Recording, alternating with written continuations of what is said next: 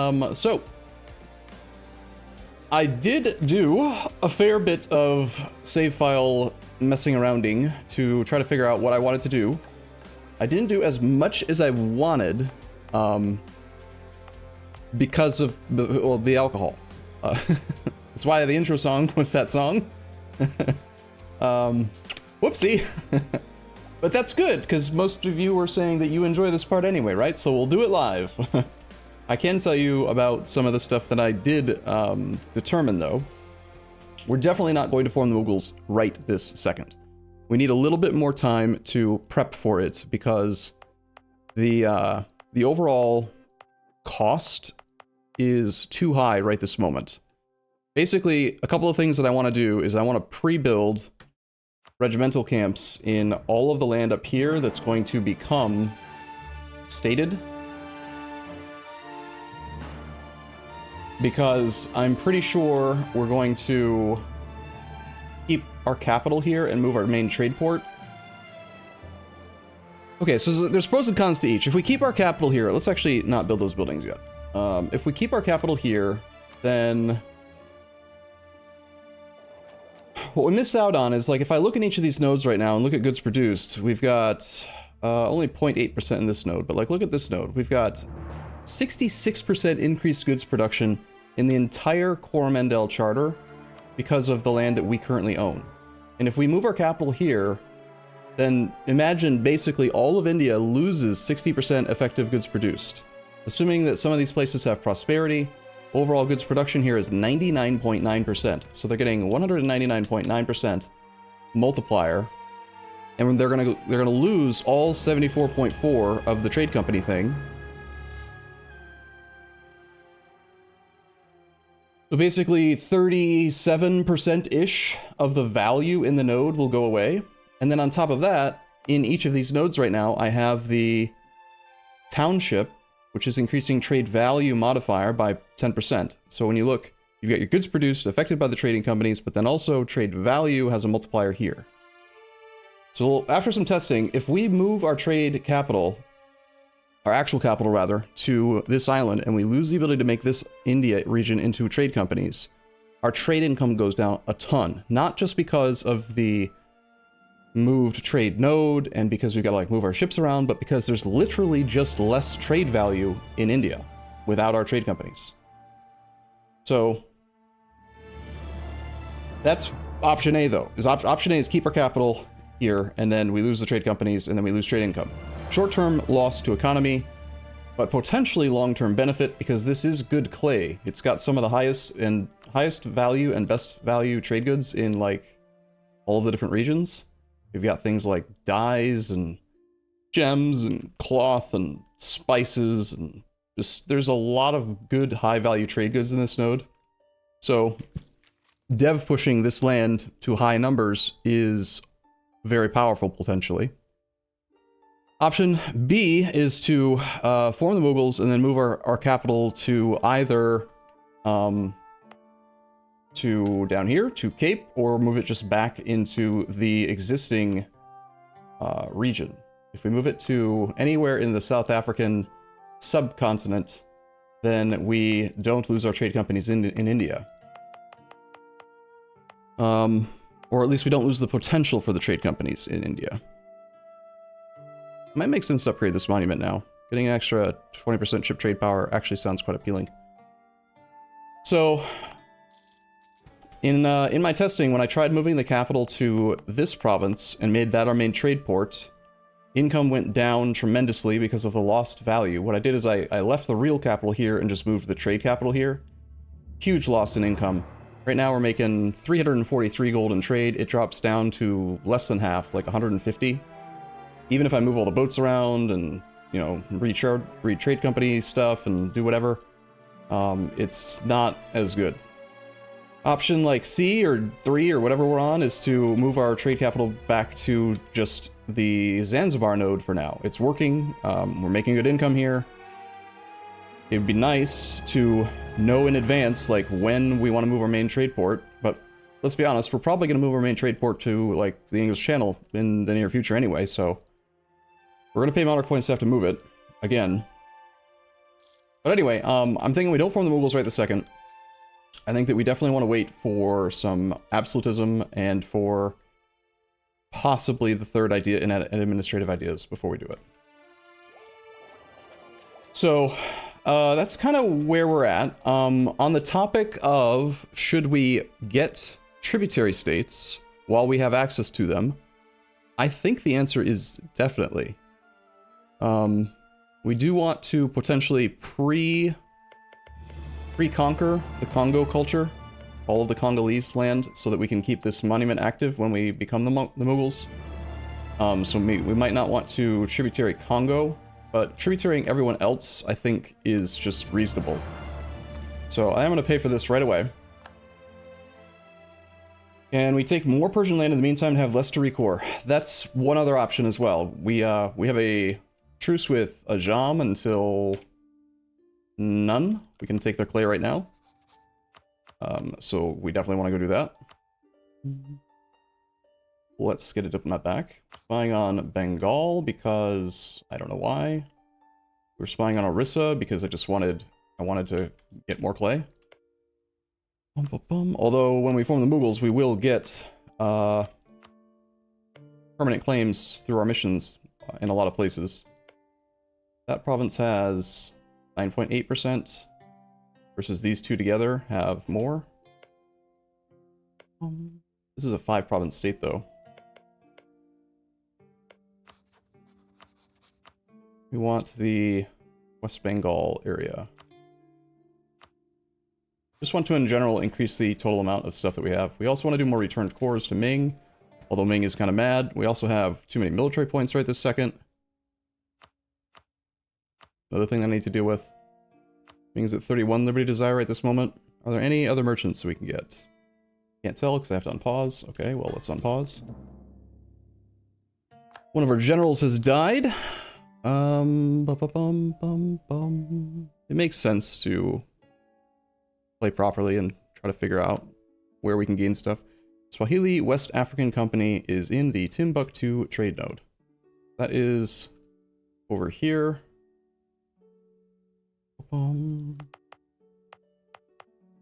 Wait, really?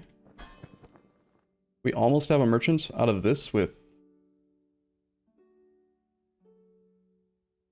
I think that's the only province that I've made into a trade company. Oh no, these are all trade companied. Okay. 4 provinces here. Do this. And this. We could probably get that merchant. 49. We've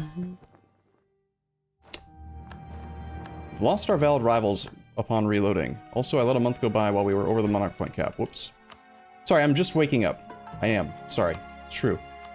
The Ottomans are a valid rival again, once again. Cool. We got that going for us, which is nice. We do have 45% control of this node. And there's how much wealth here? In the Ivory Coast, we have 41.97 value.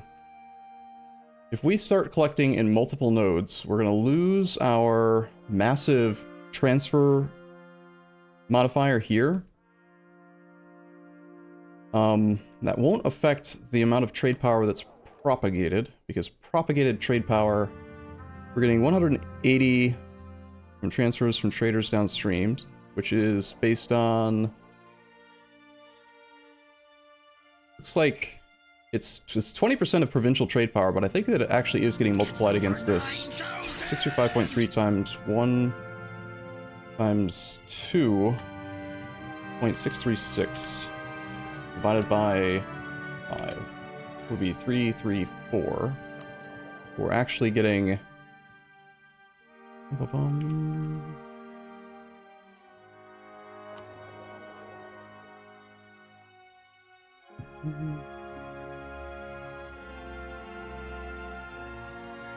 Transfers from traders downstream is at 180. Is it actually just based on this, and then it's that we have other nodes that are feeding into it? I'm like, I don't like when there's this many nodes interacting with each other, because it makes it hard to tell, like, which one's downstream and which one's not. When there's fewer, you can tell the ones on the left are downstream. The ones on the right are upstream. Like, they're gonna, you know, go to the Cape of Good Hope. So I'm thinking that it's that we've got, like, Coromandel is not propagating this way. Alexandria node is downstream. I do own some land here. One province, that's not much though. Zanzibar, and then the Hormuz node. Okay, so the node Hormuz is propagating that way. So the provincial trade power of this node is 266. 266 times 0.2 plus the provincial trade power here, 5.3 times 0.2. Add those together, 180. And indeed, we're getting 180.3. Okay, so that confirms then that the overall modifier that we're getting to our trade power from having multiple transfers is not going to be impacted. It's not going to, like, affect our ability to propagate trade power, because that's just based off of flat provincial trade power. So all that to be said, that we dominate our primary node, right? We have 91% control of the node. If we lose all of these transfer bonuses and start collecting in multiple nodes, we might actually be in a position to where we make more money now. So, let's try that.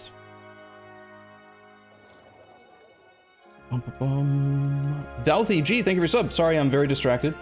We also have multiple merchants moving around. We've got a merchant in the Malacca node. We have a merchant up here doing stuff.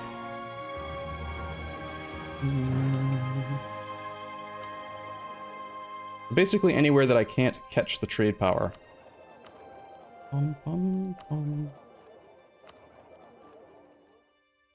This has 72% being pulled forward versus this only having 66. So we're probably better off steering this way.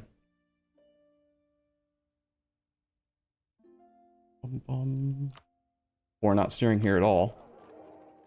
Let's try not steering there at all. That is the Doab node. I want to collect here with the Doab merchant. We need to revoke embargoes. We need merchants. We need to pay for military dev or generals. We are at 97.91% army professionalism.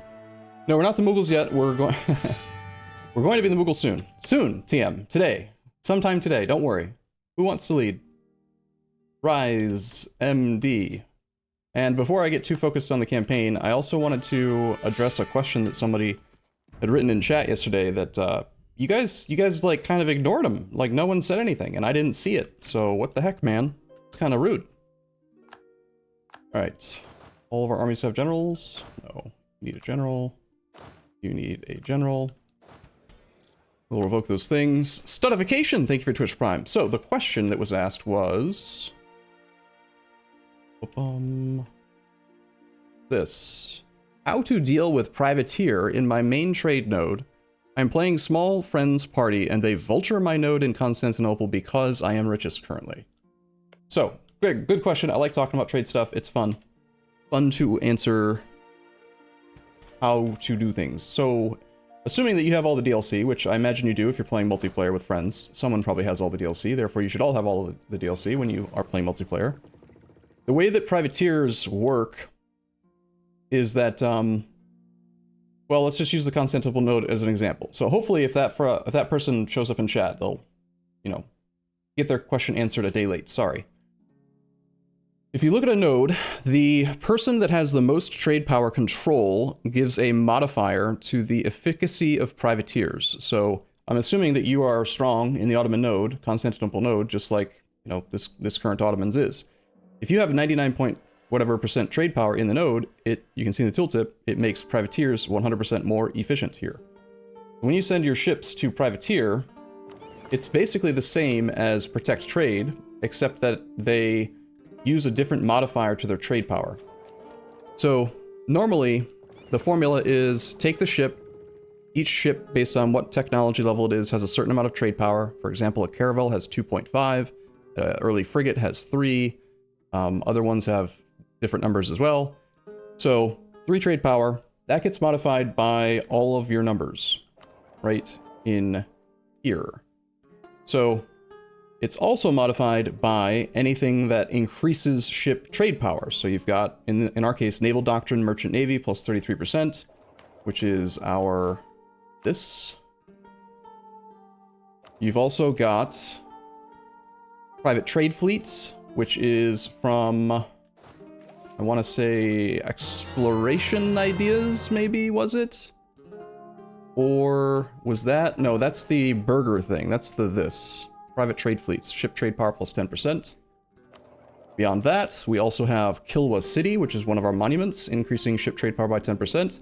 And then finally, you have naval leader maneuver. So the maneuver skill of your admiral or explorer, each maneuver pip gives an extra 5% trade power. You take all those numbers, multiply them together, and that gives you your trade power from the fleet, which is how we get to 507.4. This number then gets multiplied against the trade power efficiency modifier. You take these two together, multiply them based on this, so 1.645, to get to your final calculation of current trade power. But before you get to the final point, you have to add in the transfers from traders downstream and the amount of trade power you're receiving from subjects or transfer trade negotiations with other countries. Those transferred trade powers are not modified by your trade power multiplier. They're just given to you flat. So, why are we talking about trade? You asked about privateers, right? So the issue is that when you send a navy on a privateer mission, instead of using all of those numbers, it changes slightly, and it uses this privateer efficiency modifier. So your ships will still have the same base trade power as if they were on a protect trade mission. So this 507.4, for example, would still be the base number. But instead of using the 64.5%, it's going to use the privateer efficiency modifier. So we take our country's privateer efficiency multiplier, add that to the bonus privateer efficiency in the individual node based on who controls the node. Notice how if other people control the node, the privateer efficiency modifier is going to be different. It's not telling us because I'm assuming that node is out of range or something. It should tell us. Oh, that's interesting. This tooltip is showing the privateer efficiency effect. This tooltip is not. Weird. It should. Okay, there's an example. The largest trade power share in the node, Aden, makes privateers 48% efficient here. So for example, in this node, it'd be 1 base plus 0.48 plus, if we were to privateer that node with 52% privateer efficiency, we would have 52% more in that node specifically, so we'd get a 2x multiplier, and that number would basically go here. With me so far, Jimmy? Welch D, thank you for sub. There's also the flagship modifier. If you have the flagship Jolly Roger, the spare Jolly Roger, that can also give a flat plus 25% extra privateer efficiency. That won't show up on your national modifier because it's on the flagship. So you need to factor that one in as well. So then, if we had our fleet, say the fleet that was over in Malacca, and we went and we privateered, say, in Constantinople, because of the 100%, it would be 1 base plus the 100% bonus from the Ottomans having full control, plus our national privateer efficiency modifier of 0.52 extra percent. So we would have 2.5x that like 500 some base trade power. That trade power then functions basically like a nation in the node. It compares all of the pirates, if 2 or 3 or 4, like in your multiplayer game, if all of your enemies, all of your friends, your soon-to-be conquered subjects, if they're all privateering you, it sums all of their privateer efficiency and all of their privateer like numbers together, and then compares that against the number of guns that are currently hunting enemy pirates in the node. That's another mission that you need to remember to use if you are having a privateer issue. You put them on hunt pirates, and when comparing the The trade power number that we just walked through is used to determine the share of the node that the pirates are getting. Let's say that the privateers are getting like 50% control of the node. That doesn't mean you're going to get 50% of the value, because when you have ships on privateering missions, they keep half. They only give you half. I don't know how I know that, but I know it is true. We've done the math before. It probably said it in a tooltip at one point.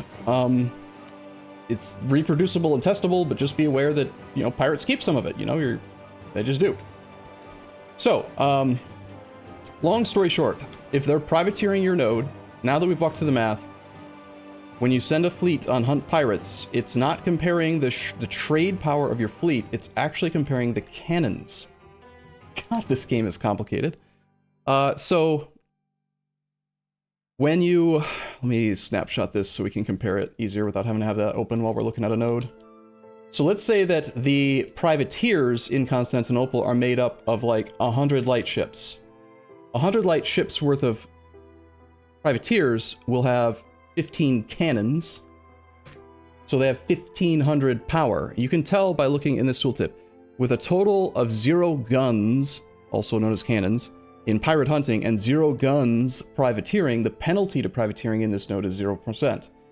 So if, in our example, there were 100 pirate ships with 15 cannons and 1500, therefore, total guns hunting, privateering, you would need at least 1500 to negate it. I'm actually not certain what the formula is. I just know that if you have more pirates, more ships worth of cannons hunting pirates than there are guns that are doing the privateering, the penalty gets big real fast. And you can get that penalty all the way up to 99%. So the long story short is you want to use heavies, preferably, and you want to put them on, well, if you're the Ottomans, you'd probably want to use, it depends on your naval force limit. If you have room for a lot of galleys, you could just use a whole bunch of galleys because you're in the inland seas. But if you don't have a lot of force limit, then for your force limit, heavies will give you the most overall cannons, right? Sorry, it's this column. 60 cannons versus 18. So you need 3 galleys, or a little bit more than 3 galleys to make up for 1 heavy.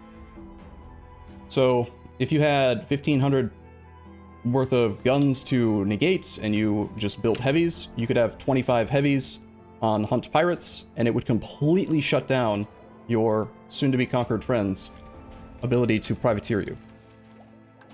All right, long question. Sorry that it took a while to walk through it all. John Luck, thank you for your sub. I have a question too. If I control all of the end nodes, should I collect in all or collect at all? In all or what? I'm assuming, I'm going to stop trying to read what you're saying because I don't, okay. Should you collect in all 3 nodes or just 1? Is the main question. It depends on how much control you have in the rest of the world. If you have complete control of like the Africa route and you have control enough of India to prevent the wealth in India from going across Persia, wealth that goes through Persia can't be sent to the English Channel because just follow the nodes. If you don't dominate India and say this wealth, instead of going south, is going north, and then it goes here, and instead of going south, it goes north. Now it's over in Samarkand or Persia. So it's going north, right? Once it's in Persia, it can go to Aleppo or to Astrakhan. If it goes to Aleppo, then it can go to Constantinople or Alexandria. Once we're in Alexandria, we can go back to Constantinople or to Venice or Genoa. So this is a dead end. This trade, once the wealth is through this direction, it has to go to these 2 nodes. If instead here it had gone further north and went to Astrakhan, now it can go up here, up to here, up to here.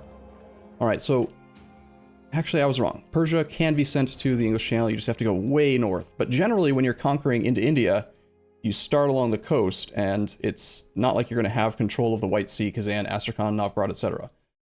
If you had like 100% control of the entire map, well, it wouldn't matter where you collect from trade in that case, but it depends. Well, it's a complicated situation, right? It depends. Generally, I usually shoot for the English Channel as the final node because it's the easiest node to get the most overall wealth into.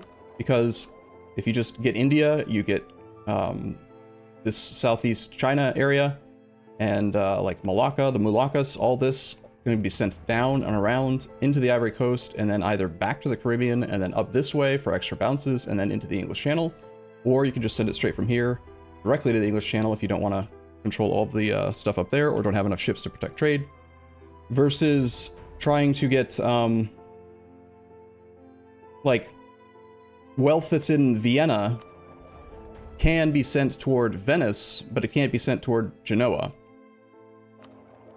Wealth that's in Rhineland can't get to Genoa, can't get to Venice. Wealth that's here, anything that's in Germany has to go here. So there's just a lot more overall like trade nodes that can't get to Venice and Genoa versus trade nodes that can't get to English Channel.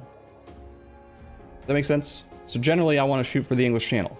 But if you do dominate all three, it's not hard to just collect from trade in all three and do a comparison like I'm about to do with my trade situation. Just check and see, because the formula, there's so many moving parts. Just look at how much work it took to talk about how privateers work, you know? Game's freaking complicated, man.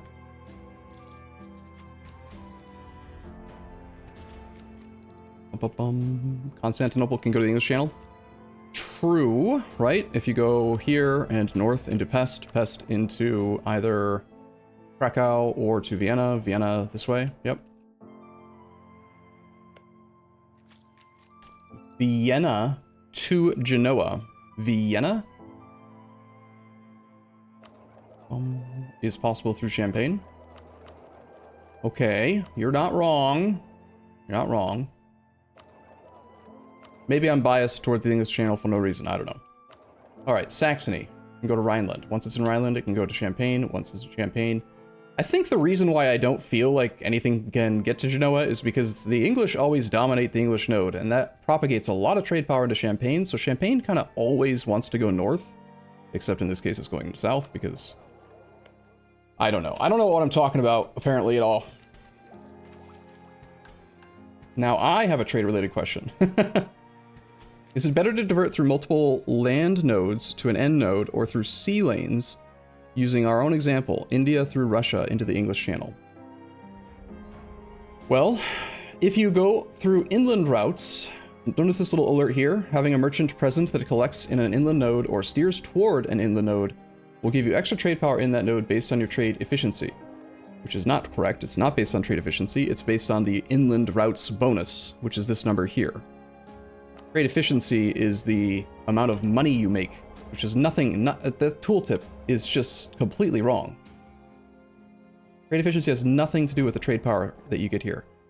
So notice here, where do we have a merchant that's steering toward an inland route, inland node?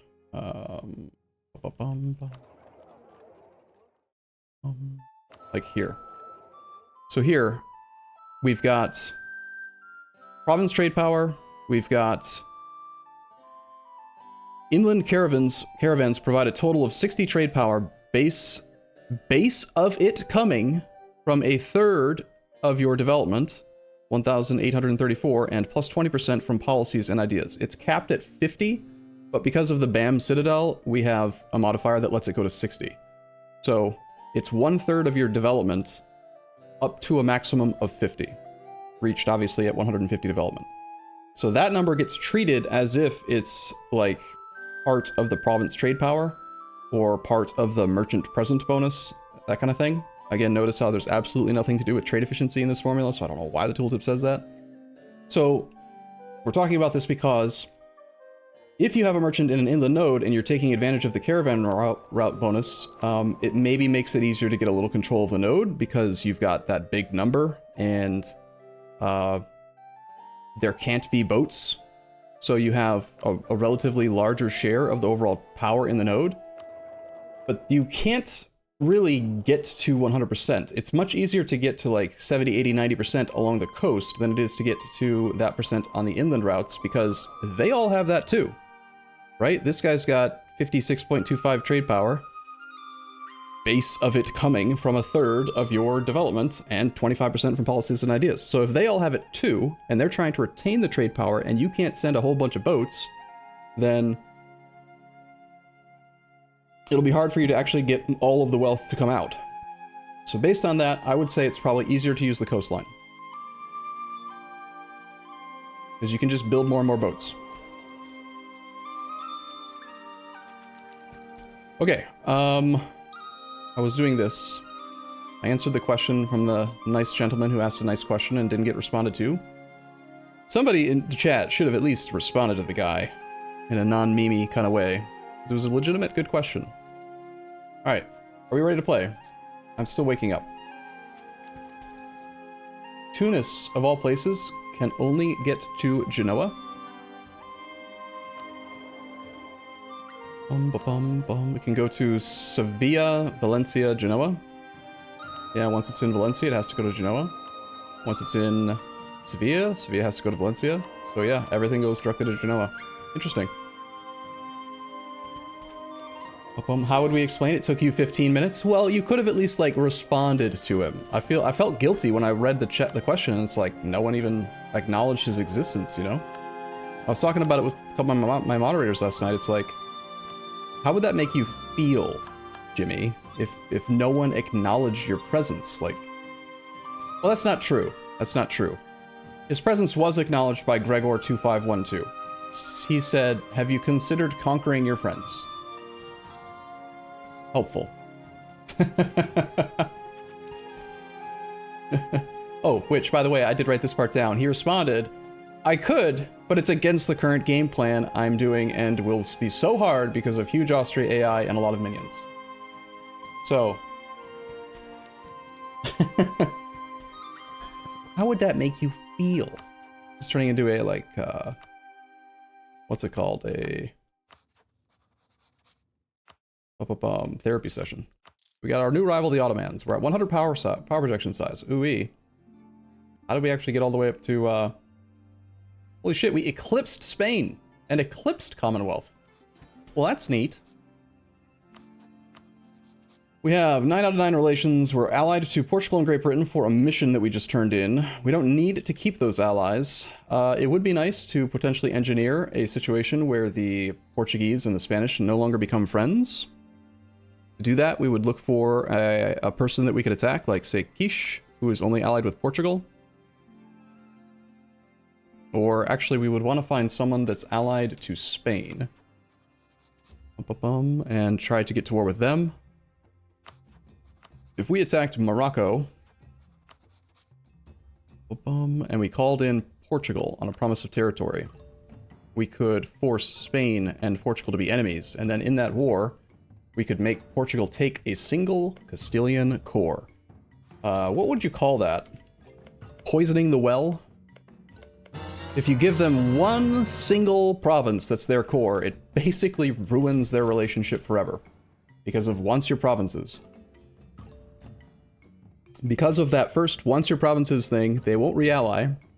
And then eventually they'll attack over that province. And when they do, because the AI can't help themselves, even though they just should maybe like re-establish the status quo and just take the core back, instead they'll eat a whole bunch of Portugal. My people call this a dick move. Use the Ottomans' war. They both don't want to do it because this guy doesn't owe us favors and it is a distant war. And this one is, they don't want to do it because it is a distant war. However, we could get a claim on Morocco if we get a little bit more through Songhai. What other allies are there? We've also got an alliance to Liege. That doesn't help us. Yeah, this Hugfest is... We need to break this up. All three are allied to each other. They're just complete hug boxing, the colonial game. We want them to fight each other. If they're fighting each other, then they're going to be shipping all of their armies over into the New World and, you know, they won't be on this side. Probably do want to attack the Ottomans soon. What else are we doing? There's so many things to do, man. We're supposed to be getting our manpower to 50%. Okay, I can try to do that. We're at 99.91% professionalism. Ooh-ee. We have 353 naval force limit and only 293 light ships. Did Artemis fix this? He must have fixed it within the last day or two. This is the one that was all messed up before.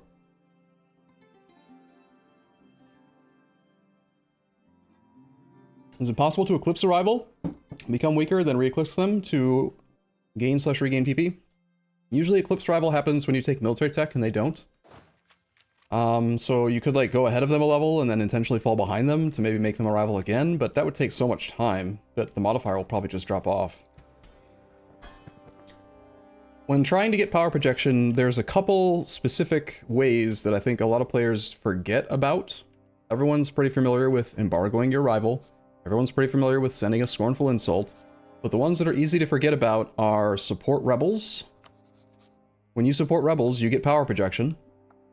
For the whole 5 years that the modifier for supporting rebels is active. And the amount of money you spend determines how much power projection that you get.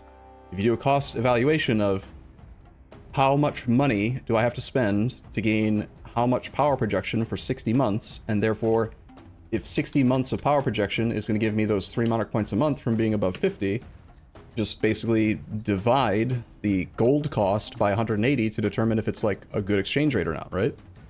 So that's one that's easy to forget about. The other one is you can privateer. Privateering is based on whether or not they have dominance of the node. So they have to be the person with the largest trade power share in the node, which makes them... Actually, I don't think they have to be the dominant one. It's just going to be based... Like, if they have less control in the node, then if you send privateers there, you're going to get a much lesser share. So you want to look for the one. Look for the node where they have a big amount, and then privateer there. And then another one is that you can subsidize the enemies of your rivals. Any person that you're rivaled to that is in a war. We're rivaled to Russia and the Ottomans. Russia's at peace. Ottomans are at peace. Let's find a war, and let's pretend we were still rivaled to Spain. Spain is at war with Yanua, Tiwi, Malgana, Mianjin, and Larakia.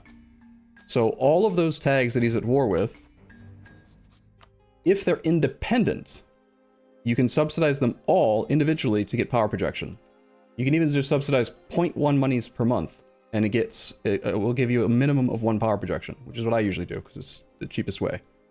So if Spain were at war with, for example, like Burgundy, and Burgundy had 3 subjects, you can only get the power projection for subsidizing Burgundy, not the subjects, because they have to be independent. So that's just all on the topic of power projection, because why not? Let's talk about it.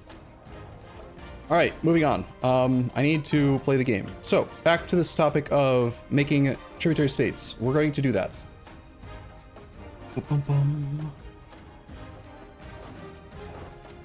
And I'm going to pre-eat some of Congo's land here. And because I do want to mess with the triumvirate up there of hug boxers, let's get another claim on Songhai and connect our borders to the other person. Our trade income was 363.3. The merchant has not arrived. We've got multiple merchants that are moving around. We'll just keep it as is for now. Tidori wants a royal marriage. It's one of our vassals over here. Sure. Might have been better just to accept it from his perspective. I don't really care. I'm not going to lose that relationship.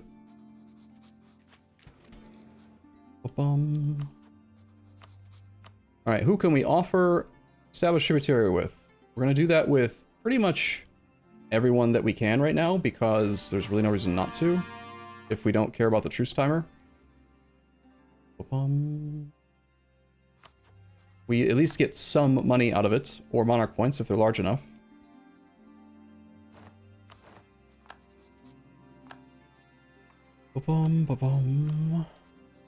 I'm going to disable this alert because I don't need to know that they accepted. I know that they would accept because I sent them a request that they said that they would say yes to, so they obviously said yes.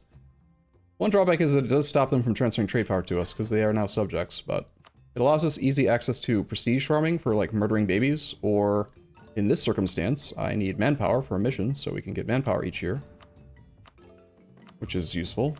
That guy actually could have given monarch points though. Probably should have done monarch points. Adal is diverting trade power to the Ottomans. This should block them from diverting trade power to the Ottomans as well, I think. I might be wrong about that.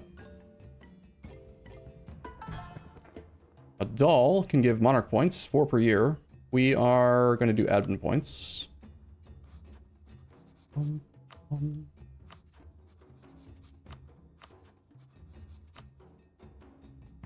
Gasha. This guy is Fars. We left him with 1 province. Subject doesn't have a core on him. Sure. Our new subjects, if they can give monarch points, we'll give monarch points. Otherwise, we'll have them give manpower. 1 whole admin point per year. It's not 0. Boom, boom, boom. 5 more potential tributaries. Jalavad. We don't need more land from Pegu. Decline of the thing. Dissemination of the coffee plant. Okay, sure. Whatever. There's end of the Wooden Empire. Thaya, we don't need more land from. And we got this guy down here. Interesting. Still have Congo, but we're going to attack Congo, and we've got Ibadi. This guy. Wait. Kiwi is now at war. They don't want to do it. Alright, fair enough. Okay, the ones that are money need to be updated. We want admin points from them and admin points from you. Jalavad can give manpower, and this guy can give manpower. And that's everyone dealt with. Cool. Alright, let's go to kill Congo. We need to spy on Shanghai. We already are. Trade income is at 360 after the merchants have moved around a bit, which is 3 ducats less than what we were making before. So it's close enough that I'm not going to bother moving the merchants around. But that's fine. In 10,000 money. I like money. We're going to be taking tech fairly soon. There is innovativeness available with mill tech. We're also getting fairly close to the point cap. Because I don't want to do development before we form the Mughals, I might allow myself a little bit of inefficiency and just take tech now. The sooner we take tech, the sooner we can build our centers so kids can't read good, and then we also gain development cost modifier and admin efficiency, and we can build a bunch of centers of kids who can't read good up in the Persian lands. I think I'm okay with taking tech now. Is that allowed, Jimmy? Am I allowed to waste monarch points like this? We don't have enough legalism yet, but I'm going to allow it. We don't have to be perfect all the time. I would like to take this one as well, though. Before I seize land. Also, if I declare war, we're going to fail this mission.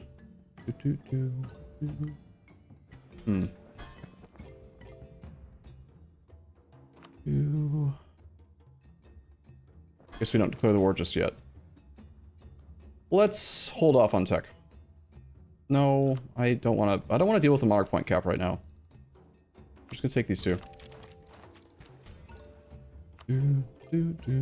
Ming has become disloyal because my crown land went below 20%. We knew that that was a problem, and I went and did it again. Enforced religion at 70.4%. Paid off loans. They don't have any future loans for us to reduce. Placate is still at negative 100, so I can't do that more. I don't want to dev push them. I guess they're just gonna have to, like, be mad. We have 11k monies. I didn't get any buildings on Tech 17 that I care about, did I? We got the trade depot. Let's start with all of the places that have negative or whatever building slots, because that's where we already have them for sure. And then let's see if there are any other places that make sense to build it. Yes. I like to start with the marketplace because, like, I'm more familiar with, like, what the numbers should be. Like Marwar is in a trade company, and it has a this thing, which is why it's showing up, but it doesn't have a center of trade. Usually I like to just focus on centers of trade. We'll build them wherever the number is, say, bigger than 4 or something.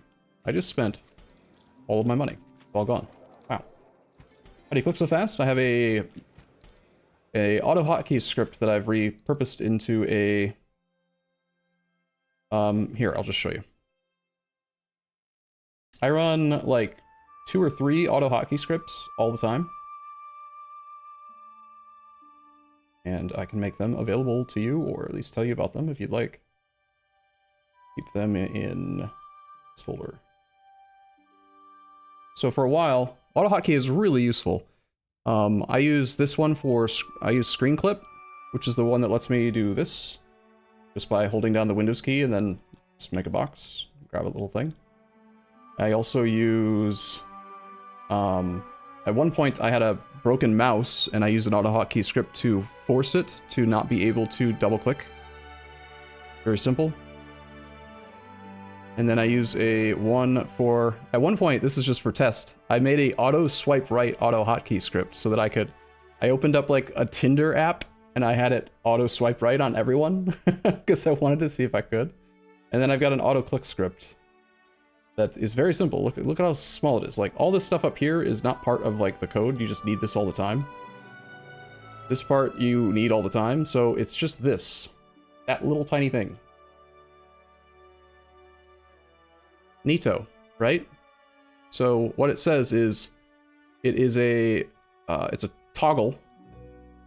So when I press control, that little upper, what is that? I don't know what that symbol's called. Chevron? No. It's definitely got a name. But what that means is if I press Control G is a toggle that loops the following. If toggle, so if it's currently in the toggled state and I toggle again, it will break the loop. Otherwise, while the toggle is in active mode and I haven't pressed the toggle to break it, it will click. Wherever the mouse is, it clicks every 20 milliseconds. So that's how I can just go like, very simple. Way easier than having to have a an actual auto clicker program or something. Just press Control G. Simple. Make sense? Could use that picture for my Tinder app. That would make me into a liar, right? when you do that and you don't actually look like that anymore. That's what's that called? Catfishing or something? Okay, we can't go to war yet. We need to drill a little bit. We're just gonna drill until this mission's turned in, I guess. And that got us to 100% professionalism. Ooh-wee. Were those my rivals? My rebels, rather?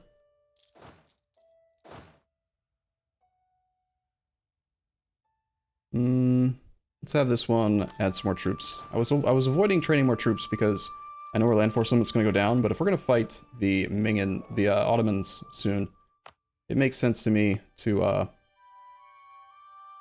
not. We can get more. We can use the colonist to actually establish a whole bunch of tributaries.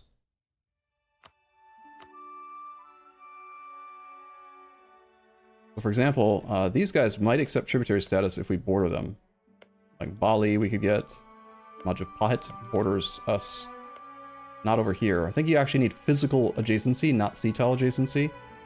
But this straight crossing should work. So we'll send a colonist here. Can you charter trade companies to do it? Yes. That's a lot more expensive than sending a colonist for a little bit, though. I'm not going to, like, keep these colonies, probably. We'll just send him and retract him after establishing the tributary. He won't break the tributary once he is our tributary. Now, if the Ottomans are our rival, we should be spying on them. Russia, we should spy on. The Ottomans haven't counter-rivaled us, so they're probably not spying on us. Russia is our rival, and they have been rival to us for a long time, so there's a good chance they built up a decent spy network on us. Makes sense to potentially run counter-espionage on them for a bit.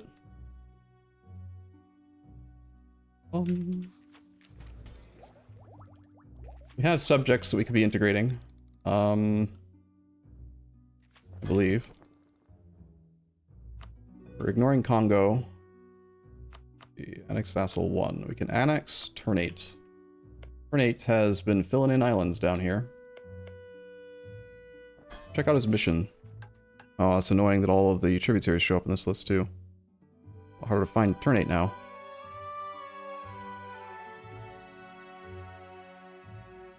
Okay.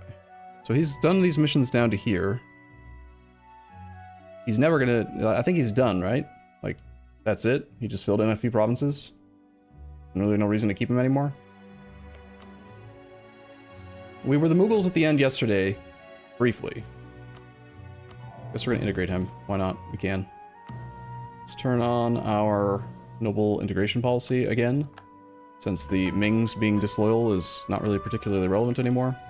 It is annoying how that does affect all of our tributaries, though.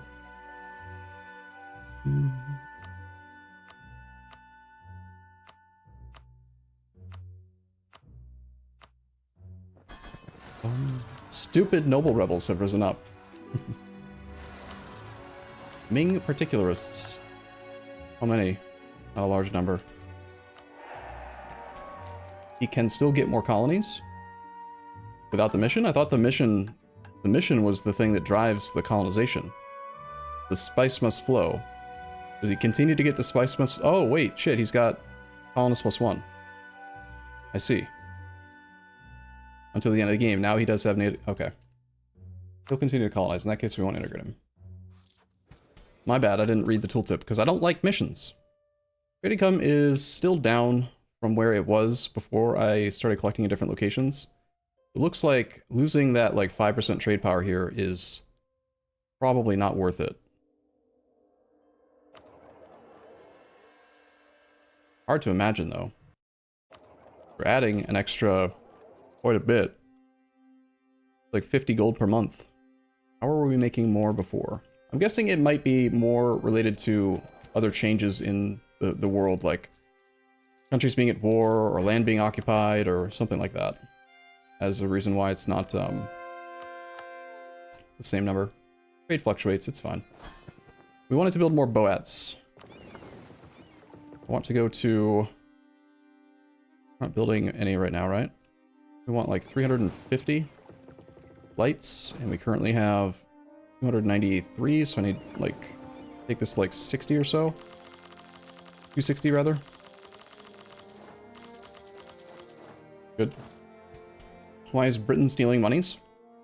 Because they've colonized British South Africa. Morocco has declared war upon Songhai. Oh cool, maybe Morocco's gonna come to us. We can start pre-spying on Morocco, so that we can break up that Hugbox Alliance thing over there in the near future.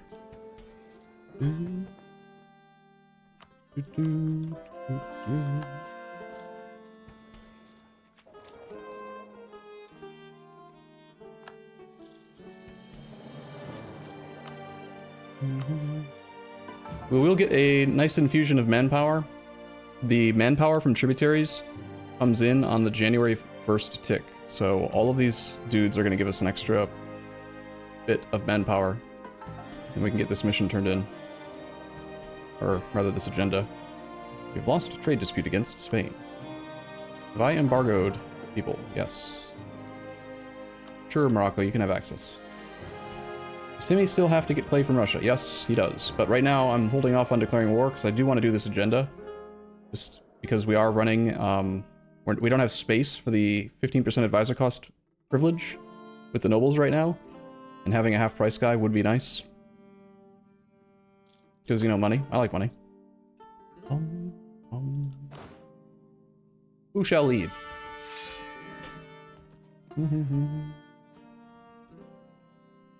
Subsidized maybe, so he focuses on colonizing? Yeah, we should check to see if he's not doing it or not.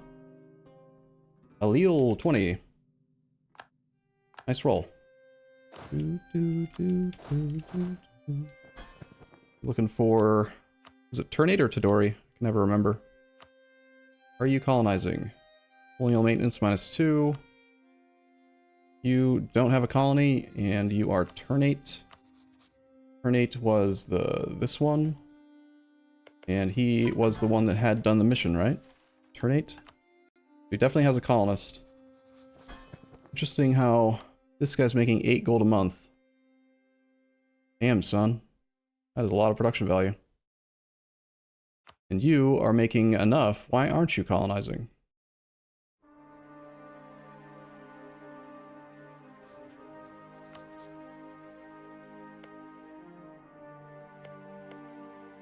You should want to colonize, like, over here, right? Well, let's just give him, like, 4 gold a month. Something, 5 gold a month. See if that'll prompt him. How many loans? Does he have loans? Got 63 ducats in debt? Sure, we'll pay that off. This guy's got debt, though, as well, and is still paying for a colony. You would assume that he would want to do it. It's not because I've got the block settlement growth. This just blocks them from using their colonist on a province that they already have a city in. Well, if he doesn't start... maybe it's because I started integrating him. Maybe he stopped colonizing, like stopped wanting to colonize because he knew we were trying to integrate him briefly. We'll wait for the Demi to be loyal again. Maybe we have our click to make the Demi loyal. I will do this. Demi, be loyal. And we'll take tech now. Just because I want to start building centers so kids who can't read good. In Persia specifically. Even if it's inefficient, I don't care. We're going to continue developing in Persian land.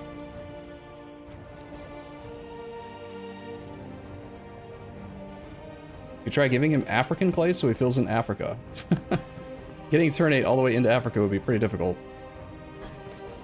Getting dipple points. I'll take the mercantilism, it's okay.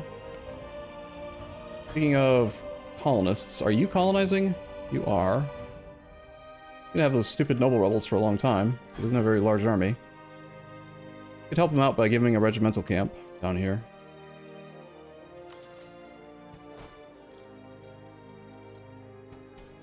Bum, bum, bum. We're going to form the Mughals, we're just holding off until our next ID group. We're gonna wait until we have Tech 18, and we're gonna wait till we start filling in that group a bit.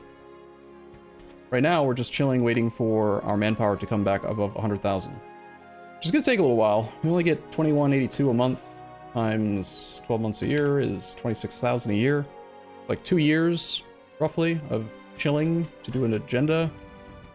Maybe that's not worth waiting for. I don't know. I don't know. It's fine.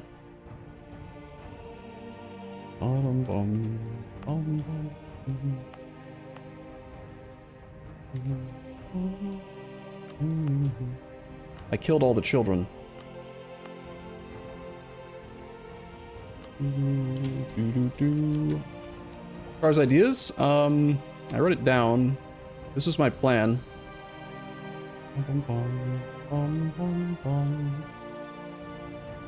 So we filled in espionage. I was thinking about going religious next, but I think based on forming the Mughals and the admin point cost to flip to the Mughals and having to destate a lot of our current land justifies taking administrative next instead. So probably admin ideas. Other than the loyalty boost, what is he trying to do? We get a half price military advisor. So we're going to save like 5 or 6 gold a month. I'm that motivated by 5 gold a month. For real.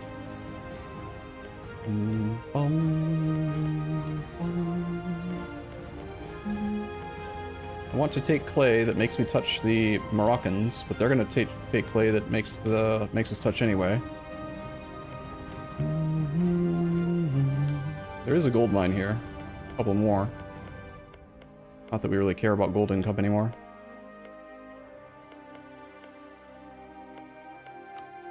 We'll take a claim on the state of Bamasina. And we'll keep spying on you for sure. Why not? I think I need more claims on Congo as well. Age ends in 70 more months. We have Rebel Uprising, the Wound Separatists. 7k stack. Ming is fine. They can easily take care of that. We consider giving burghers a monopoly on all goods before becoming the Mughals for free money. Yeah, we noticed that we could do that. all of these states that are going to cease to exist, even just briefly, we can gain a bunch of mercantilism and cash by using that mechanic. I would have to revoke something from them first, but that's fine to do because one thing that's going to be nice about forming the Mughals is that it will actually, it's not going to fix our crown land, but it will basically revoke all of the privileges and fix our absolutism cap. In my testing last night, right when I form the Mughals, I'll already have 65 max absolutism. And we'll just have to revoke like 2 or 3 things more from the nobles if we want to go higher. They all fully reset. It's because in India, instead of the merchant guilds, you've got the Jains, and instead of the Emirs, you've got the Rajputs and the M something ones, I forget, and the Ulema are the something else also. The Ulema might be the Jains, I can't remember. They're just like, they change them, so they're not technically the same estate, which means they can't have privileges. If they're not a state, you know, they don't exist. And one thing we can do is, when we're filling in the reforms for the Mughals, we can turn on one of the things that removes the access to Jains and clergy at that point, and then they'll just disappear too, completely. Although we might not need to do that one. I'm not sure. We'll see when we get to that point again. I'm trying to let the game run because I want to form the Mughals. We were supposed to do it 2 days ago. You know? I am kind of impatient. We could exploit dev on manpower. This is fine. This serves multiple purposes, so sure.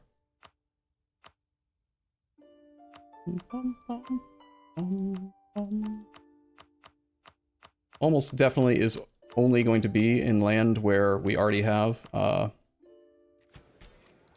barracks and stuff, and where I just turned on the manpower edict. Let's switch to that half-price guy, which is you?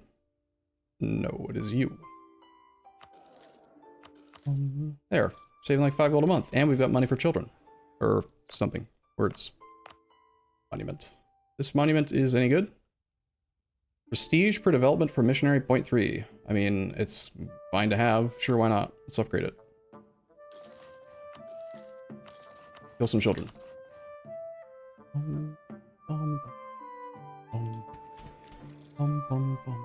Also, I wanted to upgrade the kill monument, but we need money first. We can establish 2 tributaries. Khorasan. Sure. Khorasan can give us Ebon points. We have no air.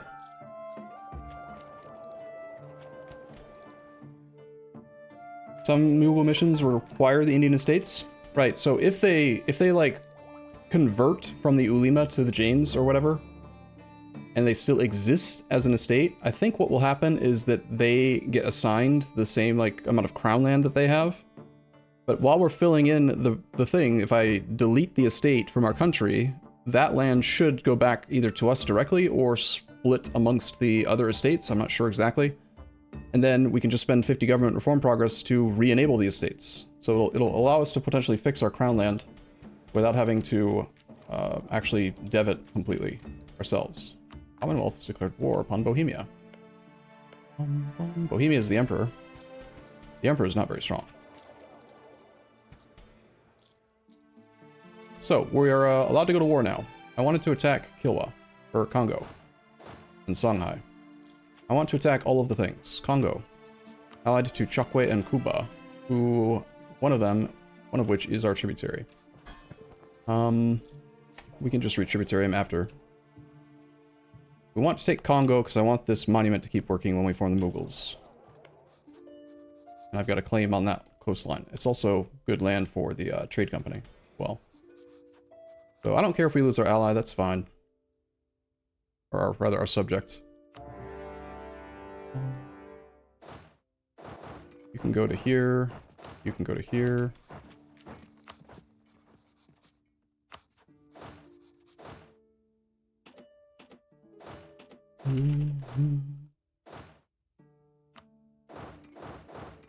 They're there. Lose money? I don't want to lose money.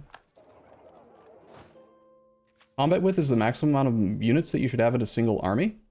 No, because combat width just defines the front row and back row. So if combat width is 30, you could definitely have 60 troops in an army because you need 30 artillery and 30 infantry. Or some amount of cavalry. Sometimes it makes sense to march around with a larger army to intimidate the AI into not trying to fight your army. Because you know that the battle will go on long enough that you'll actually use the reinforcements. Move toward legalism. Sure. We can just start off with a one war at a time type situation. Okay with that. Being lazy. Waking up. The best part of waking up is killing the AI. Right now. Gain prestige. Okay. Sure, let's just sit at 100. It's fine. Separatists. Okay. I guess while we're in this war, can we attack anyone else over here? Here, let's do this. Give play. Build manufactory. Make somebody like us. Build manufactory. Make somebody like us. The Ulema are currently not happy. We'll build them a manufactory. Sure. It'll take a while, but that's fine. Marching around with 60k is bad? Marching around with 60k is only bad if the supply limit isn't 60k. Which is pretty common, but yes, you would want to have the two armies adjacent to each other. To let the AI know that you're going to reinforce. So if I am fighting like the Ottomans and I'm worried that they're going to actually try to fight me, I'll keep multiple support stacks right adjacent to each other. And that way they will usually not try to take a fight. Okay, you can cease to exist.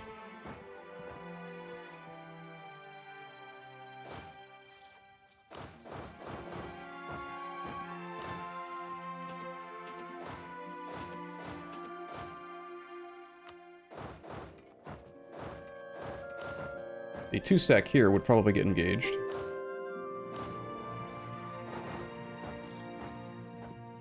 Tributaries declared war upon Lunda. Okay. I'm fine with that. I don't care. They can fight each other. You are going to return Provoke a Core, because why not? And we need to transfer this to Ming. Making Ming bigger while Ming is disloyal. Perhaps not my smartest decision.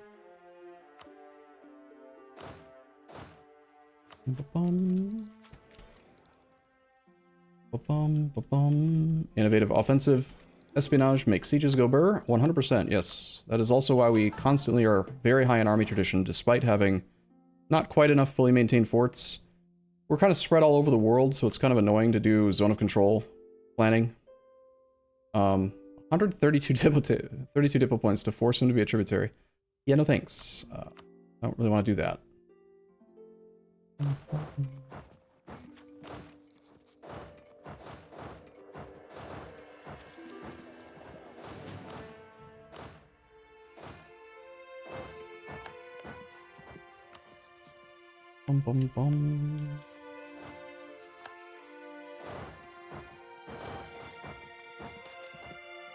New Madrasha.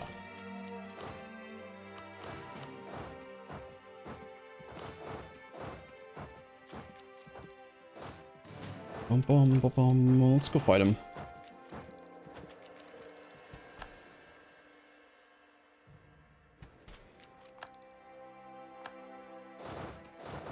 We should make anyone else stronger instead of Ming. Or focus on doing the thing against the colonizers. We do gain it's 10 diplo points, but I get a lot of manpower for this click.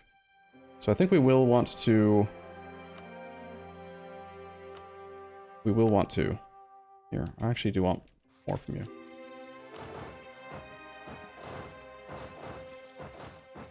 It gives the clay.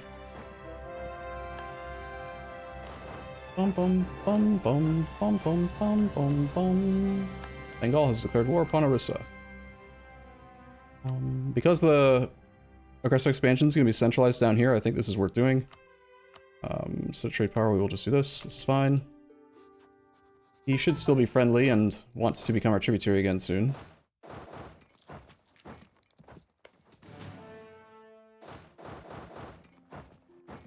Gonna get Chokwe out. You shamelessly stole my toggle auto-click script. I'll be honest, I didn't invent it. I did decide the keyboard shortcut to turn on, but, you know, it's just...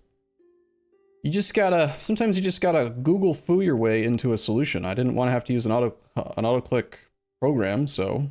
you know, you can do almost anything. There's so much that you can do with auto-hotkey scripts. Such an amazing app. Bum-bum-bum. This guy is at war, so we can't establish tributary. Also, we can't establish tributaries while we are at war. We're going to take everything that we have claims on. And I want to focus in on Congo culture. I still have time to do another war with him. I could get another claim on another state to save diplo points. Do it in multiple wars. Or we could just take the clay now and be slightly inefficient. 7 diplo points for that one.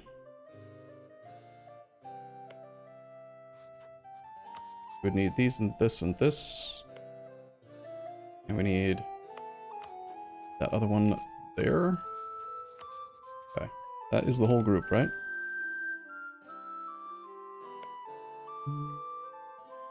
Bum, bum, bum, bum, bum, bum. Looks right to me. That will give us cultural acceptance with Congo when we become the Mughals. And the total cost is 64 AE down here. 73 diplo points if we take it all right now. Normally, I would never want to waste monarch points when I don't need to. But because we don't want to do development clicks, really... I mean, I do want to do development clicks now, actually. I want to do development clicks in Persia now that we have the center so kids can read good. Maybe we should be efficient. Yes, let's be efficient. And we'll just keep the truce short. But he's got money, and I need money. I like money. But I like money. Earlier Congo tributary? Yeah, that's just a few admin points, though.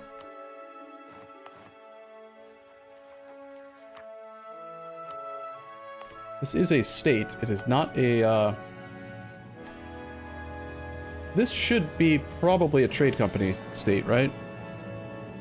I had stated it before because we needed to accept Congo culture. But both of these would actually be better off as trade company provinces. It would save me admin points right now. And fix the issue with this stuff. Although we could convert it fairly fast. How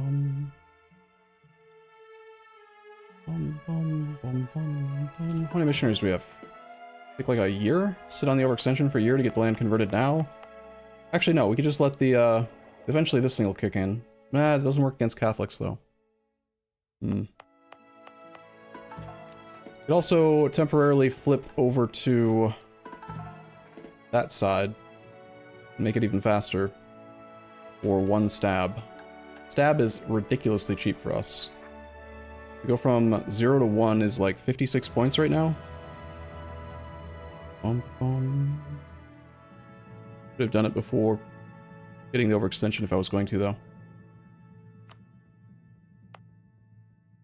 I think we trade company it and we worry about converting all the trade companies maybe later. I'm going to destate this. No. I am going to just convert it right now. We have a missionary strength advisor. It makes sense. But I don't want to full core it, so we'll sit on all of the overextension at this point.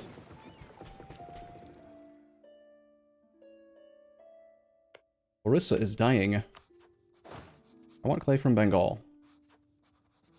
We need one of these armies to go to like here.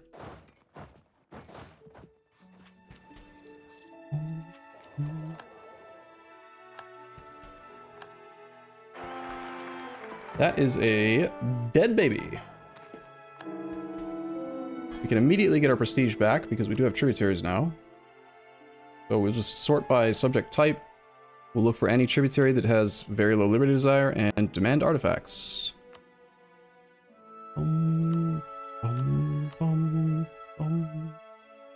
They have to have positive prestige for you to be able to demand the artifacts, though. You can't do it on everybody.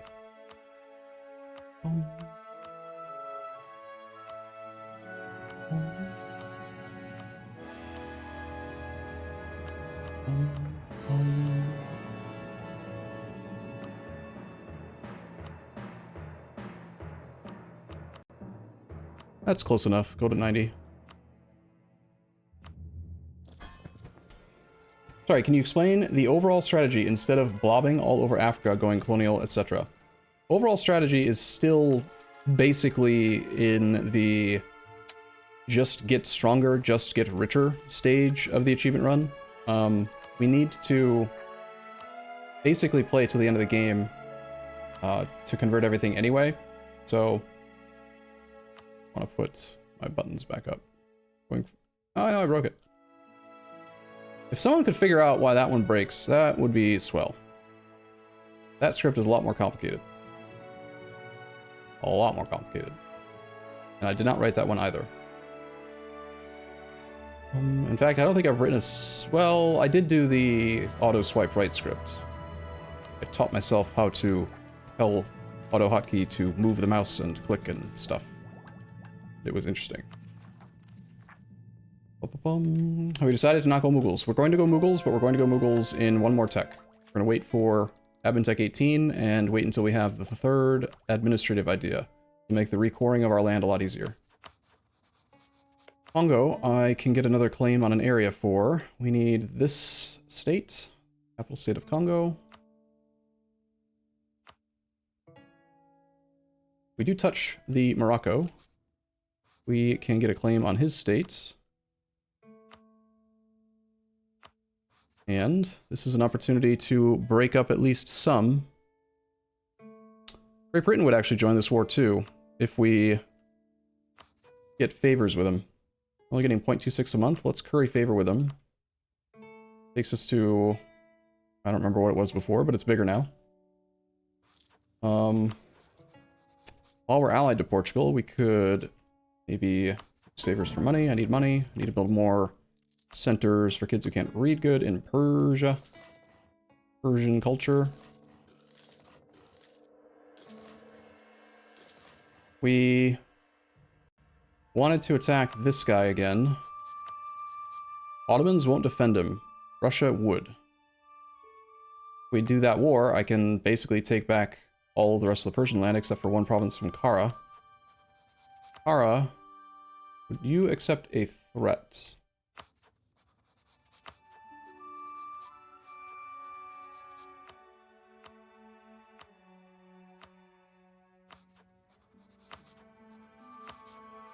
We've got excellent spy network against Russia right now. Now is probably a good time to fight Russia. Get some morale. Have this army auto-transport over to here. Have this army auto-transport to here.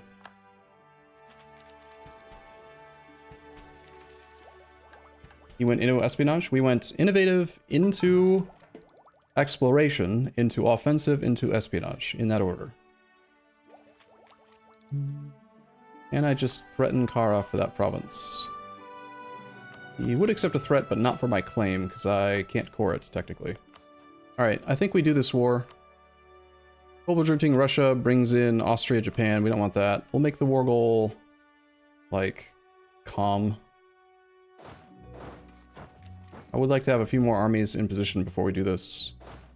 We've got one template, one army that's been upgraded to the next stage template that we're going to end up using. This army should protect the new land over here. I should probably raise autonomy here because it is going to be turned into a trade company soon.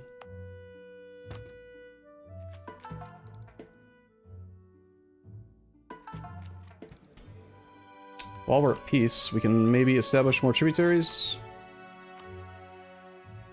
Evidently having a colony here is not enough to let us make Majapahit into a tributary.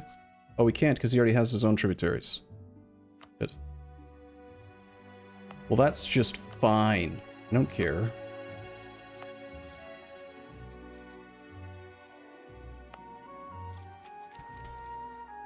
Should have maybe noticed that earlier, huh? Hey. Bum, bum, bum, bum.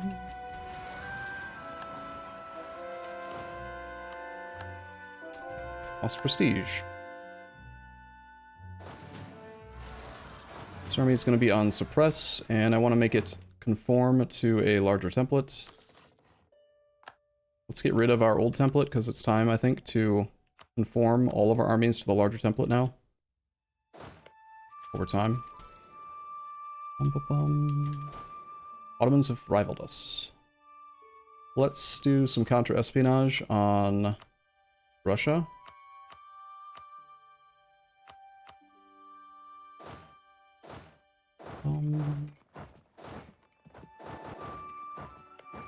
You are independent. You're a tributary, actually, of us. It's over 9,000! Auto-transport you to here, and you to here.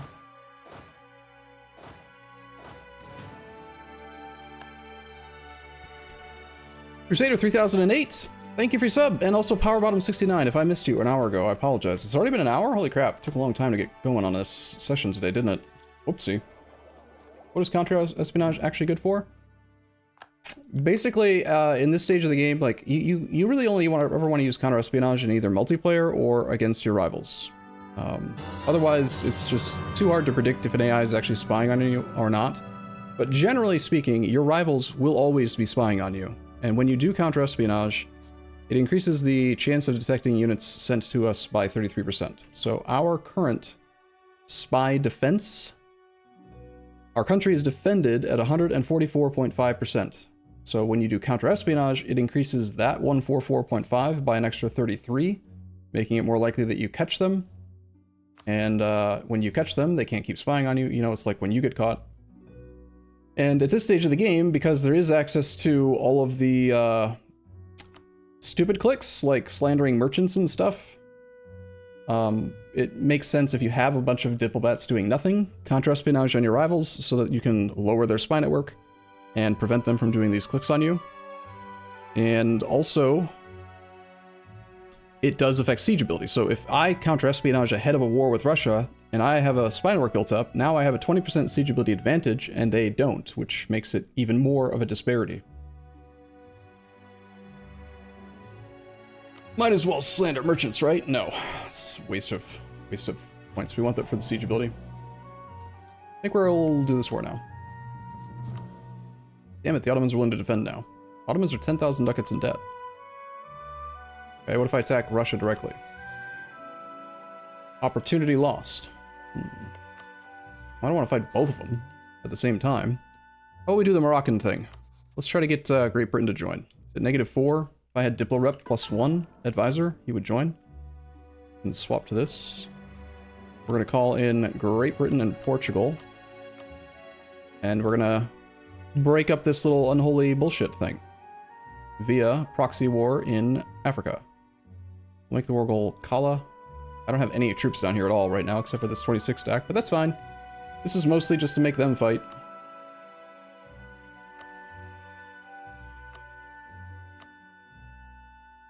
Have fun. This army can continue to suppress until it trains up more. This army is going to stop here and conform.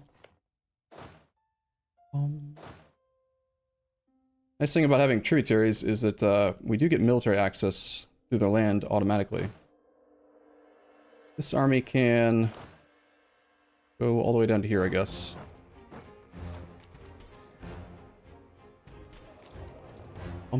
Ottomans in disaster? Did you see a pop-up, or are you just basing that on previous gameplay experience with the Ottomans? How do you know that they're in a disaster? I didn't see anything.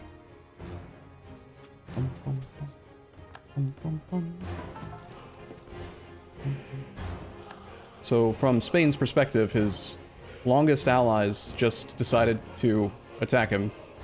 The 13 colonies, Newfoundland, the Mexican, Portuguese Mexico, all of this.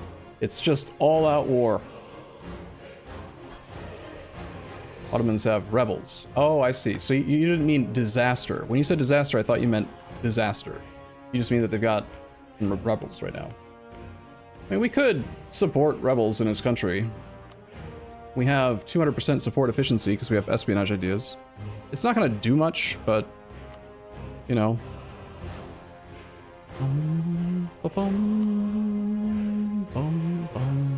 I'd rather build buildings, to be honest, or upgrade monuments. Any other centers where kids can't read good in Persian culture? This is not Persian culture. Okay, we got them all in our current lands. Good. Let's build some courthouses. That's an easy decision because they don't actually cost any building slots.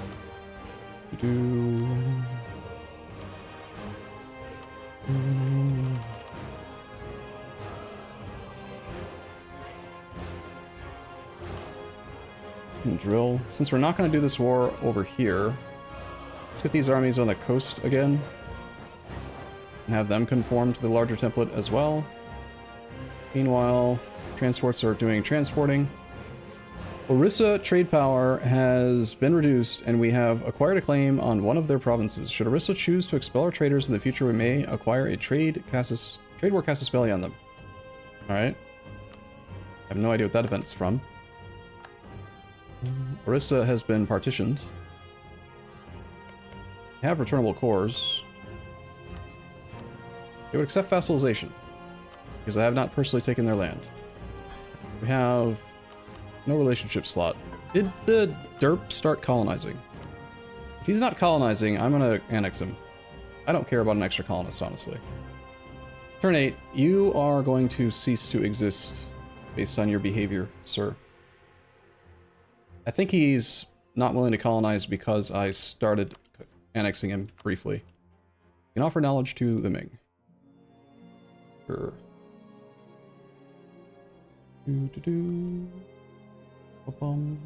They do have the Janissary coup disaster. True. But I thought that that was in like the 3rd era. Ottomans have declared war upon Kara. They cite conquest. France has declared war upon Brittany. Finally, getting started with that, huh? Let's see if the Ottomans being in their war has affected their willingness to defend here. It might affect it soon, so we'll keep an eye on that. Waiting on 2 more troops to train, and then we'll send this army over to the actual war goal. I don't really need to do much in this war, just defend the war goal and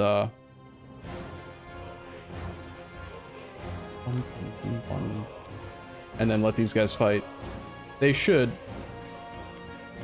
It doesn't matter how we poison the well, whether we surrender to Spain and give Spain Portuguese clay, or we win the war and give Portugal Spanish clay, it makes no difference.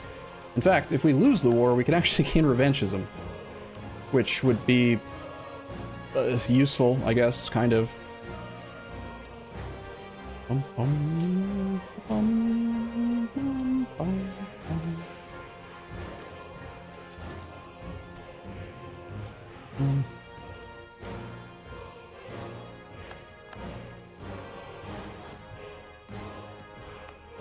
Don't have military access. And he doesn't want to give it to me. He's mad at me. But of course.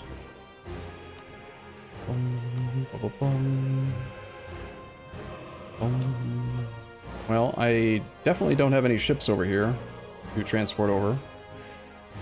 The fleets are not currently busy.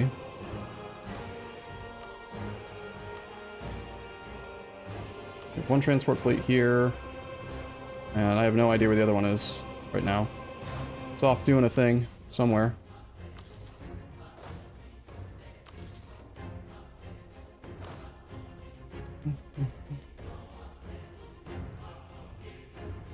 Let's auto transport. Actually, we just walk. That's a long walk though. No, auto transport to here. They've taken my fort.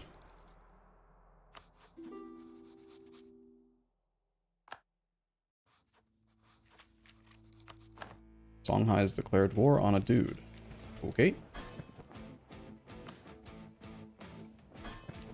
Why sharing knowledge with Ming? Are you not going to pay for it as he is your subject? That has apparently changed. Kind of. So, when you offer knowledge here, offer to share knowledge regarding our institution's technological advances. We can't see the tooltip that I wanted to show because we're already sharing knowledge. In that tooltip, it says that they will pay you. In the tooltip in your subject interaction list here, it says something different. And it used to be that you would always pay if it was a subject. Now, if you offer knowledge through the subject vassal interaction button, you do still pay. But if you use the diplomat action to offer knowledge, they pay. Even though yeah. So yeah, you can actually make money offering knowledge to your subjects now. Hi, how are you, Habaldabab? We're still Pate, not the Mughals, because I decided that it's better to wait for the next tech. Based on the cost and the, like, it was going to really, really hurt the economy.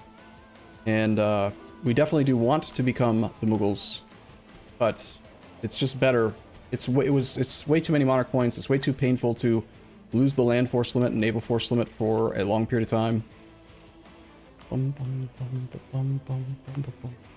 Our colony is at 998. Of course, Tierra Austral is doing a thing. I don't care if we gain more. Here, go here. This one can finish while occupied, I believe. Lost a general. Gained a pip. Which general lost their army? Or their leader? You. Who shall lead? We need to replace him. Immediately. How much time offline did you spend making the decision? Probably like 2.5, 3 hours last night. I was poking around, messing with different save files, looking at government reforms, looking at stuff.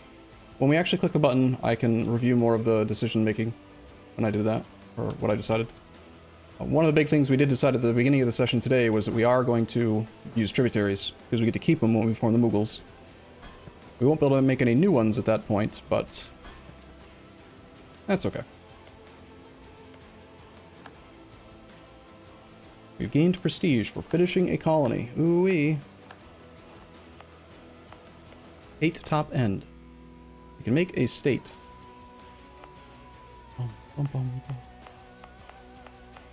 Apparently I never added this land to the trade company. So I should probably get into the habit of starting to do the thing where I only make trade companies in the centers of trade. The goods produced modifier is substantial. And the reason why I never used to do it that way is because... Did we ever finish our conversions? We did. Did not. Building a courthouse right now. Right, shoot. Need this one to be converted before I can do the thing. Sorry, this is just very distracted. Where's an example? It's easier to show when we were doing the Mughals, right? Like, it used to be that if you owned a trade company in a land, in a like trade node, and then you owned other provinces, only other countries than you would get the goods produced modifier. And at some point it got changed, and now you can actually give goods produced production to yourself as well. And when that happened, I don't think I actually internalized the change. And I've just been lazy and trade companying every province because that was the old correct play, right? Trade companies just give more naval force limit, which is better because then you can make more boats because boats are good. And they only cost half as much to full core, right? Because you don't have to do the full core, you just do territorial core. But now, because you can actually take advantage of the goods produced, you can get like up to 100% bonus goods produced based on the provincial trade power in the node. We steal Australia now for free? That's if we want to win the war.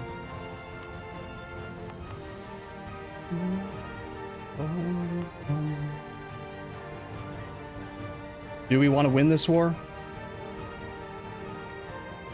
It looks like we're probably losing. based on this. It would require me to do a lot of work to, like, turn this into a win.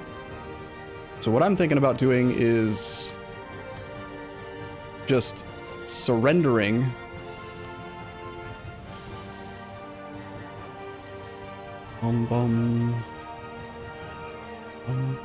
prefers Seeds colonial area.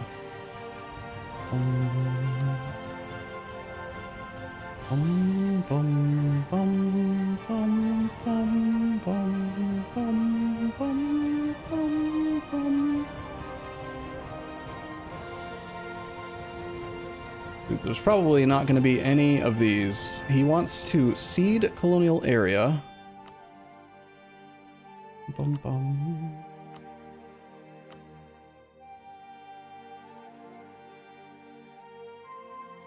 He wants me to give up my colonial La Plata? Is that what it's saying?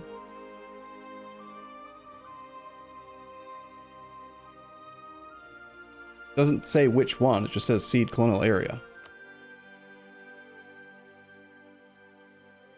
Mauritius to be part of the offer instead of Beja.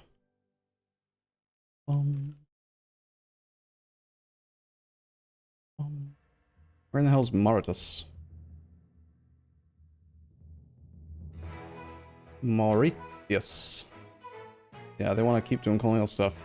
Looks like we can't surrender to make this relationship toxic. I don't know what the Brits are up to, but they're not actually winning or doing much of the war. Well, looks like we might have to go on a little vacation to Spain then.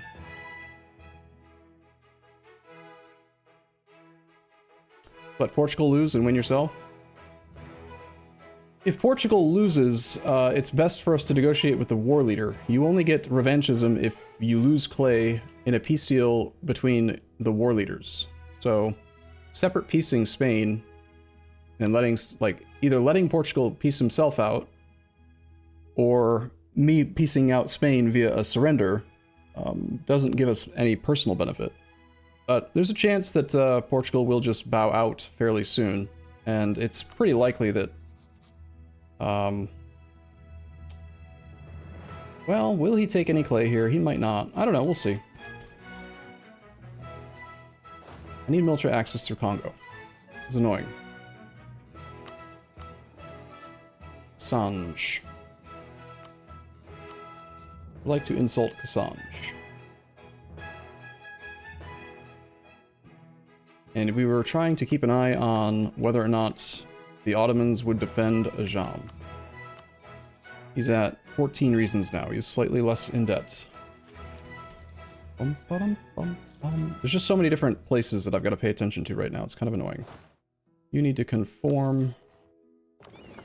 Let's have this army brought down to here.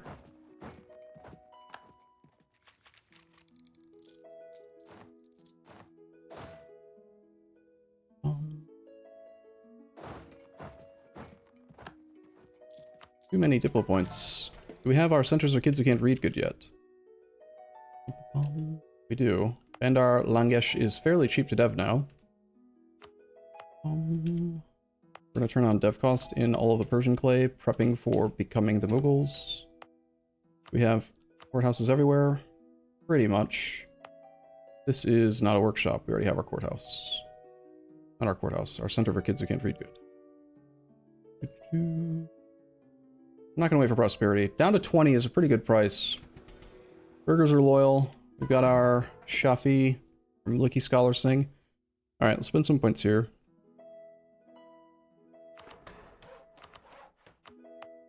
Might make sense to take Seraph one level higher first, actually. Oh, we already have a level 3 port. Right, okay. I do that. Isfahan, Yazd.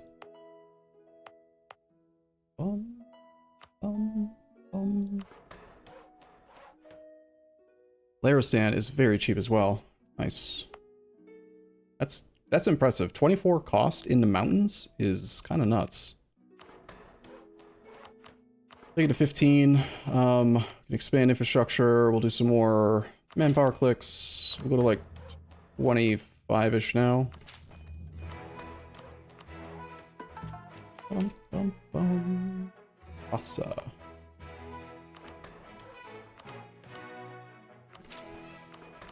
Whoops.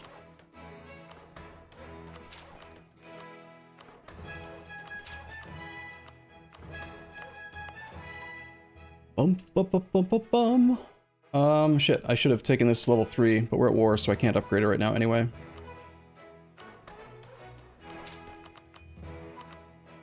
Fine. Just gonna get rid of most of those monarch points. We're ahead of time on, like, all tech, so it is fine. 16 years at a time. That means we've got a little bit more Persian culture, which will help out with our thing. We're up to 201 now. I don't remember what we were at last night, but it was not 201.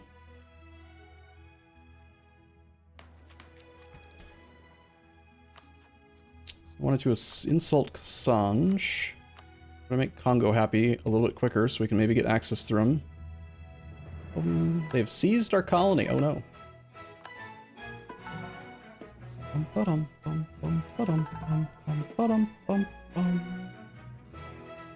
When is this courthouse gonna be done? Very soon.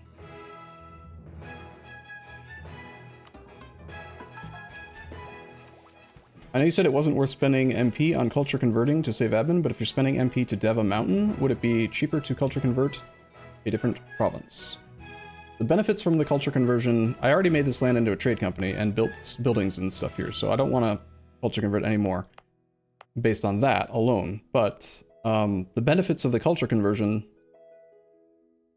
like the trade company already makes it so that we don't have any penalties from culture, right? Goods production's fine, production income's fine, it doesn't.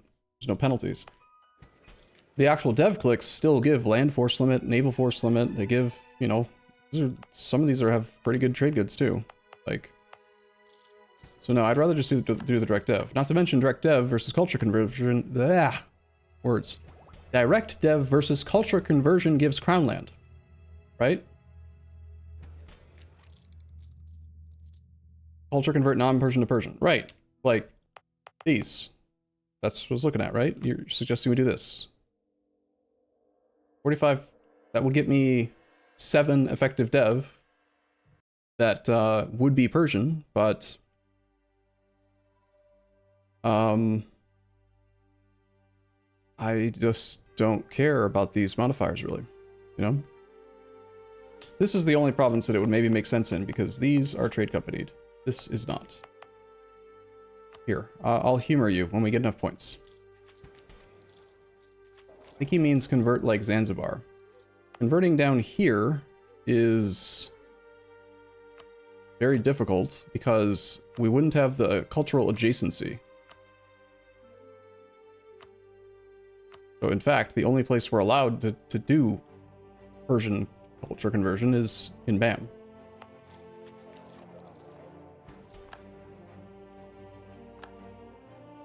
Alright, is our fleet here yet? Okay, so now I know I have a fleet on the coast. Let's auto transport. No, they can just, yeah, they can just walk. And then let's have this one get auto transported up to here. Slowly but surely we're getting an army into position.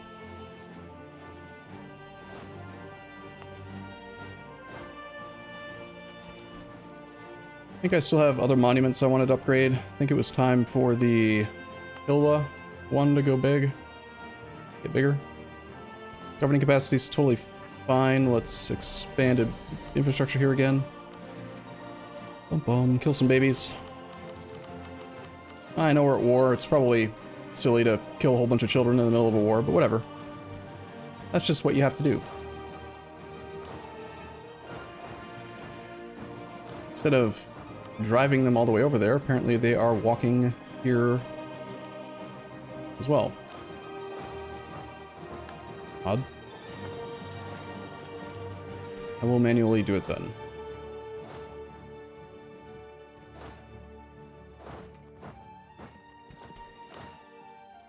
This war is pretty big, and the fact that the Ottomans are at war as well is making the game kind of laggy.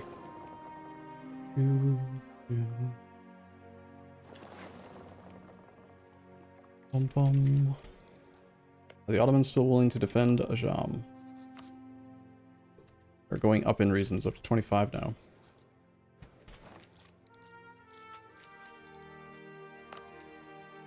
We're about to enter the age of absolutism in 33 months, and that's where conquest will definitely speed up. Don't worry, we have plenty of time. We do have 10 favors with the Brits that I don't actually need anymore. We died without an heir, and now we have a completely horrible ruler.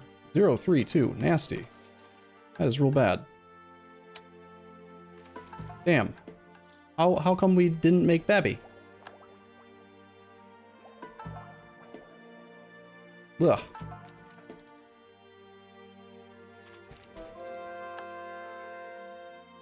Fucking Congo. Maybe I should have considered taking that clay just to not have to deal with military access stuff anymore. Britain got to East Africa fast. This part down here with colonial stuff? No, it was a little while ago. I don't know why those rebels are just hanging out there. Alright. We finally have an army over here. Stupid Congo.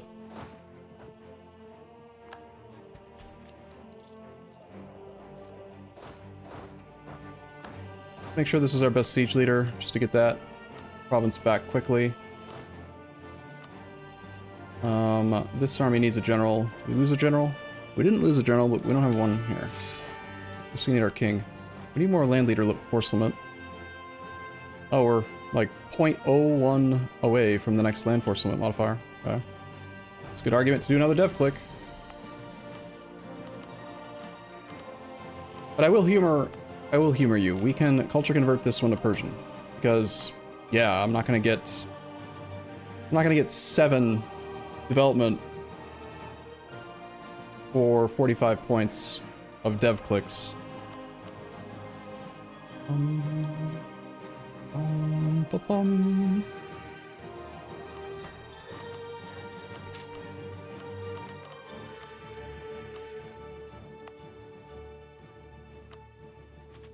Ba-bum. 3 days ago? It was 2 days ago, sir, that we were doing the Mughals discussion stuff. This is day 3 of the Mughal discussion stuff, but it wasn't 3 days ago. Have one of these armies go to up here now. Might not actually have to deal with rebels. We're getting there. It's 15 years away. Just relax. Yeah, he did form the Mughals. Yeah, that's right. That's right. We did form the Mughals. We just didn't stay the Mughals. We rolled back the truce. Or rolled back the peace. Rolled back the save. God, words. I need to wake up. Jesus. Spain has called for a crusade against us. Oh no. Not the Spanish crusade. They've got 6.44 morale now.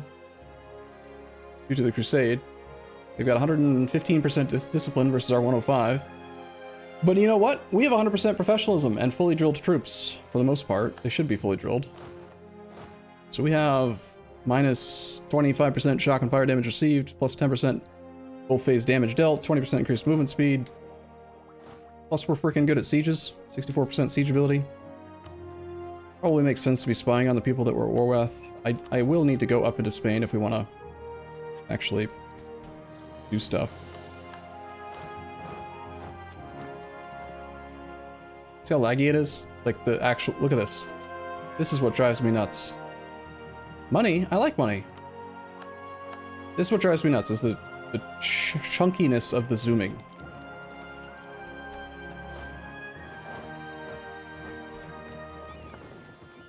You just go straight up there, actually.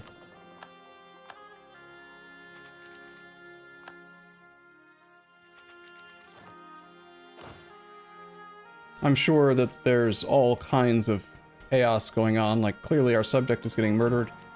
Clearly our colonies are getting trashed. I don't care. Cleaning up all of the Spanish stuff in the world is going to be one big hassle in the future, but we will just have to do it. Also, we lost our stab. We should bump stab. We still have our overextension. Because I don't want to start the cores, so I can unstate this. Which we can do now. We're going to unstate. We're going to add all this land to... Oh shit, this land can't be trade companies. Whoops. Well, I just wasted some admin points. That's probably why I had kept it a state before. Whoopsie. I heard you like money. Yes, thank you. Good morning. Hi, I'm awake.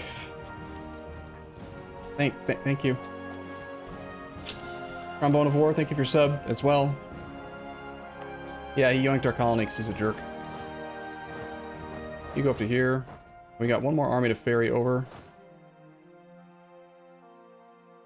4 stacks in Africa should be sufficient, I think. All those dev clicks got our crown land to a pretty good number. Morocco's on tech 17, we're on tech 17. We have a new valid rival. Got a leaderless stack, but he is reinforcing it. We will just go take care of forts, because sieges are what we're good at.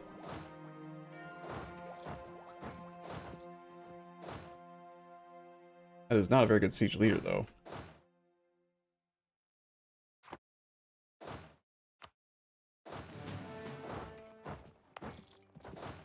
We have two 5 siege pip leaders, so I'm gonna find the other 5 siege pip guy and bring him over. Leaves this army without a dude. You can conform. You guys need to just be drilling right now. Drilling against the Spanish right now could be dangerous. Got all my armies out of Ming. We have no armies on islands. We have no army here. How many stacks do I have altogether? 1, 2, 3, 4, 5, 6, 7, 8. If there's 4 in Africa, and there's 4 here, that's everybody. Okay. Found them all. How is Ming loyal? Because I dev pushed. I got our crown land back above 20%, so they're not getting as big of a penalty from subject development.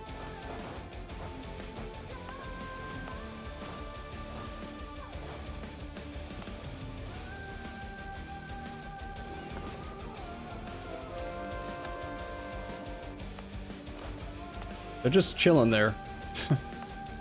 I made the war goal, what, Kala? Kala. Should occupy Kala.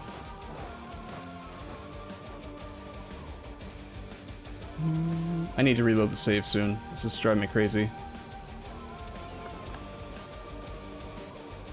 Alright, we have room for a general person guy.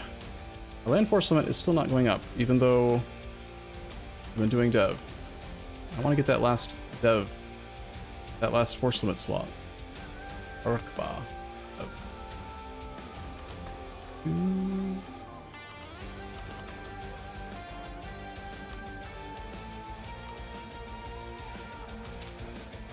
Give me land force limit. So close.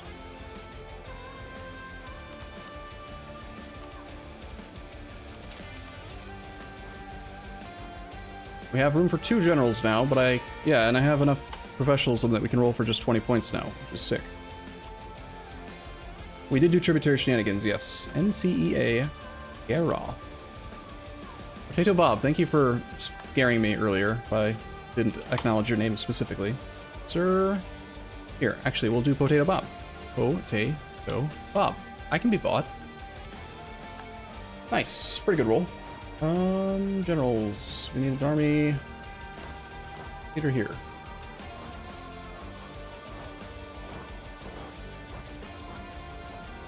We have 17-day siege ticks.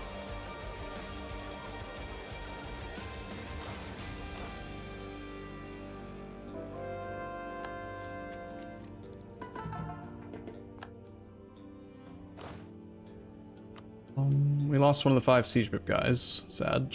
Let's get Gathis here. And we will place that general over. I'm stolen. Sorry, Sir Gillif. Yeah, I was about to say your name. I apologize, man. All it takes is a war deck sound. You go to the top of my priority list. 69 aggressive expansion, nice. Or by network construct. By network strength. Okay, we got Zhen back. This army and the army on the boats is going to merge, and we're going to take care of that 49 stack. We are going to do some battles. We need a better general here.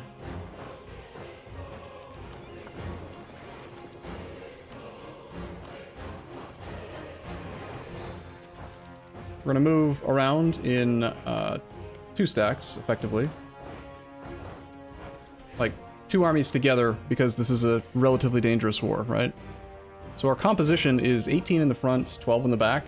Combat width is 30. Which means that we don't have quite enough to fill the back row with these stacks. We would need like a 15-0-15.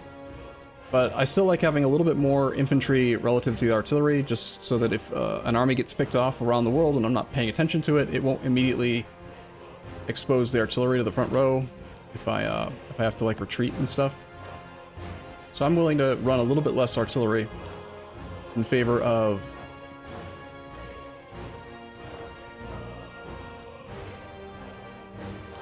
what was I saying? Words?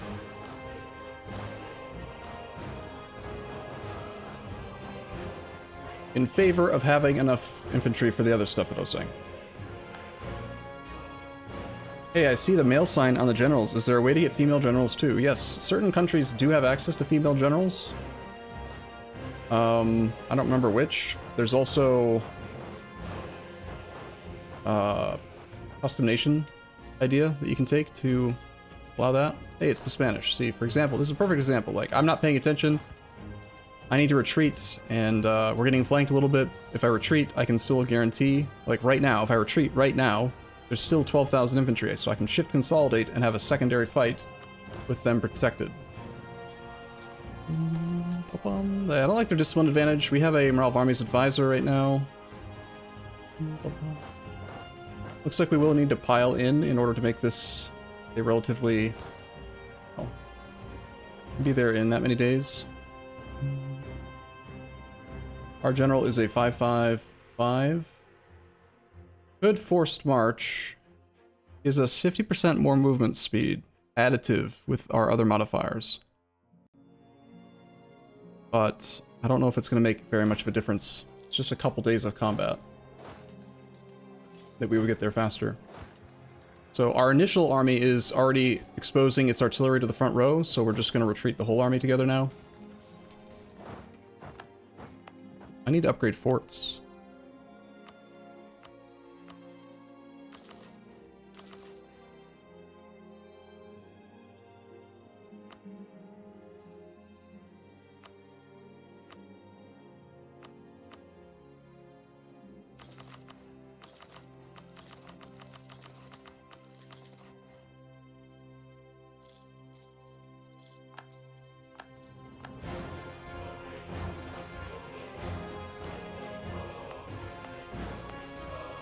This army is heading into Wikiro.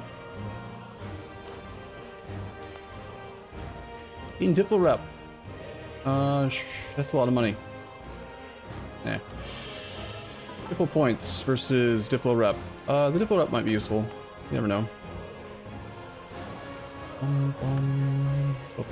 Morocco has 65k troops. Spain has 181k. If Spain brings his entire army to this front, it might be a difficult war for us to actually like win the battles.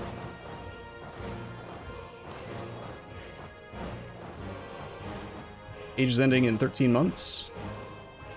Fighting Spain in this second era while he has this bonus active. Oh, this is trash now. Land Leader Shock +1 is nothing. What happened to the really, really strong one?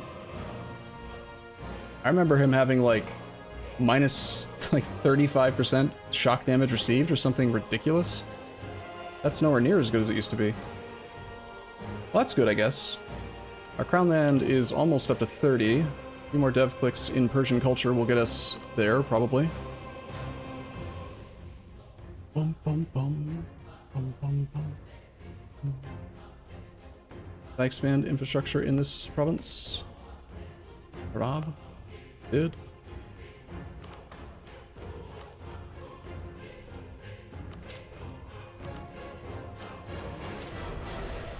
The crown land at 30. It'll make Ming even more loyal.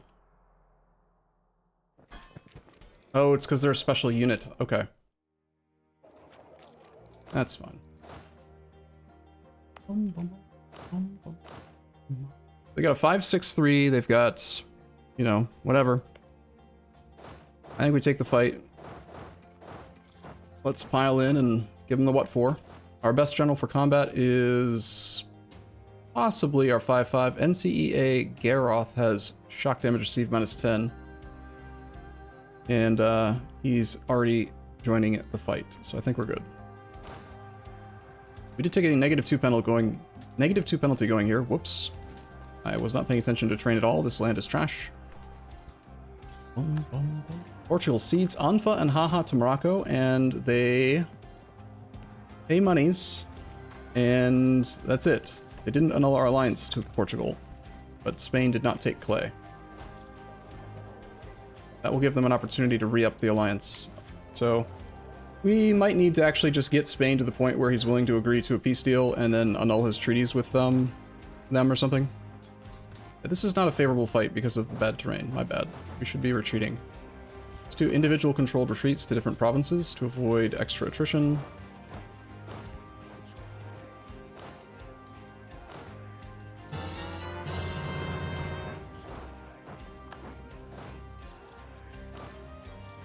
And I can't stand it. It's lagging so much. I just need to reload the game right now. I also need more water. We have no sailors. When did that happen? Apparently I need sailors.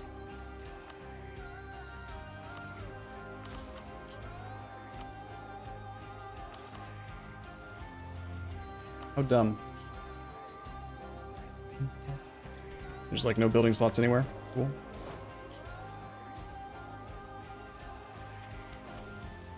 Right, I was gonna reload. Alright, I need to get some water. I'll be right back, 1 sec. Exoramus, thank you for your sub. 13 months.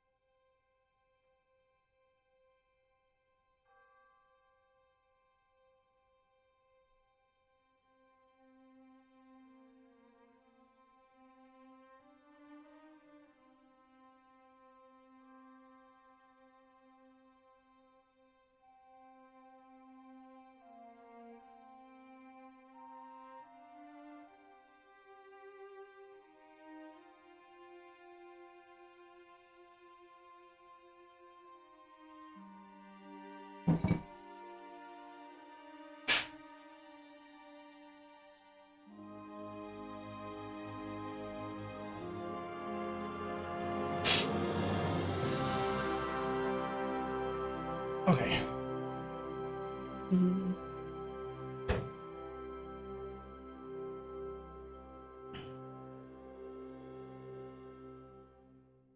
You don't understand how I can run out of sailors? We've got like nearly 20 heavies, 60 or 70 transports, and then like 350 light ships. And they're all actively doing things. So each of the navies is losing 1% of its sailors per month. It's just you just suffer naval attrition while your navies are doing stuff. And the amount of sailors that we're losing to attrition relative to the rate that we gain them is different. Therefore, we have no sailors. Yes. Trade companies give force limit, but no sailors, and the building that, like, could theoretically fix it, if you were to do a trade company investment, this one, gives local sailors modifier plus 100%, ooh-wee, but look, sailors are affected by trade company autonomy. Why naval force limit isn't affected and sailors are, I don't know. But if I were to do that trade company investment, this would go from, right now we have 100% sailor efficiency, so it would go from 60 to 120. That's it. It's not very effective. Yeah, can you imagine how hard it would be to have manpower if your entire army suffered just 1% attrition every month, no matter what? Sailor maintenance is an annoying mechanic. I don't like it. We only make 506 and we use 635. That's the disparity. We can demand sailors from colonial nations, and we do have a colonial nation. So we could fix that a little bit. Press sailors. Can't press if they have less than 20% of their sailors and they currently have 0. Never mind. They also don't have very much land. Okay, we'll recover for a few months and then we'll go fight them again. Our colony is finished. Ooh-wee. As for win, hey, thank you for your Twitch Prime. Appreciate your support, man. Let's colonize like here, I guess. Did I start spying on Spain and Morocco? I think I did. Good.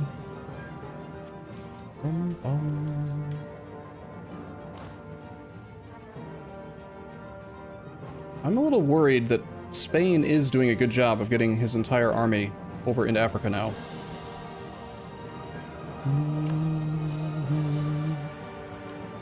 I think I might actually have to take the time to get our entire army on this front.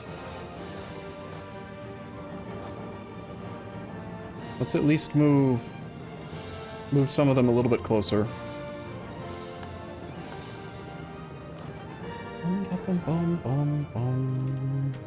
We have access to the Ottomans. We could come from behind. Maybe that'd be better. We have access through almost everything, and I could get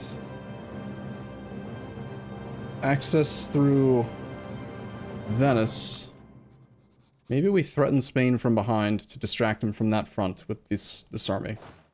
These armies, rather. Because I've already got a clear-cut military access route. I think that makes sense. But for now, how about you guys go to here? You guys can stay here. Actually, auto-transport him to there. You are going to go adjacent. You're going to go here first, and then you're going to go to here.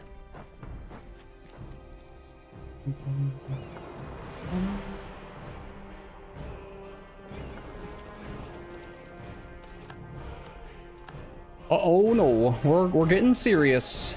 We're taking her serious. I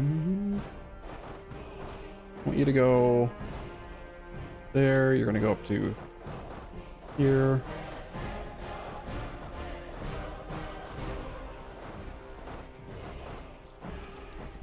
I'm just issuing extra commands so that they hopefully don't suffer attrition. Trying to preserve our drill to make up for the fact that Spain does have pretty good modifiers and stuff. Also, Spanish ideas do give him that artillery fire +1. So his artillery hit for 3.4 fire multiplier compared to our 2.4. They're pretty strong. The Spanish are not weak.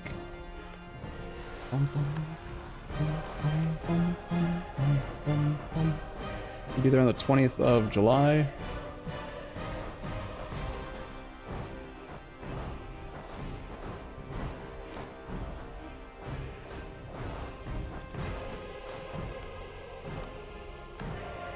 Fourth Army from over here needs to be directed to do a thing.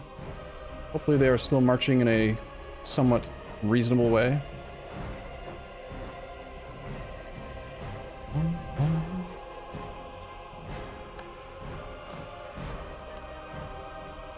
You're gonna go to here.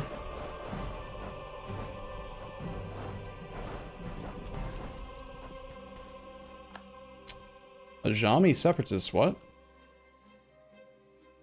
Who the hell was that? Damn it, I closed the pop-up too fast. Shit. Where the hell are these damn rebels? Persian rebels? Oh.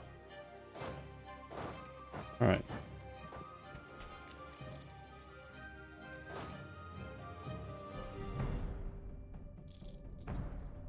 Looks like the Spanish have backed off on this front, which is a little weird considering that this is the war goal.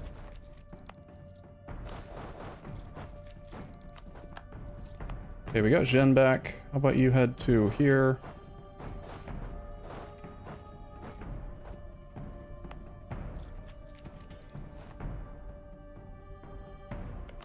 Is Ottomans still willing to defend? Yes. Is? Are. Are the Ottomans still willing to defend? Use proper English, Arumba. Do we have good zone of control up here? Do we have any forts here? Oh my god, we have no forts in this land. This is going to be annoying for the defense of this region. Let's just build a bunch.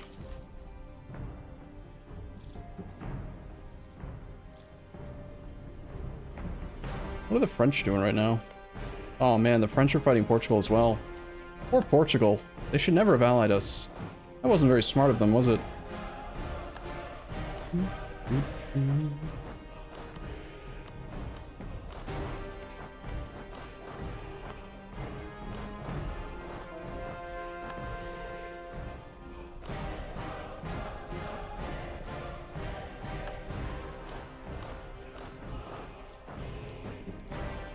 I feel like the Moroccans are a little bit abandoned right now. Ah, there's a Spanish stack. Okay. They've kept one of their armies here.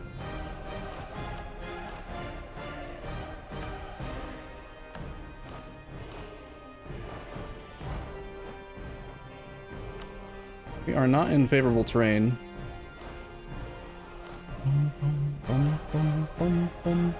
Probably fight for 12 days and retreat here. Do a click. Make the Commonwealth happy. Get a half-price diplomat. Colonize a province. Build a center for kids who can't read good in Ouagadougou. Ouagadougou? Ouagadougou.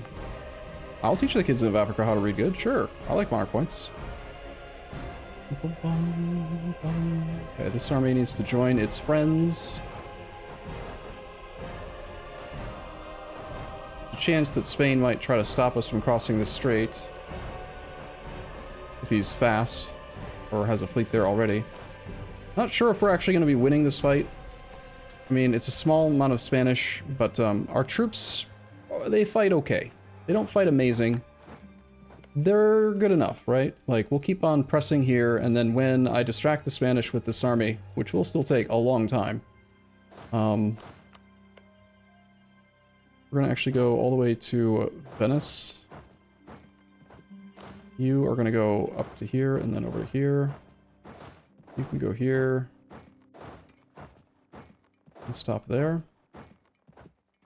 This army, we're just gonna tell to, like, come. Get over here. As fast as you can. Couple recovery ticks on these armies, and they'll just double back up, and keep on doing our sieges, and it's the next era. Alright. We have 3 things. We don't have 5 promoted cultures. We could have 5 promoted cultures, sure. Promoting a culture doesn't affect the percentage of state dev.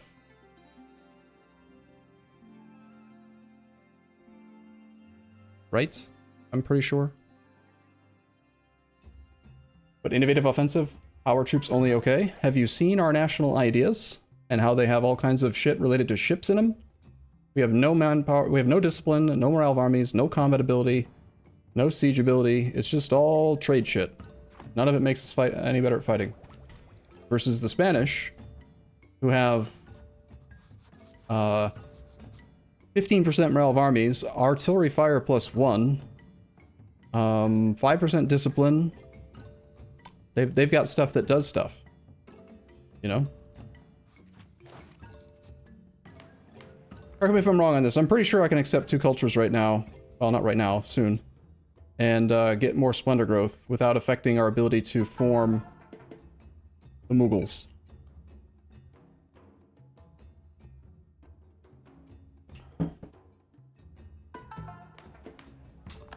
I'm gonna click it. I think it's fine. Just gotta remember to do it again soon.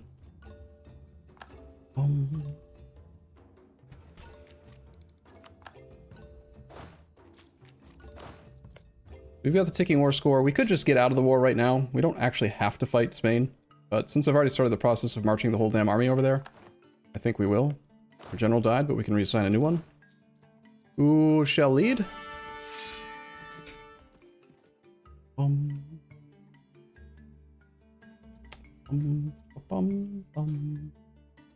when we have only 20 military point cost to roll generals, we could consider doing like rolling with advantage, you know, where you just roll 2 and keep the better of the 2. Well, like for example, not keeping that one because he's real bad. JF. Slightly better, but still not that great. Let's get our best combat guy up here, NCEA Garoth. Put our JF here. You're gonna go to there, and you're gonna go to there. You are going to...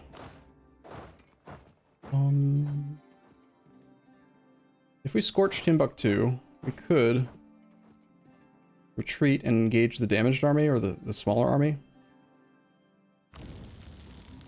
We also have access to forced march. Just 1 military point, but... The thing about forced march is you don't recover morale anymore, right? If the army is stationed... Oh, right, they changed it. It used to be that if forced march was even enabled, you just couldn't recover morale. Now you only don't get the morale while you're moving during a monthly tick. But I don't want to spend the military points, so let's just walk. I think we'll do multiple fights. He is going to be there. Hopefully he's locked. And we have enough time to get to here. Yes. You make a state. I might as well make this back into a state, because it can't be a part of a trade company. I was really confused earlier why it wasn't... Wait. Let's not pay for these right now. Because... Mughals soon, in theory. Is France, is Netherlands, is Sweden, is California, is Manchu, is Qingqing. Okay. Our absolutism cap is -58 right this moment. We're pretty motivated to form the Mughals now, but I'm gonna hold off a little bit longer until we can take tech. Start our idea group. Already focused admin, we're making lots of admin points. He's not even gonna try to reinforce, that's a good sign. He has a leaderless stack over here heading to Timbuktu. That one's going north. That one's going north. The leaderless stack will be there on the 12th. Okay.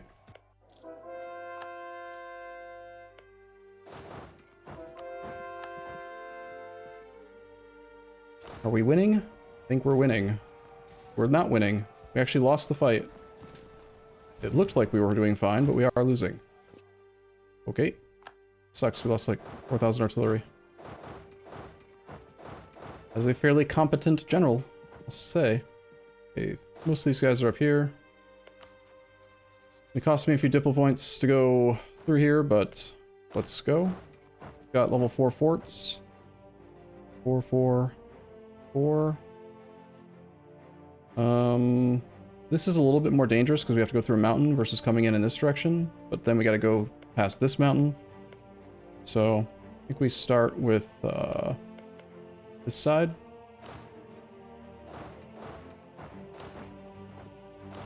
You're gonna go to there. You're gonna go to here. And we'll need to add some artillery to make these sieges effective. It's important that we get through this war fast. Or get through the sieges up there fast. The faster we can get through them, the faster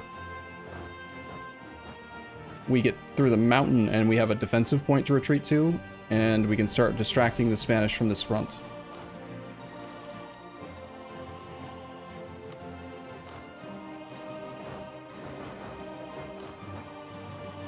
Make sure we have our NCEA Garoth back up there. Gonna keep on throwing you into the fray. One of these days, you're gonna beat that guy, right? Right?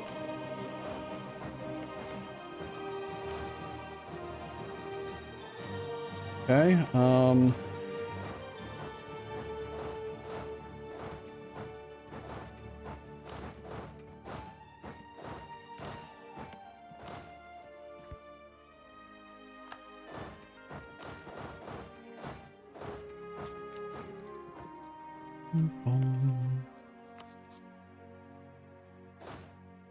let's go to here.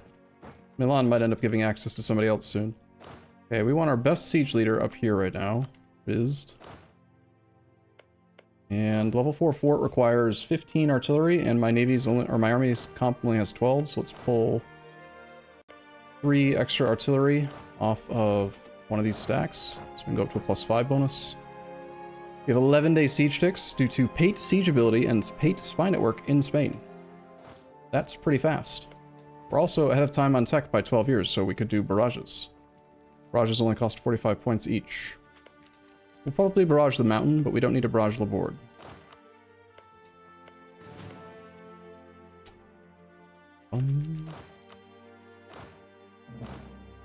Keep camping out on the wargoal down here on this front. Spanish are force marching all over the place. They've got 120,000 troops down here. We got Laborde, that was pretty fast.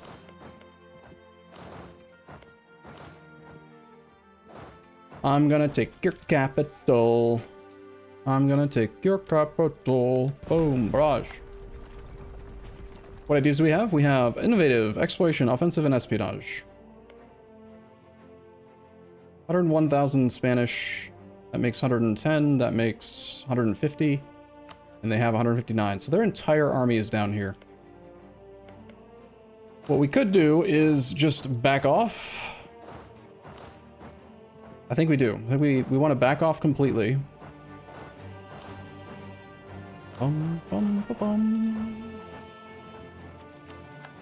Because we... nice. We know that they're going to... Words. I can say words. We need a 4 siege ship leader here.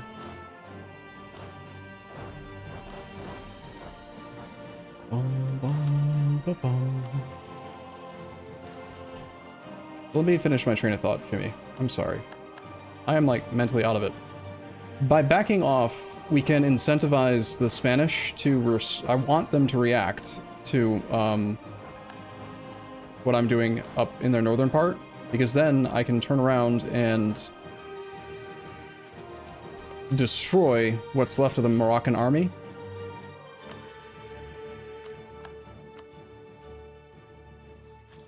And it will take the Spanish months to get back up here, and in that time, we're probably going to, like, full occupy this guy. This is another mountain fort. Is it worth another 45 military points? I don't think we actually need to. We have 18-day siege ticks here. 13-day siege ticks here.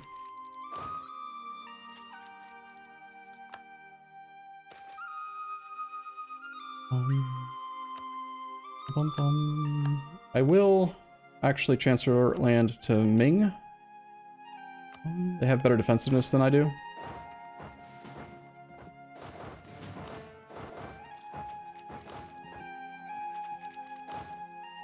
Third best siege leader is going to be Trenchfoot. Means this army here needs a general. Need access through Milan again. Got that fort.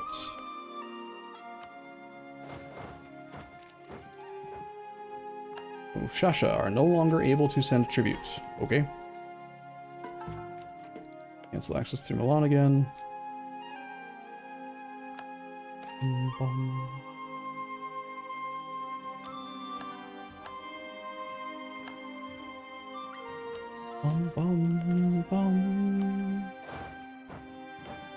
Oh nice, these forts are actually obsolete. You didn't upgrade all of them. Go take the mountain forts while we can then.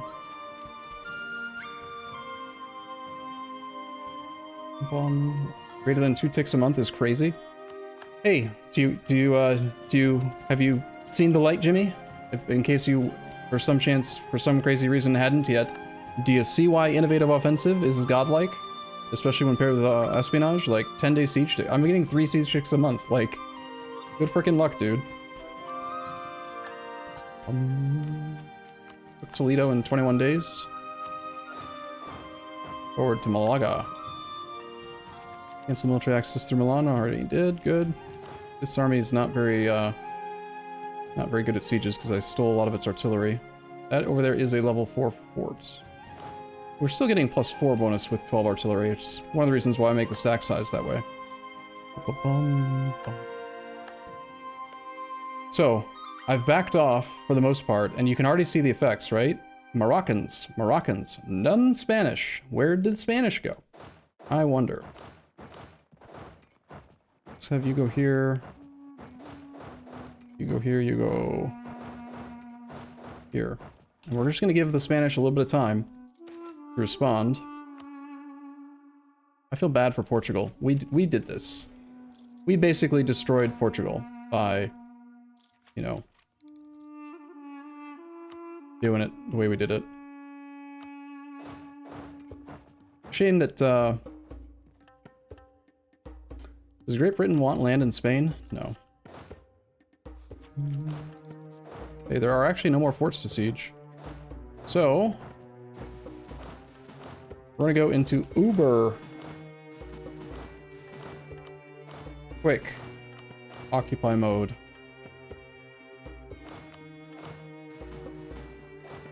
Here, in fact, I'm gonna just do this manually.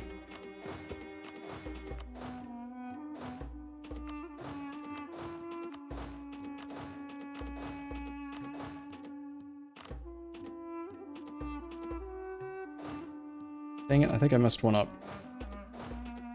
Whatever.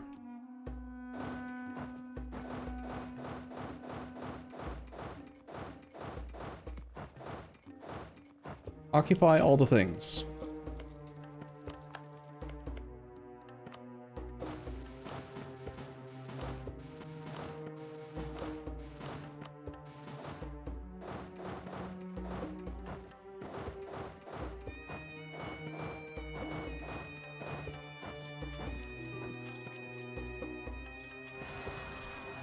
Faster make a 2 infantry template? Possibly, yeah.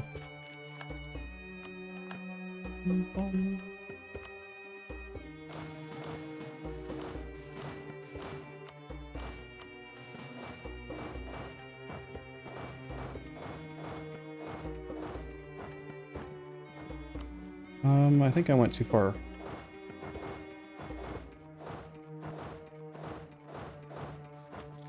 That should be pretty much all of Spain occupied. So just out of curiosity, let's take a look at this. Let's look at the history of the Laborde Fort. It was occupied by Pate on June 30th of 1610. It's been less than a year. What?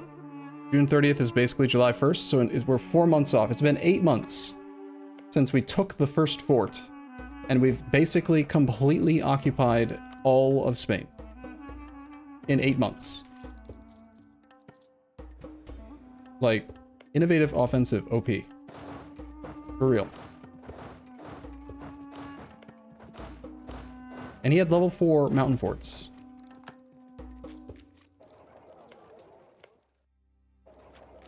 Individual war score is at 57 with him. Can we do concede colonial areas? Concede La Plata. I cannot concede La Plata on this one because it's too much war score, apparently.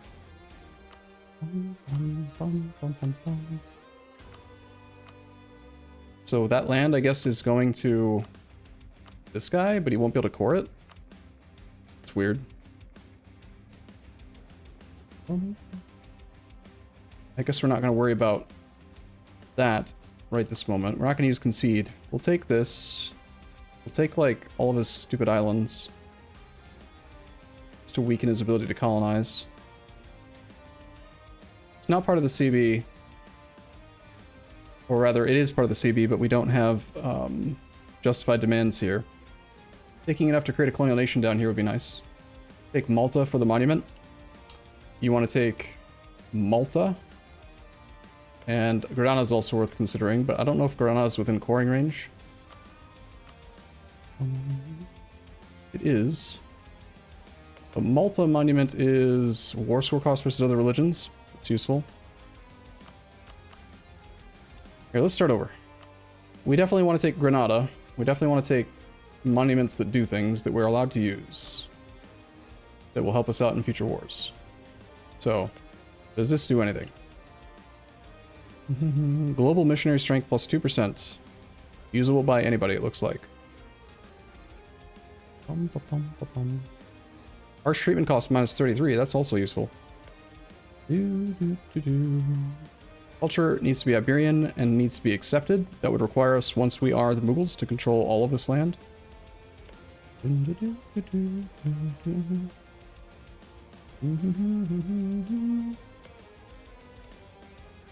That cost and institution spread from that one. Might want to take that. That's going to be a deal with Morocco directly, though.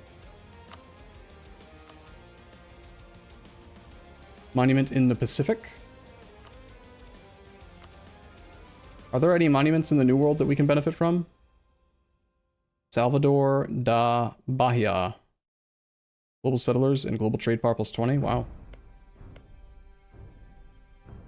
I can't demand secondary participant non-occupied provinces, though. So that would be hard to deal with. The New World stuff we can't really interact with, and I'm not really willing to work on it. Work hard for it, rather.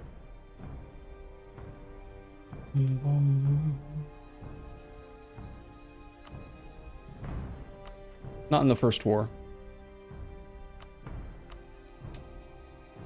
There are monuments here. Doesn't look like there are any that are owned by Spain, though. What am I doing?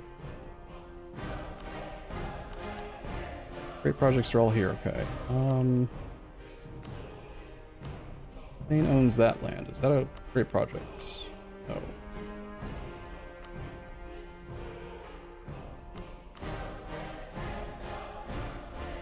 This is already 68 war score worth of stuff. And that's just taking... what was it again? Granada. Malta. That's it? Really? Well, I didn't make him a co-belligerent, so that's part of it. In the Pacific Islands... Pacific Islands...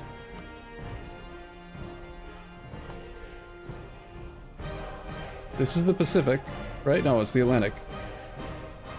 Pacific.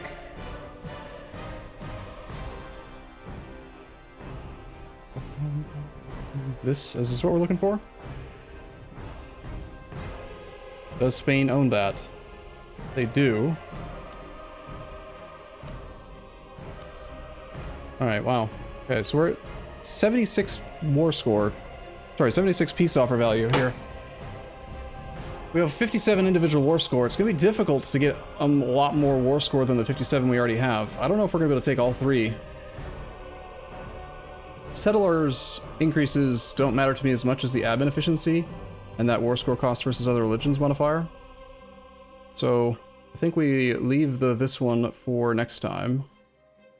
And he should agree to this fairly soon, just based on the fact that we've got his whole country occupied.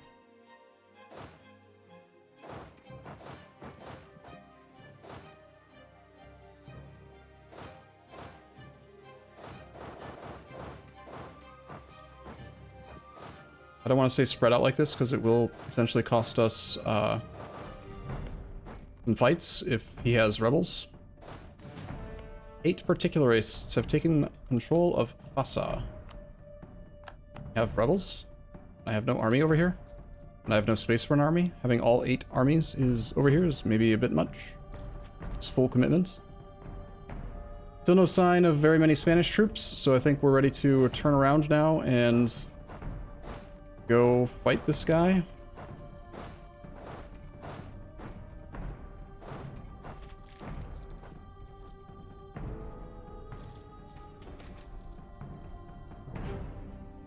I don't care if the trade company's upset.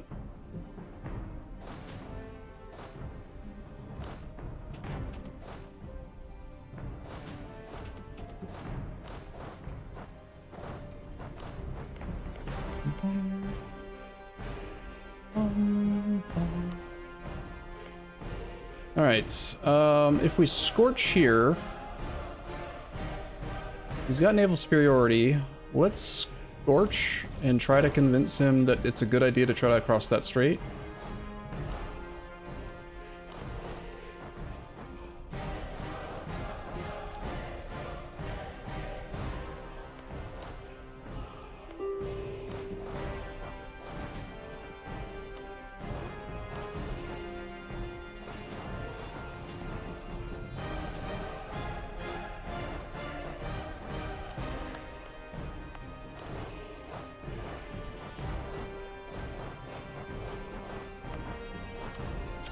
There's NCEA Garoth going in.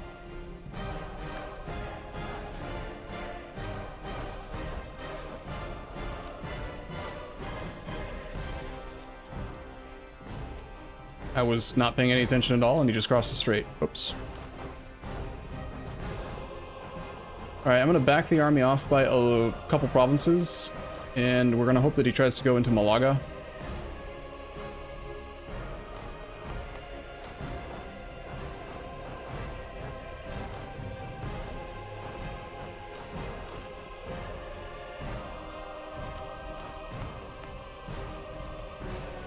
Take Granada for the monument? Yep. I think from Spain, we're going to take Granada and we're going to take Malta.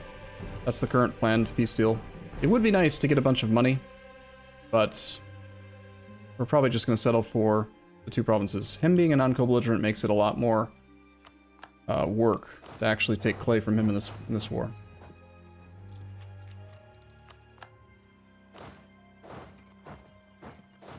Go in there, you can go up to there, go to here, go to...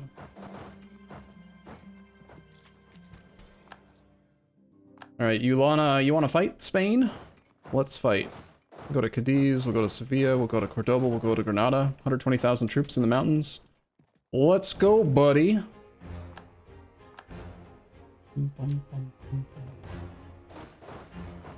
Sync up our arrival dates just to ensure perfect deployment and stuff. 16th, 16th, 18th, 19th.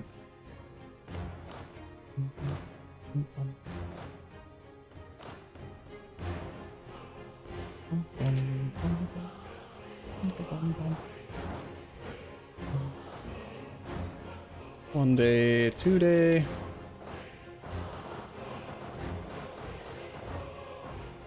All right, on the 19th, this is where we fight. This is where they die. What is that quote from? This is where we fight. This is where they die. It's from a movie, I'm sure of it. It's part of Sparta. Sparta! It's fitting, I mean... This is where we hold them! This is where we fight! This is where they die! And these shields, boys! Ah, what a good movie. Kill them! Kill the Spaniards!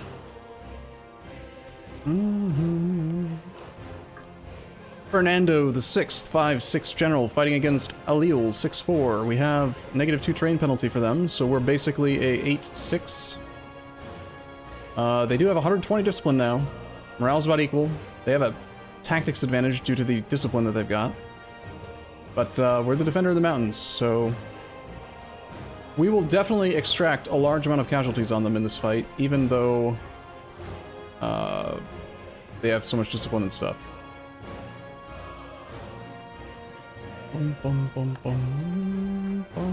However, that all being said, damn, Alil keeps rolling really well, but we have artillery in the front row, now it's time to retreat.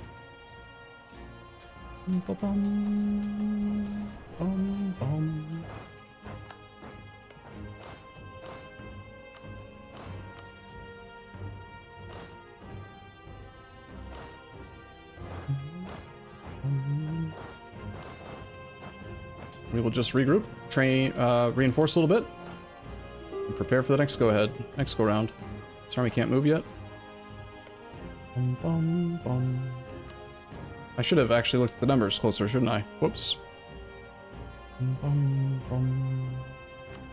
What's the name of that province?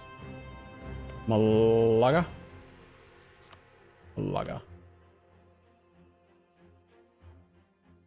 Well, we lost 0.92 war score, but we can't see the numbers. Remember, the Spanish have 3.4 artillery fire value right now, and they have a 15% discipline advantage over us. So, their troops are pretty good. Probably give them, like, one more fight here.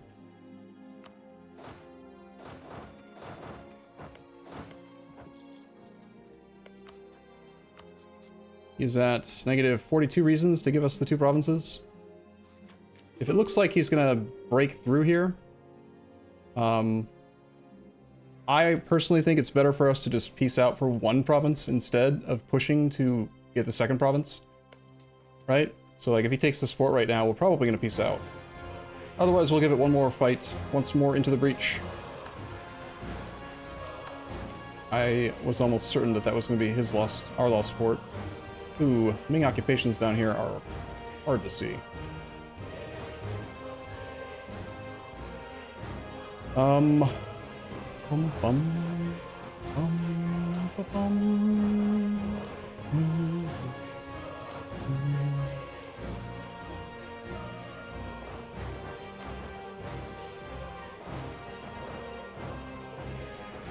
They did a wall breach. We've reinforced pretty well. Their next siege tick is in 34 days. So let's sync up the arrival date on November the 2nd. We're not going to kill a baby in the middle of war. That'll affect our morale. Frenchfoot will no longer serve us.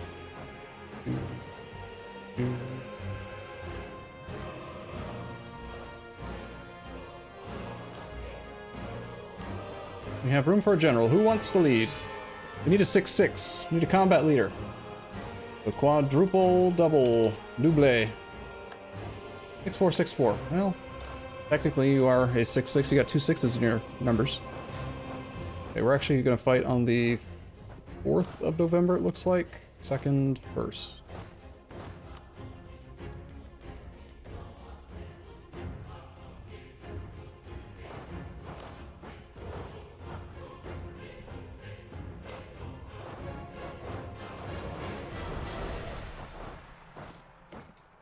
Once more to the breach! Okay, hopefully I don't accidentally close the pop-up too fast again.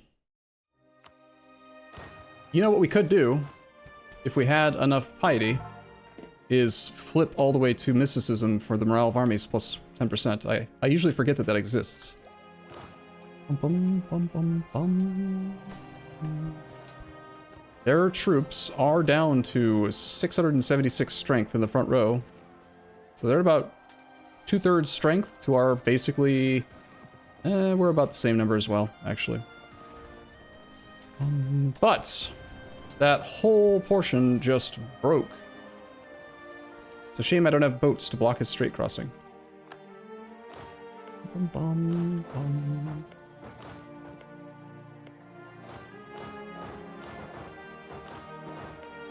Bum, bum, bum, bum, bum, bum, bum. Discipline advisor.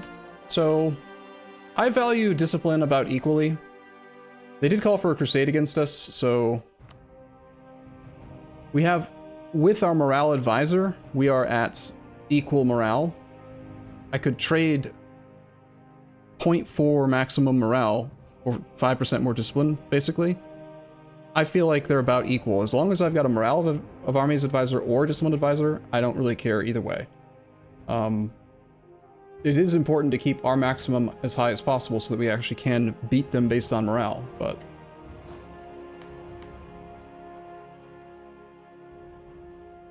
Instead of taking the GP, Great Project Clay, why not take trash Spanish clay, war up some cash, and then sell the clay to Portugal? I wonder if we could sell land to Portugal. He hasn't allied the Spanish.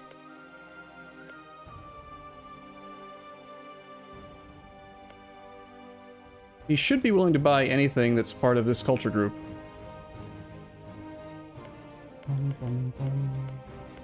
Lowest dev coastal province is 8, it looks like. And he might buy it. Oh, right. Thank you. I totally forgot about the second accepted culture that I meant to do a long time ago.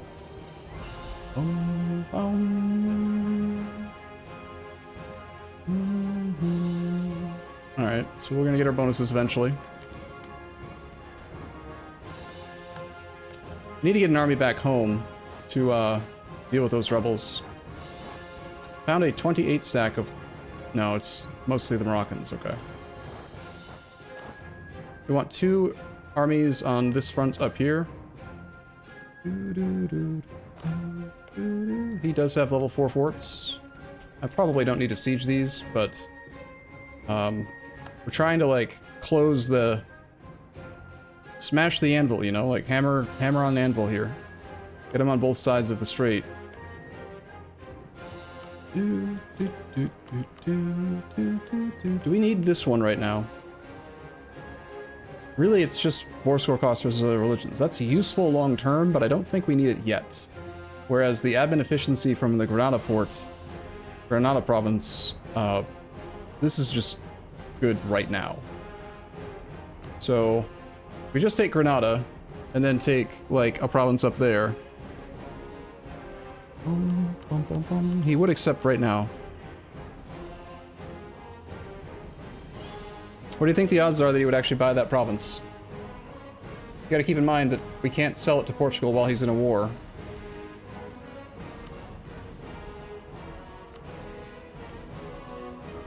How important is it to us really that we contaminate the poison the well?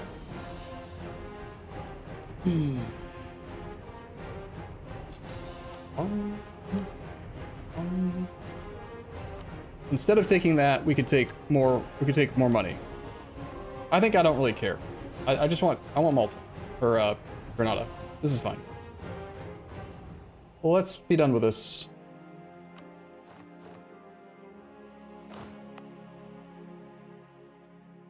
This just automatically works, so let's immediately upgrade it. Kill some babies. Immediately upgrade it. Kill some more babies. You can go down to like 20,000 manpower is fine. And the rest in the money it weighs. Upgrade again, more monies. If we didn't have rebels, we could get 6,967 ducats. I need to have you, sir, go all the way home. You can go to here, and go all the way home. Guess he's gonna go across that way. Okay, you can cross this way as well. Go all the way home.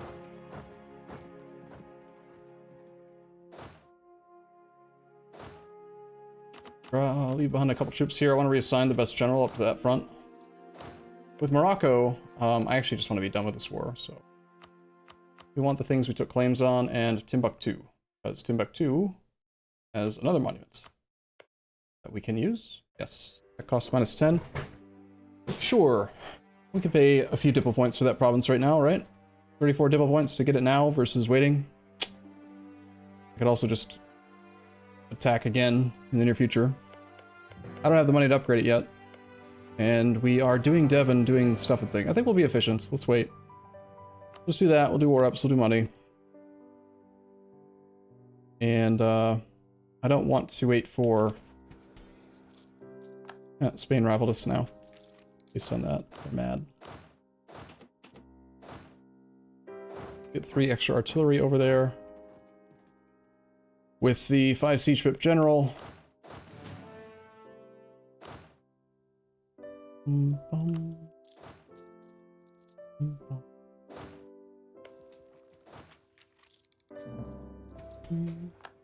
It'll save us more than 34 dip.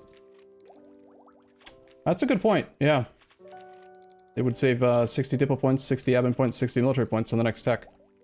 Yeah, you're right. Maybe we should take it.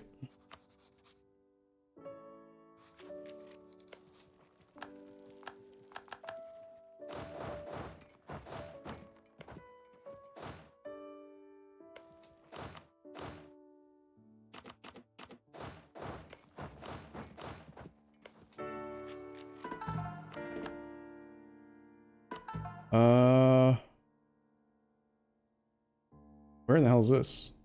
Wool? No? Ah. Alright, sure.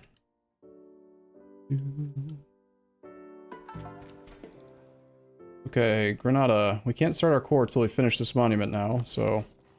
I guess we're gonna sink a lot more manpower and stuff into it. Not being allowed to cross the strait, apparently, so we'll march up to here, and over to here, and all the way out. Get the transport fleets around and down to here. Both of them. preparation to bring probably half of this army overall home. I want Potato Bob to come off. Blue Stab? Sure.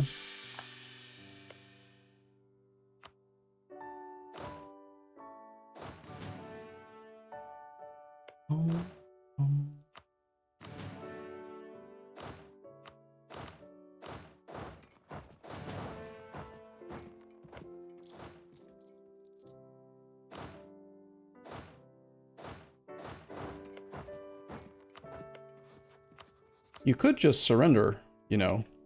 We don't need to keep on sieging all of the things, do we?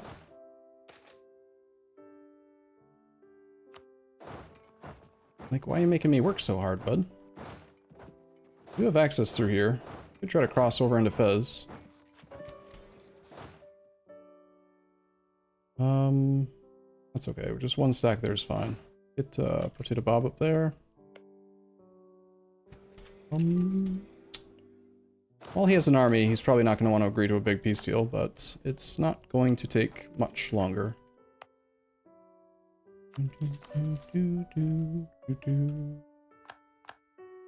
Our knowledge sharing has expired. We can offer knowledge to nobody particularly impressive. So let's just not bother.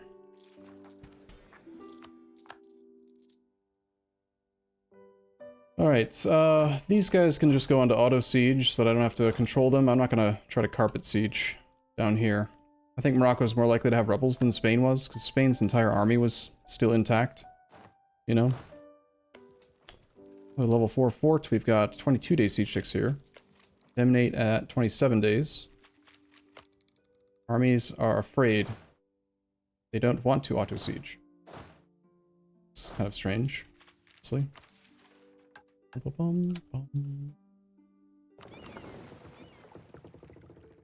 Put you in charge here. We're gonna put the 6th maneuver guy in charge of the largest fleet. 4 maneuver guy in charge of this fleet, and this guy in charge here. Maximize trade power from maneuver. More of a gesture, really. Maneuver. Bum, bum, bum, bum, bum, bum. Bum, bum, bum, bum, bum, bum, bum. He still has a 28 stack, that's why I don't want to spread out, and I don't know where the army is. Bum,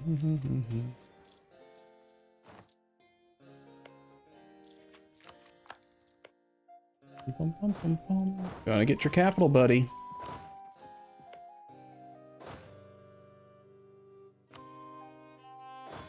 I do have access, but there we go. Got through. Good.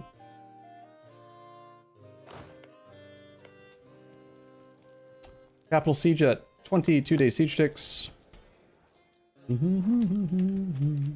It's okay, Morocco. You had a good game. Now it's over.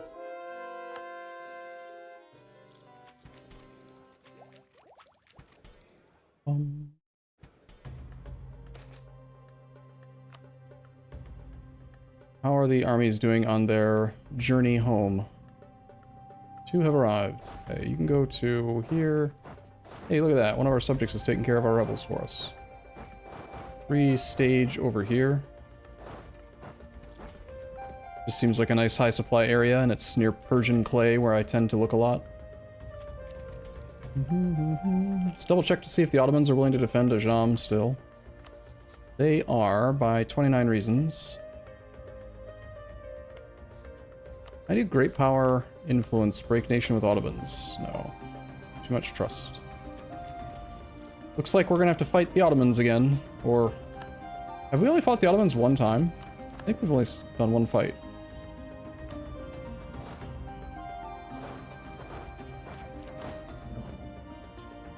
I'm gonna take your capital. Do you have monuments? Other monuments? One here. Trade efficiency, global trade power, caravan power, but that's pretty far away. He has a monument here. We are allowed to use this one. More institution spread. Another monthly Pate accelerator modifier. We'd have to take at least 2 provinces to get inland to it.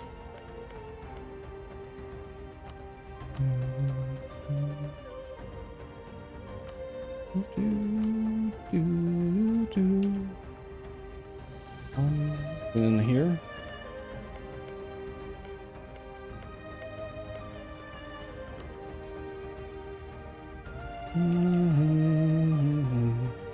Is this worth taking, do you think? You do a quick showing of all the land that we control? Sure, we control this. We do have tributaries, so some of these aren't actually our vassals or anything yet. But our land is kind of all over the damn place, you know? Not in this war? I don't know, I mean... Yeah, I guess institution spread doesn't really do anything for us right now. Because we already have global trade. Yeah, let's not take it now, let's just be done. Money, war ups, trade power is good though. The fighting will continue, the sieges will continue. You're going to die until you accept.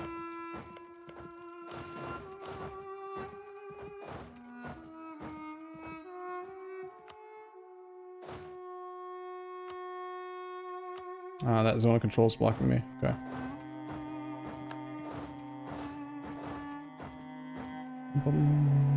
Re-election of Bohemia. Something with Gujarat. Peace deal with somebody.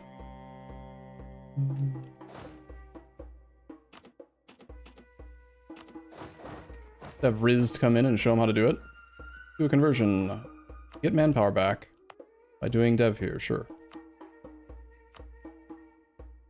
We can use that to murder 8,000 or whatever more kids to make this monument faster. And it's done. Trade company or convert.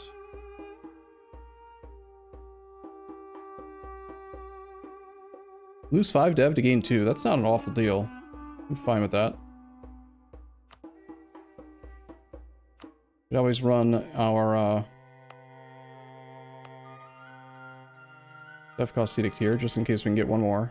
I think I had expanded infrastructure here, and I don't think I ever walked it back in the capital. Why not?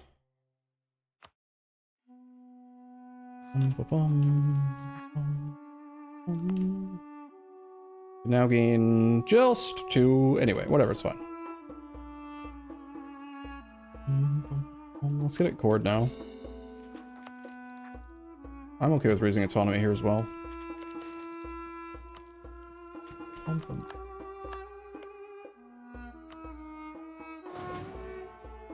Riz can move on to the next fort. Alil can go here. You can go here. You can go... You guys are done with your tasks. Let's have you go down. You can go down. You guys could come down to... there. Should be willing to agree. Yeah, he is. Okay, so we're getting money war ups and these 3 provinces, including Timbuktu. Sounds good. Ready to peace out, I think.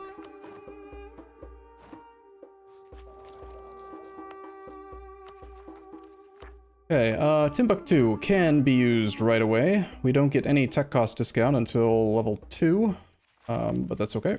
We'll build it up. So start these cores. This land should definitely be it should definitely be trade company, I believe.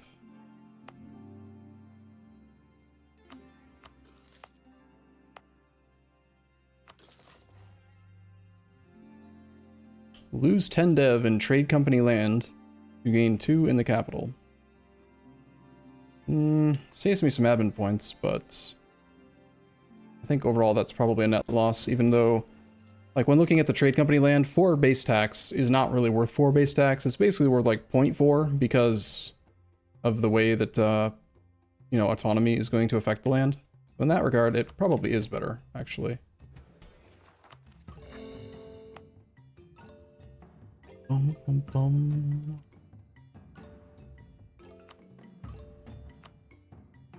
Now we are in the age of absolutism, so we have to deal with absolutism growth. Raising autonomy does lower absolutism, but we don't have any absolutism to lose, so this seems fine.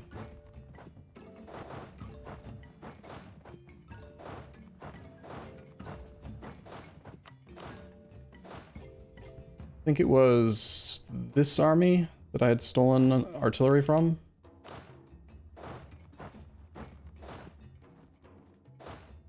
Just gonna have them all come down to here. And did everyone make it home okay? We have 4 armies here. Suffering attrition. There's 1, 2, 3. Let's re-up our drill. 1, 2, 3, and then where'd the 4th one go? I think I crossed it. I think I ended up with like 5 armies down here. 1, 2, 3, 4, 5, yeah.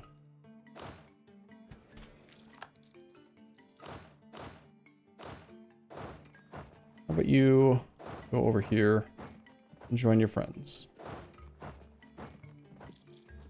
All for pizza. Okay, so we are able to get our last little bit of innovativeness if we take admin tech soon. We're going to do an administrative ID group, so we don't really want to do this. We're 9 years away from being able to start the next ID group and potentially get, and then do the Mughals, so let's do this. Got our income from vassals plus 10, liberty desiring subjects minus 10. Admin efficiency plus 5 and diplo rep plus 1. Let's kill our kid because he's still not positive. Good kid. He's a bad kid. Bum, bum, bum. And let's steal some prestige from our tributaries.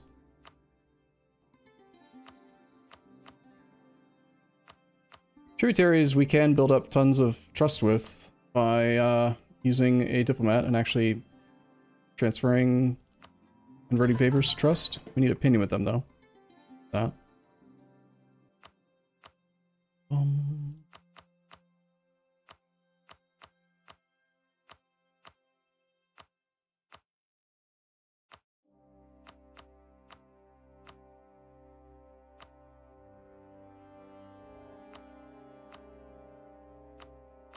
This is kind of tedious, but getting the prestige back is kind of useful, I guess.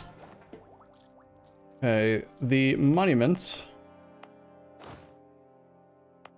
You actually should be drilling. The monument is unable to be upgraded again until we start doing the thing. There's the core.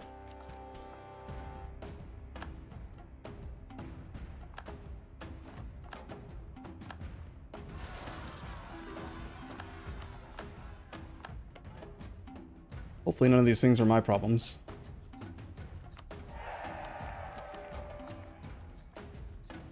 You can drill. How much overall drill do you think we lost? This army still has 90 on average. 85. These guys were the ones, I think, that fought in the mountains up there.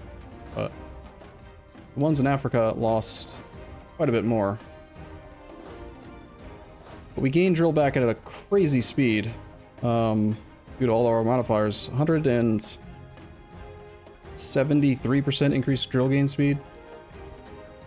It's gonna take like 10 months to get this drill back.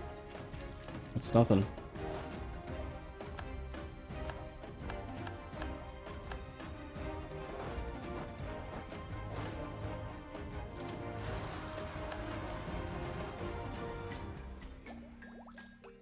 Does the trade node religion spread make one faith much easier? Not really, because it doesn't work against Catholic faiths, the Catholic group, and it also doesn't work against the Muslim group.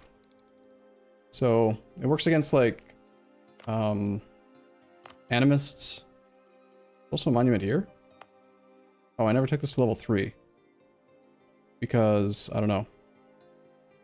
We have the money. I think I want to save the money for the Timbuktu monument though.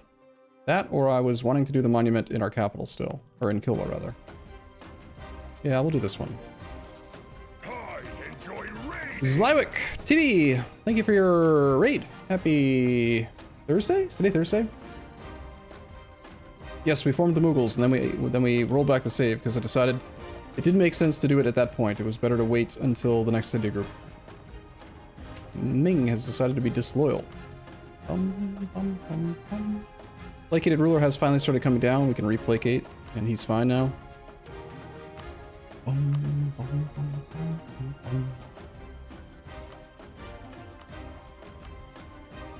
Armory Coast.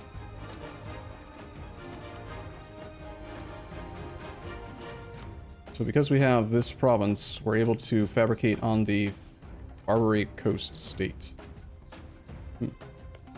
Or the state of Algiers.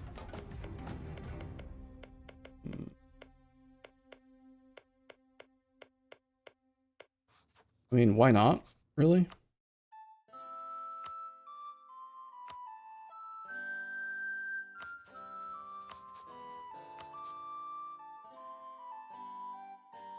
Lower Andalusia.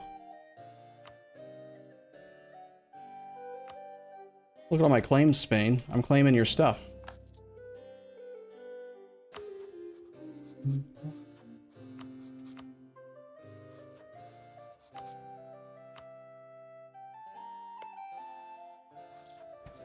Don't need to be spying on Congo. Don't really need to spy on Morocco anymore. We have a new valid rival, which is Spain, so we might as well rival them.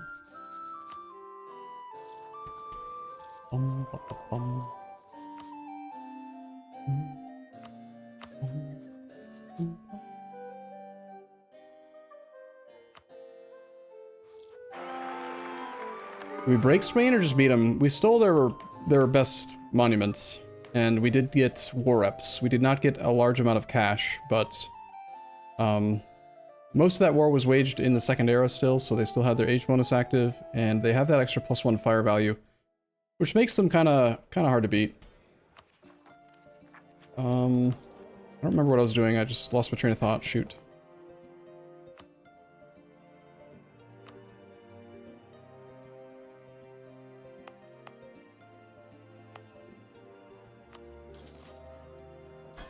New Dead Babby. Thank you. That's what I was doing. I was just like, what the hell was I doing? I was completely forgot. Let's improve with own subject countries for a bit. I don't know why it immediately defaulted to Ming. That's not very smart. They're already at 200 game. But improving with the tributaries will allow us to demand more prestige from them.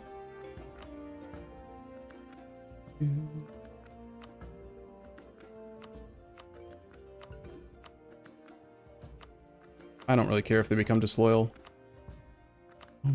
Well, I can give them some cash back.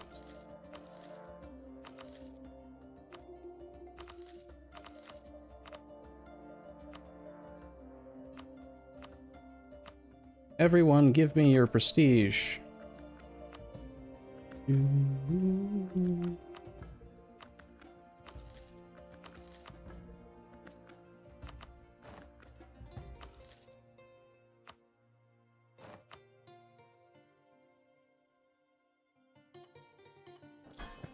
I'm out of money. Stupid rebels have risen up. Actually, I don't want you to be disloyal because it's annoying having that alert up top. Show that you're disloyal. We are still black flagged and still marching home slowly. Down here, we need to get you informed. Give those artillery back. You need to drill.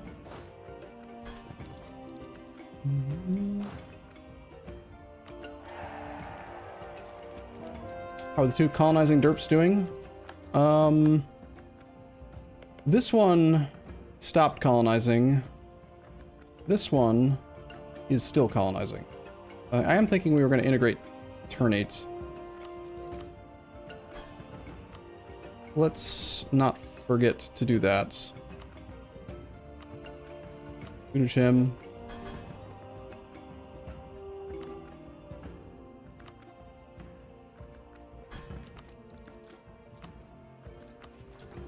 Ottomans are at war with Aden? Okay. Ottomans have plenty of reasons to defend Ajam still.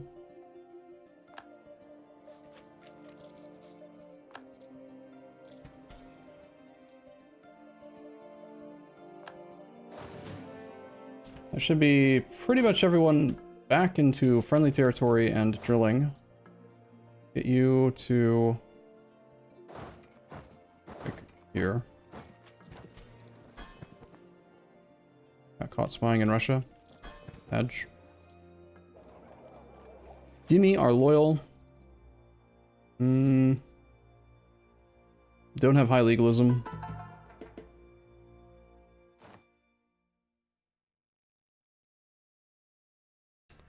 I think I have the wrong clergy focus on right now. Someone had said that it was the piety accelerator would just go in whichever direction you had it on, but that doesn't appear to be how it works. I think it works the way that I thought that it would. When I look at my piety, it's negative 0.1 and positive 0.2. So I think that this Great Mosque of Jen can only force you toward legalism. Is kind of annoying considering that the mosque, this monument also gives you missionary strength, which kind of makes you think about mysticism. Let's revoke something from the clergy.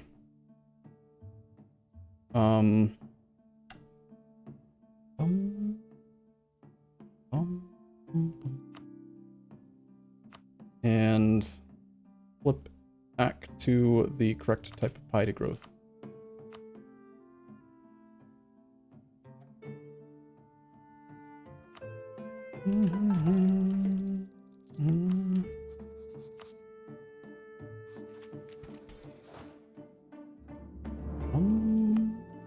We need to get an heir. We now have another 10% ship trade power. Ooh-wee. Lazy missionaries, there's nothing to convert. At this exact moment, unless I want to do the revoking of certain trade company provinces that need to get dealt with. We still have to fix this lack of sailors situation.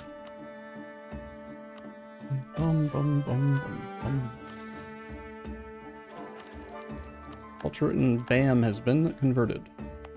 It means that BAM now needs a center for kids who can't read good.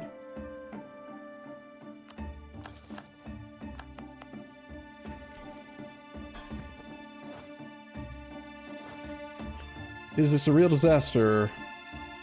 31%? Not really.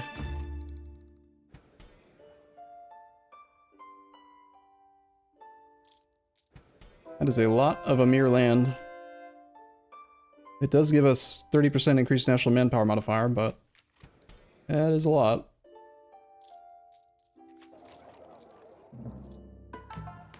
Wiki says it pushes away from 0. Okay, but we're now gaining 0.3, and we were 100% definitely only gaining 0.1, so Wiki is wrong. It pushes it away from... well, Wiki's right. It pushes it away from 0, in the positive direction only. Right?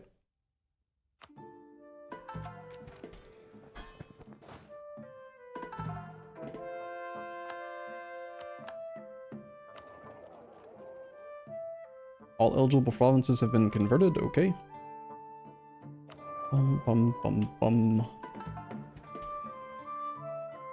Let's check out our transport fleets, make sure that they don't have ships in them that they're not supposed to.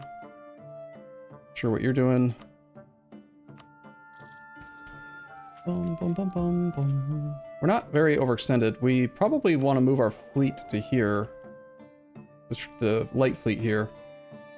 Sometime soon. Also, these ships just aren't doing anything. That's weird. They're supposed to be protecting trade here.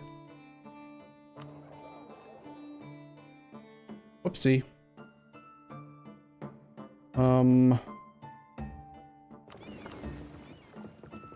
Let's leave 2 armies in Africa. I'm going to auto-transport some troops to here first. And to, like, here first. Just so that hopefully they don't suffer going through, like...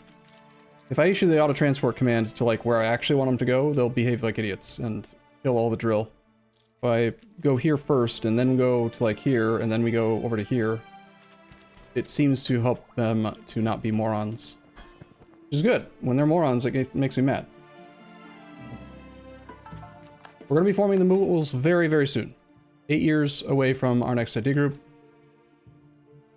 And it's really all we're waiting for. I just want to have the first 3 ideas in administrative ideas, and then I think we're ready to do the Mughals. Have another dead babby.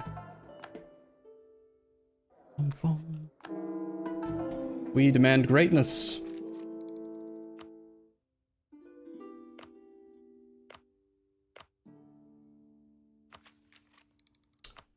I am not going to give you money, Great Britain. How about you give me money? Also, let's start integrating Mr. Guy. Thanks for reminding me that this is a mechanic. They don't have the money to send. How about Portugal? Portugal does not have money either. Alright, give me your children then. I'll use them on a monument somewhere. We're going to integrate Turnates. Do we need to integrate him? It would be nice to have another relationship slot for like military access and stuff. He's not colonizing. Yeah, I'll just get rid of him. It's fine. We'll just leave the land unstated. Do not mess with our thing. In fact, we're probably just going to make it the land into trade company land. But getting real close to that Aben point cap. We can develop some more Persian land. Or we could instead just take the tech early and pay a huge penalty for like no reason.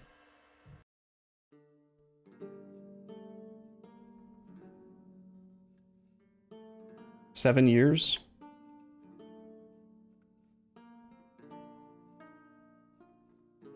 Lose 420 Aben points so that we can start doing the idea group faster and potentially become the Mughals earlier, I think might actually be a justifiable reason to waste the points. So sure. Sure. Bum, bum, bum, bum, bum, bum, bum. Alright, admin advisor costs minus a whole bunch is gonna happen soon. Get a half-price guy, build a fort, build a center for kids who can't read good in Kong. I like teaching kids in Africa how to read. But of course. These monarchs, or these, just go away. Stop improving with Ming. You're pissing me off, though.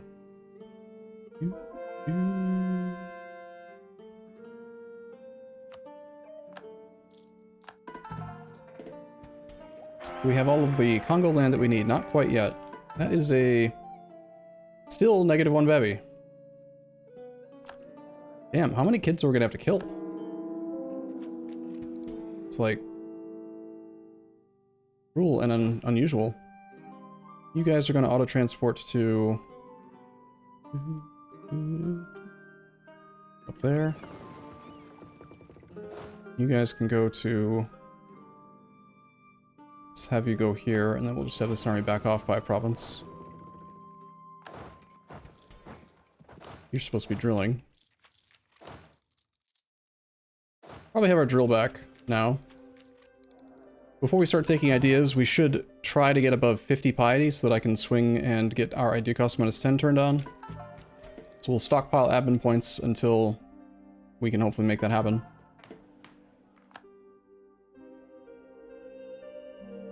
Did I upgrade this monument to level 3 yet? Nope. Also, I could have saved admin points on tech had I actually waited and been patient a little bit. Oh well. Any benefit to keeping exploration ideas? It does all of the ideas that it does. That's one benefit. The Naval Force Summit is relevant for what we're doing. We don't need to colonize all the lands in the world, but I'm not going to abandon an idea group just to... that feels like a huge waste of resources to me.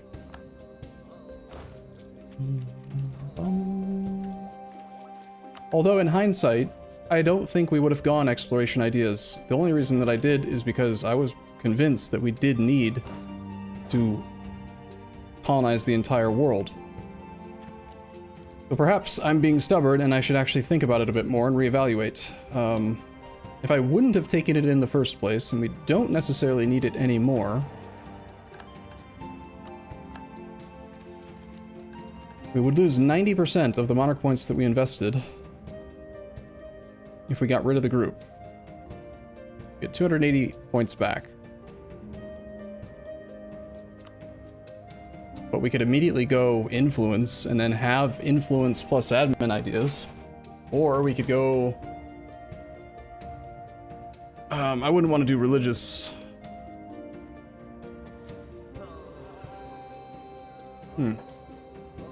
Let me use the restroom real quick, get some bathroom soda, and think about it. I need to stretch my legs. Think off camera. Interesting.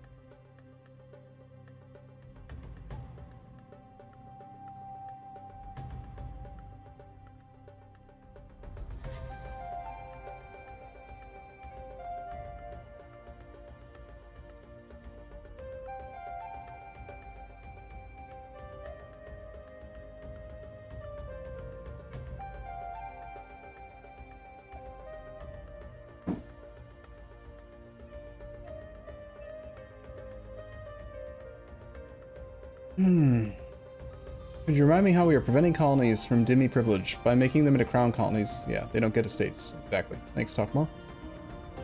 So, thinking about it while in a different room and reconsidering it.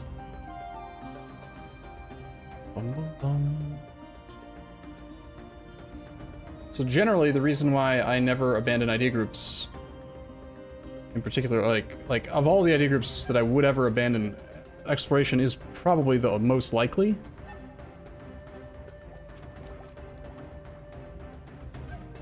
And again, we only took this group because I thought we needed to colonize. And at the time, I thought we needed to move our capital to Australia. And I needed the colonial range, and I needed to like get a colony there, and we had to get that done before we could start worrying about the colonial game. And a lot of that turned out to not be true, so...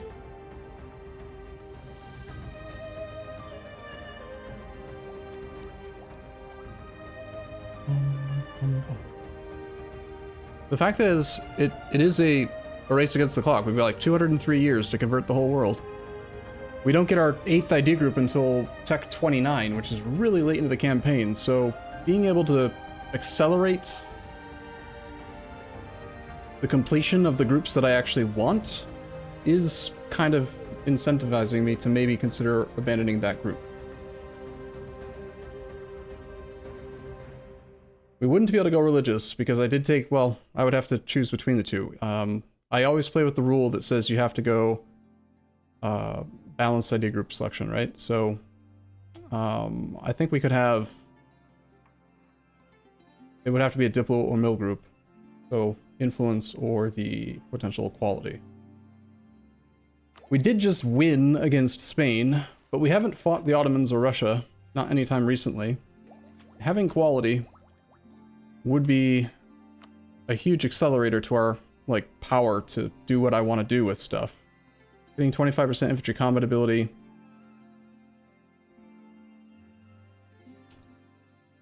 On the other hand, just making the integration of subjects immediately minus 25, and what was the policy again? 15. Making all subjects 40% cheaper to integrate. Getting more influence before quality, I think, would be the way to go. The vassal force limit contribution is good. The envoy travel time is useful. The unjustified demands, so that we don't have to keep paying as many Diplo points to take stuff that I don't have claims on yet.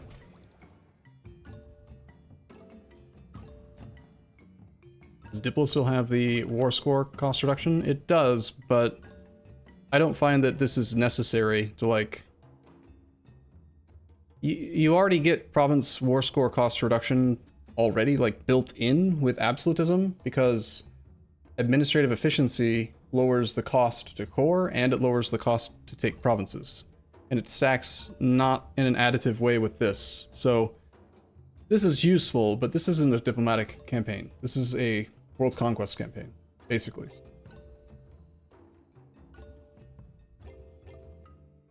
The only argument I can think of for trade ideas is if we're trying to accelerate the point in the campaign where we're able to start being an economic hegemon.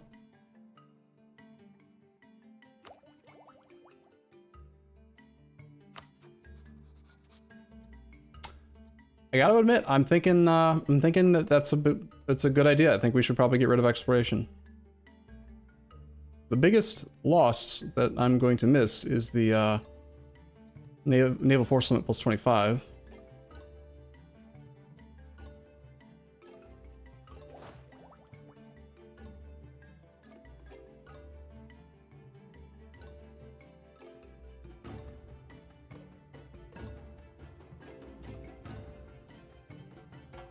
We're going to be over by a lot.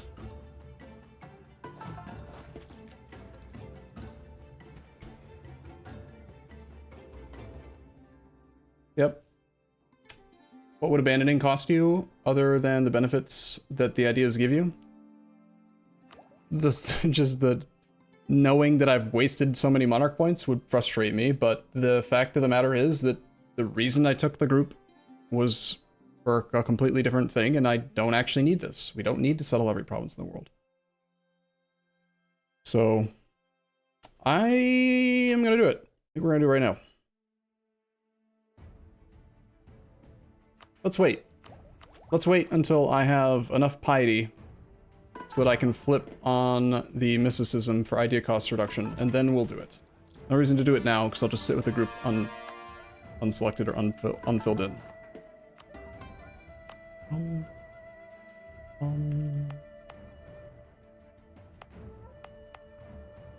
-doo -doo.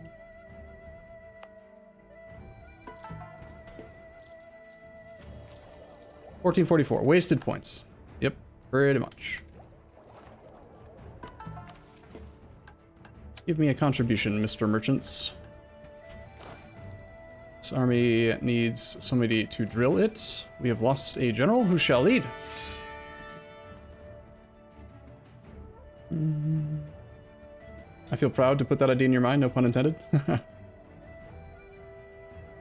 Yeah, it's just about it's needing to reframe the question. The normal question is it right to abandon exploration at the end of the game when there's nothing else to colonize? That's the usual perspective that the question is asked from. But again, what actually sells me on it, the idea is that I wouldn't have taken the group if I didn't think we needed to have it. I definitely would have gone innovative into espionage or innovative into offensive, and it would have accelerated the early game a lot to not have to have wasted an ID group on something like exploration. I just thought I had to have it.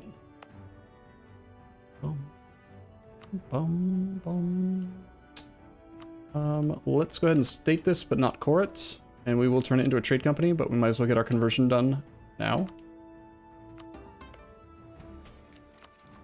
We do lack prestige, and we might want to kill more babies, so let's turn on the prestigious missionaries thing again. This one.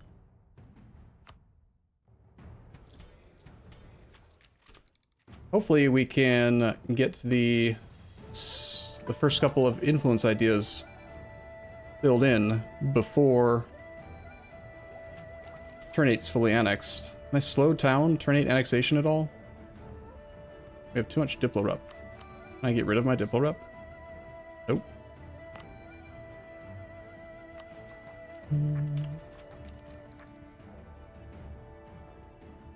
One faith isn't the issue, the third way is. Oh yeah, that's true. But that land is colonized now, right?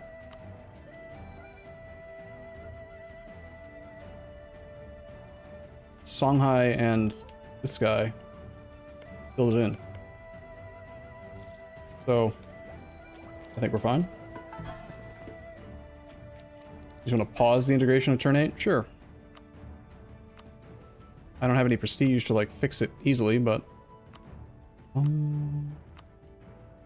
we can use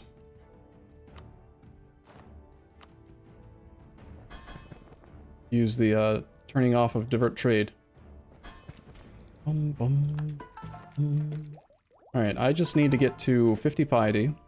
We're getting 0.3 each month. 50 divided by minus the 25 that we have, divided by 0.3 a month. 83 months. That's a long time. It's 7 years. So can I have an event, please, that gives me piety? Wait. It's over 9,000! This moves me toward mysticism. Shoot. Just thinking, if we were actually at like negative 25, I could click that and go to 50. Piss off the Dimmy to gain some money. I like money.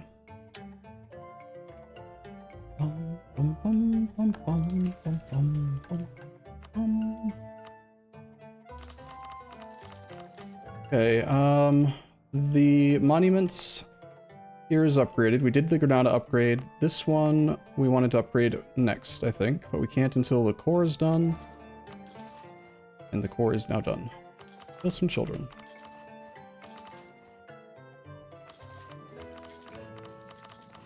Bum bum bum bum bum bum bum bum bum bum. Done. They say Rome wasn't built in a day, but they don't know how much money I'm willing to spend.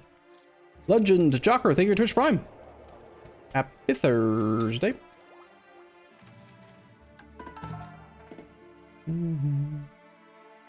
Lose corruption. I would like to lose corruption.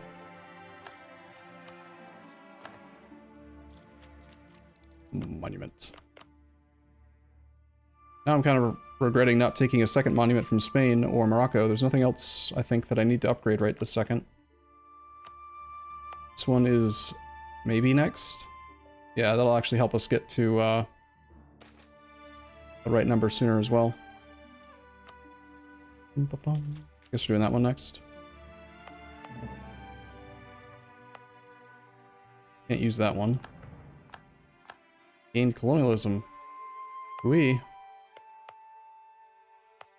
That one's level 3, that one's level 3. That one doesn't work for us. That one... We could upgrade this again, but it's just 20% caravan power. I don't think that that's ever going to be justifiable. This one gives us prestige per development for missionary, which is theoretically useful for killing babies. Ah, this was another one. Maybe we can replace the naval force limit that we're going to lose with, I like that. Naval force limit that we're about to lose. You happy again? No. If we abandon the ID group, we can replace it by upgrading this monument.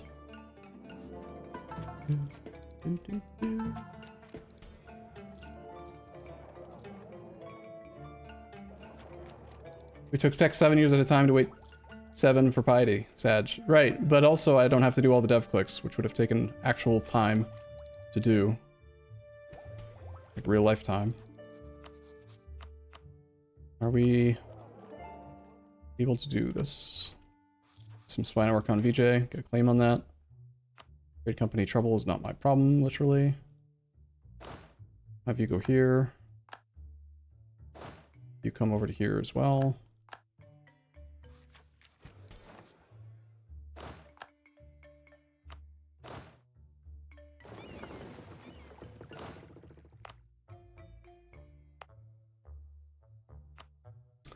While we have the colonist, we could continue to colonize. We can establish new tributaries. Might as well.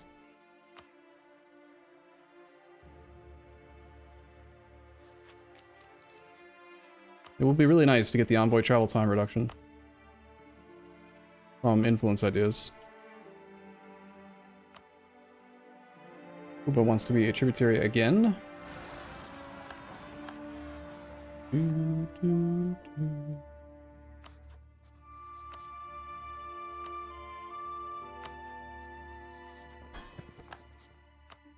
Okay, new subjects can give us some prestige back.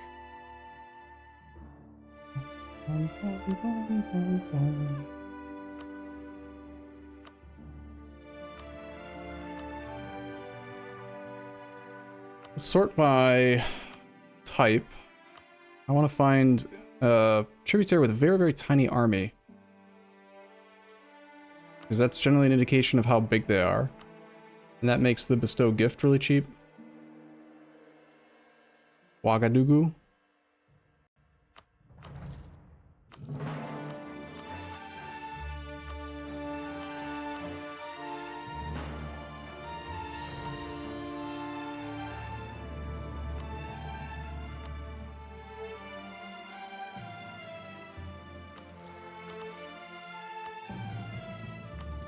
Crap. I've already over bestowed gifts on him. Or, yeah. Any of you changed in size enough that I'm allowed to actually ask for monarch points instead now? No?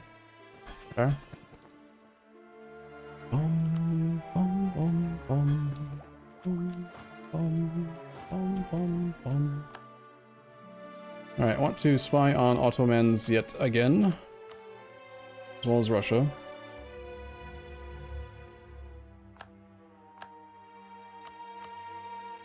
Check on this Ajam thing.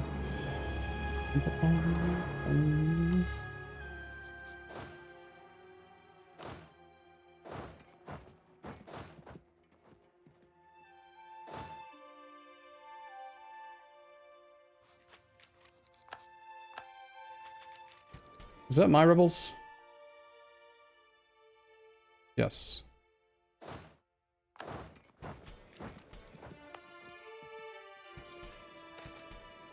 Rising Star, trade efficiency guy. Oh, thanks. We have a kid we still need to kill. The colonist is doing nothing. I suppose we should probably colonize while we have him. Although the colony will disappear. Get a colony up here, maybe we can tributary some of these derps. Okay, next monument upgrade will take us to 0.4 monthly piety. Got our first stage bonus. Yearly absenteeism, admin efficiency, harsher treatment costs. Probably just take the admin efficiency directly. And then we'll take the yearly absolutism. And it's not going to be able to grow right now yet anyway, while we still have all these estate privileges. But those will all be gone We're so close. Like, I keep saying it. I know it's the third day of saying we're going to form the Mughals. We're going to form the Mughals.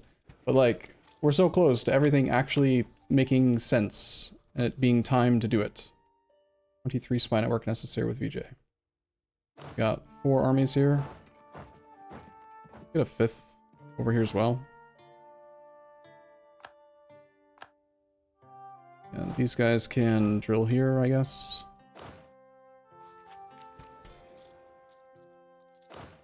Five armies is a lot for VJ. But what can you do? Gain that last little bit of innovativeness. Well, not the whole last little bit, but some. He's mad. He didn't give us his stuff. Competition for innovativeness from military. But we only get 1.5 of the 6. Probably not worth doing. We're gonna hit the military point cap soon. Time to do more dev in Persian clay. Bam. Almost prosperous. Just do a few clicks right now, just to make the alert go away, and then... I miss the days where you could, you just declare war on people to modify your piety. Start the level 3 version of this monument over here. Kill some more children. Spend some more money. Like, waiting on piety is forever, man. Let's replace our dead general. Who shall lead?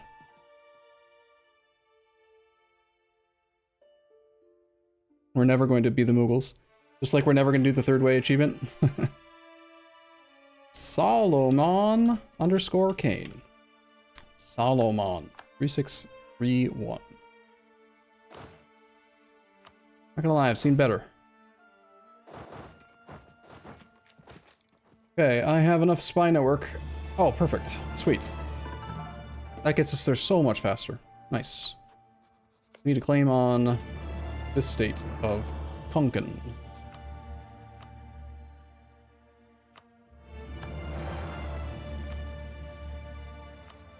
You will now give the clay.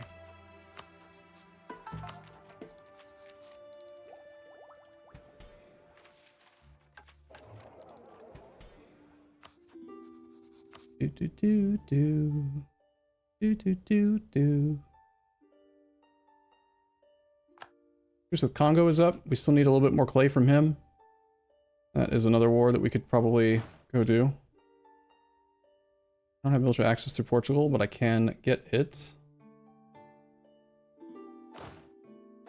If you go to here, you can come down and join him. Take care of the Congo War soon as well. We don't want to really take much land.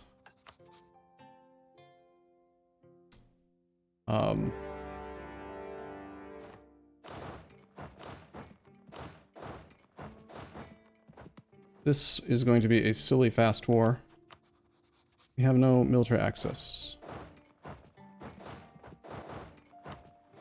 Best siege leader is Rizd. Let's make sure he's on the front, doing the sieges. Have you go here. We only have a couple 4 siege pip leaders, so I guess we're stuck with you guys.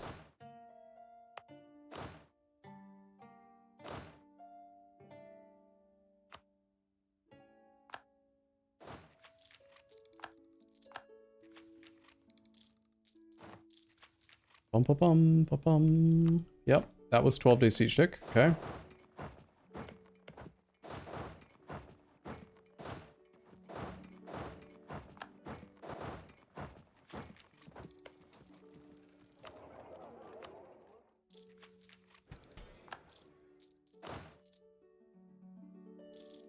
He does have an army. Oh, nice.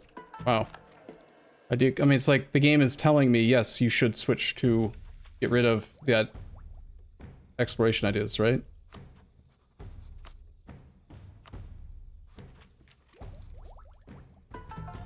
Alright, we were supposed to be peacefully vassalizing Orissa, and I forgot.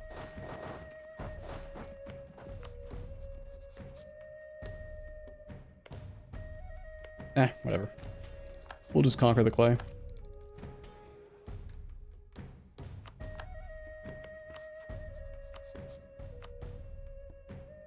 Not gonna pay Dipple points for that. 4-ups. We actually do need the prestige so we can keep murdering babies if we get another bad one, so... Also, manpower would be nice. We should still have on Neighbor War. Neighbor Raid, rather. I'm fine with this.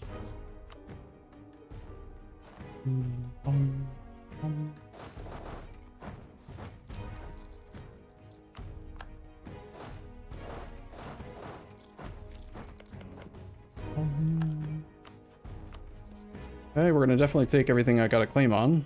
And war ups, and trade power, and money.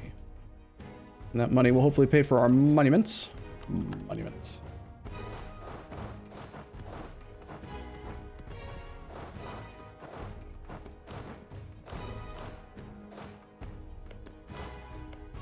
We're just level 2 forts. We're gonna roll through this country very fast.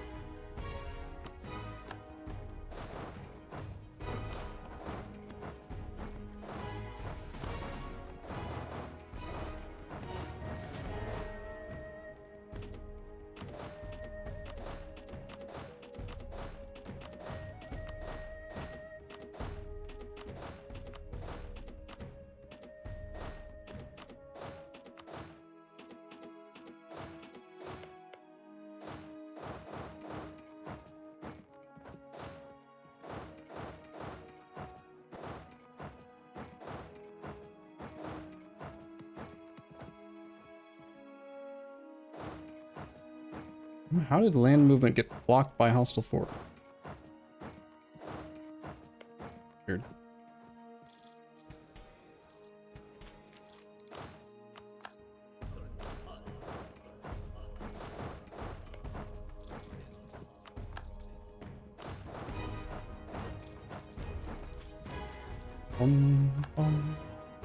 Why only 12 cannons in each stack and not 15 for +5? Because the average supply limit is not quite high enough to allow for a I would have to run a 15-0-15 is the reason.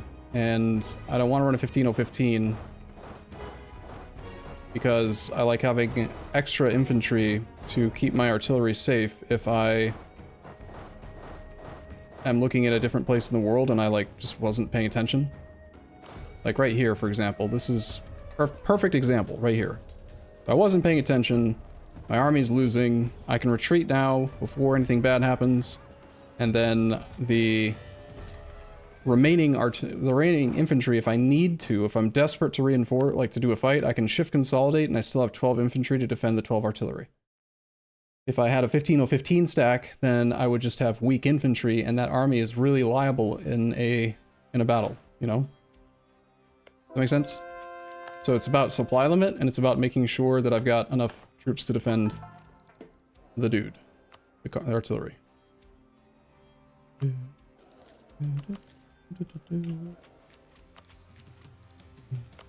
I can upgrade those. Did we finish the monuments?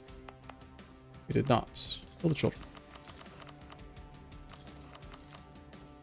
And then in the Spanish War, where I do encounter the level 4 forts, what I'll do is I'll just pull 3 artillery off of one of the stacks. And we do go up to +5 when it's necessary. In particular, if it's a mountain fort, where I'm concerned. Exactly what we did against Spain. Bum, bum, bum, bum, bum, bum, bum. Says no. He doesn't wanna.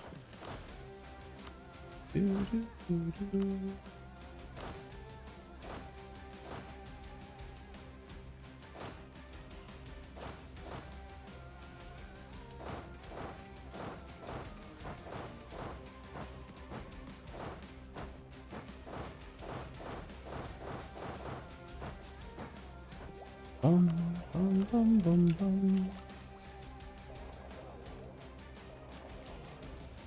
War was declared on April 14th of this year. In 5 months. Got them basically full occupied.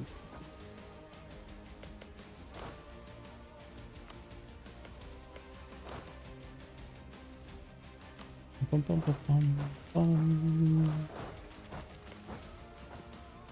Are you ready to surrender? Good. Okay, we take the things we have claims on, we take money, we take war ups, and do we want to pay a little more AE to get some of our manpower back so we can make more monuments? I think the answer is yes. Let's get a couple more occupations real quick. In legitimacy. Yeah. Piety at 47. We're almost there.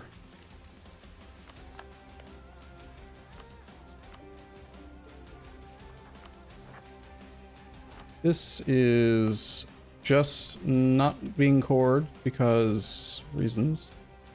This whole thing needs to be made into a raid company. Raise autonomy here. We will build the monuments. Let's build the children. I have no money. Can I get money again? In February, I can get money. Good, I like money. Tributary state didn't want to assess points. Have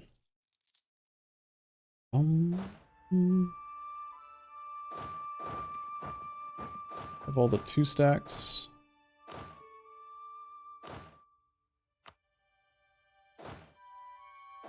Head to here. A 30 stack can go over there. You can go over to here. You can go to here.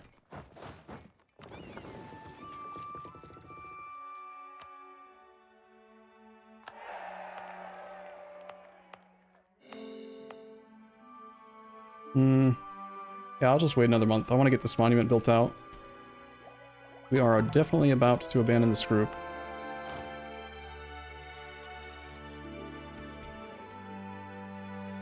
Are you not supposed to make sure the entire front row is only infantry? The only situation where your artillery will deploy in the front row is if there aren't enough frontline troops to protect them. So if you run like a 10-0-20 stack, you will have too many artillery. You'll deploy badly. The other circumstance where the artillery end up in the front row is if you could have all the infantry in the world, but if they run out of morale or their regiment strength goes to 0, then the artillery are forced to the front row. And then there are some obscure circumstances where, like, the AI will deploy the artillery in a really stupid way because they want to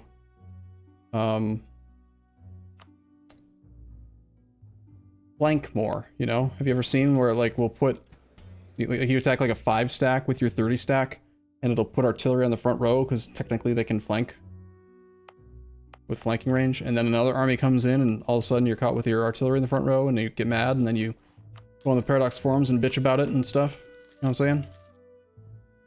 Like that.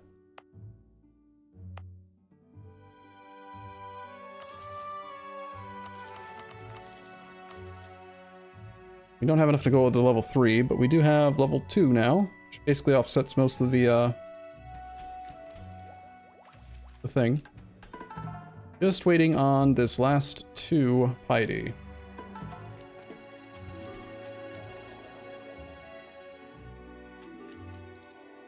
There's a disaster, but it's not going to be a real disaster. We can take tech, but we're not going to, because we're going to do a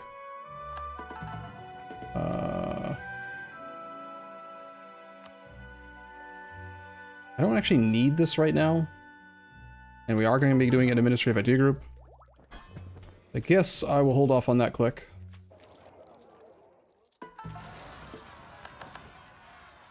Those mine? Usually Ming, I think.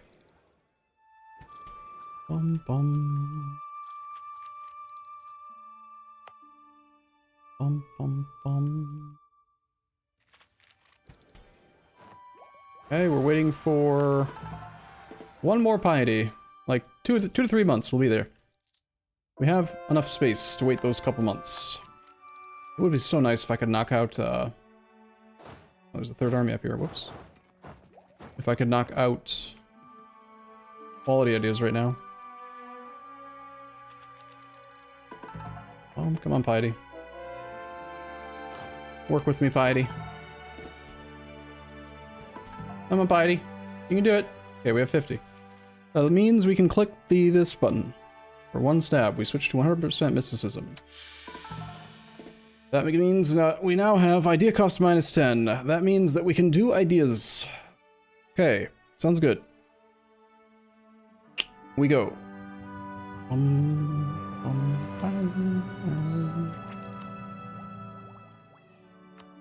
And we're going to... Guess we have to make a culture bank.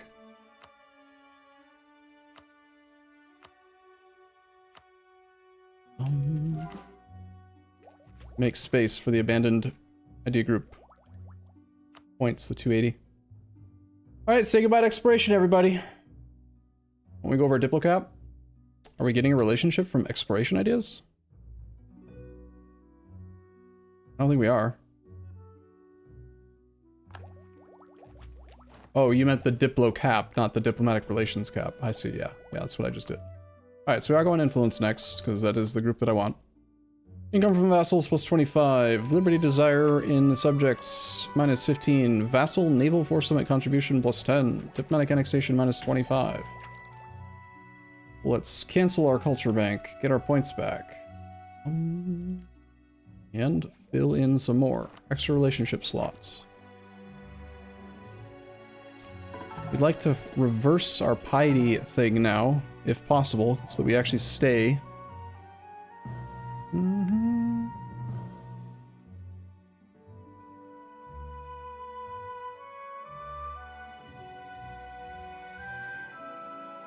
The hell? Changes by negative 0.2 each month due to positive 0.1 and positive 0.3.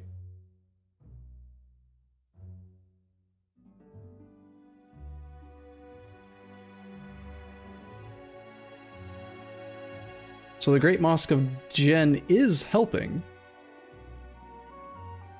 Even though, okay.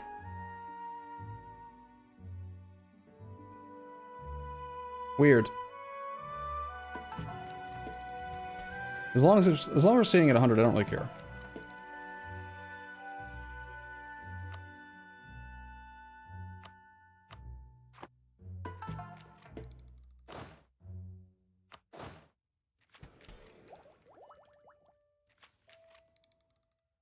Okay, I did want to attack Congo again.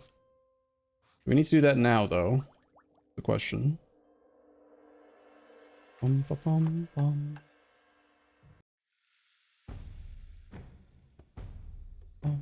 Espionage administrative gives advisor cost minus 20. Wow, that is wrong.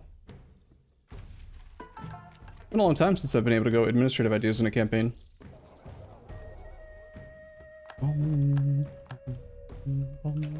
Military point cap, whoops. Alright, we have adaptability. That is officially, like, the only thing that I wanted that, and then I wanted our absolutism to be as high as possible, but I think we're ready to click the Mughals button now. He says. Alright, so, it was a fun stream, let's wait till tomorrow. I'm just kidding, we'll click it.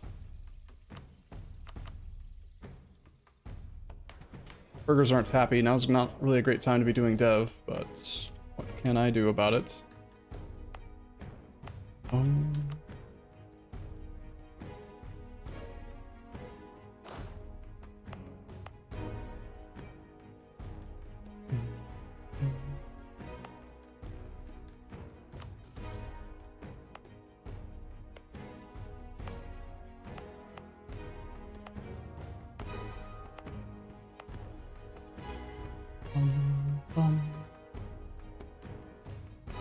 This monument might be worth upgrading now. Did I finish the level 3 here? I keep on forgetting. I'm still very scatterbrained. I did not do the level 3 yet. Let's do the level 3 here. Kill some babies.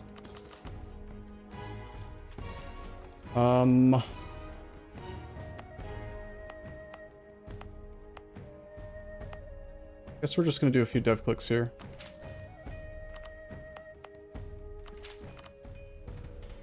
For now. Yeah, let's make a backup save, and then I think we probably do on the Mughals now. So by giving ourselves an extra day, we've gone up to 247 Persian dev. Up from like way less. It was like 120 or 150, somewhere in that range. We almost have as much Persian dev as we have Swahili now. I didn't get the other lands from Ajam because he is protected by the Ottomans. Yeah, harsh treatment for absolutism is reasonable as well, for sure. So, the only last thing I can think of that's causing me to want to hesitate to do the switch is that we don't currently own all Congolese culture. And that means that we'll lose control of the ability to revoke estates, stuff. Most of the privileges will drop off when we become the Mughals, but some won't, and being able to revoke stuff for free is pretty appealing.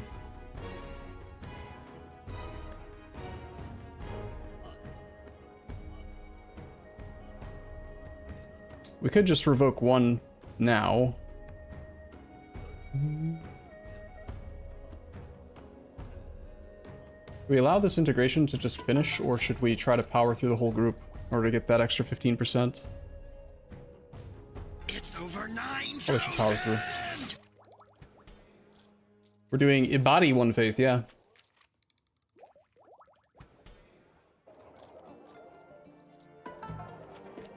Are you going to give Monopoly before changing?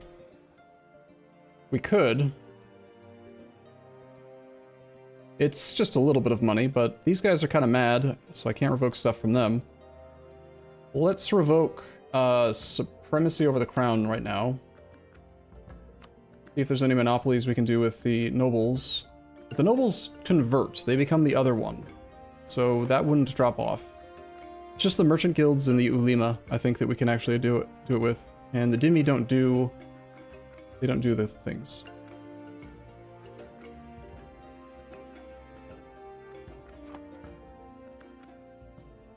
I could spend money to make the dudes loyal right now. Or we could wait till they're at 50% or invoke something.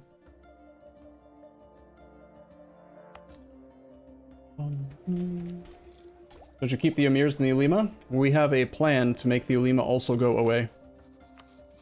Let's go take over the rest of our Congo culture, get this part done, and then we can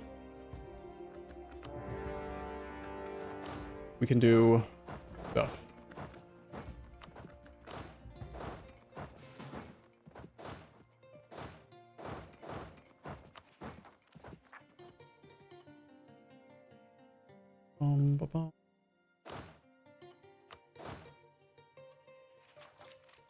The army should be plenty for this whole thing.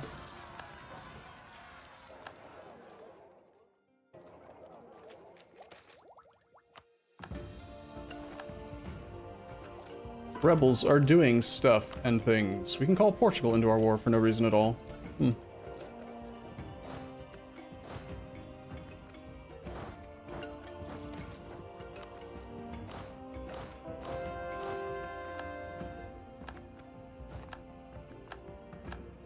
Whoops. I did finish the integration accidentally. I forgot to check to see if he was, We're not gonna full state this land over here. These armies can just go away. There are Turnation rebels here. Maybe these two can actually kill that then.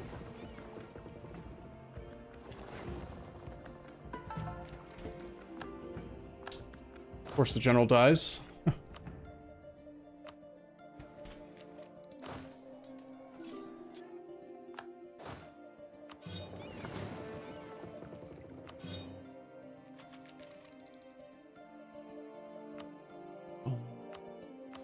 We have 2 relations open, that's why we're getting offered royal marriages and crap.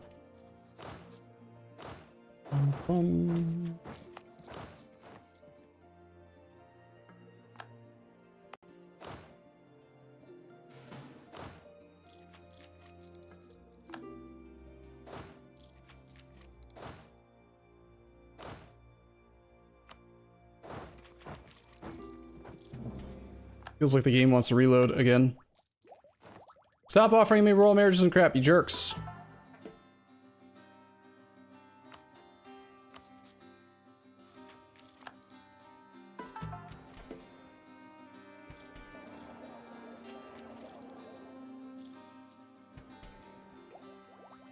Alright, I'm trying to stay focused. Sorry if I'm not reading chat as much. That was a, like, less than... That was very, very fast siege. Auto siege, auto siege. All you go away, stop asking me for shit. Not you, Jimmy, you can stay. Just be reasonable. We're not been converted yet. It has. Okay, we can destate this, make it into a trade company.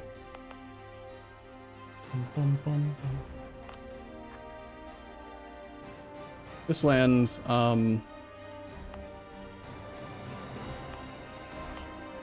once the land is converted, we can add it to trade companies.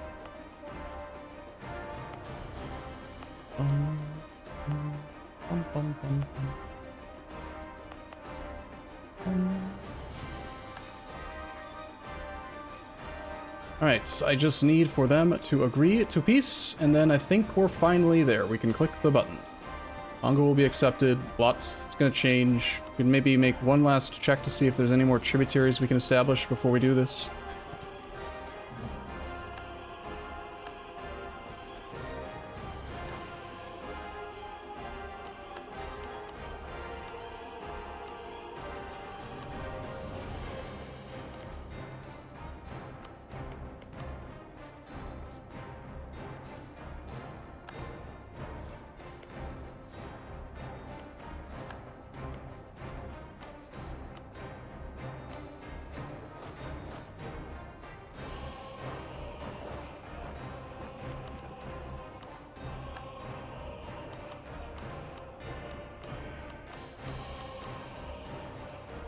We have claims on all of that. Is that all of the Congo culture, though? Need that one, too. The rest of the Congo culture... We don't actually need the land down here, but we might as well take it. We won't pour any more land until we actually do the Mughals click, though.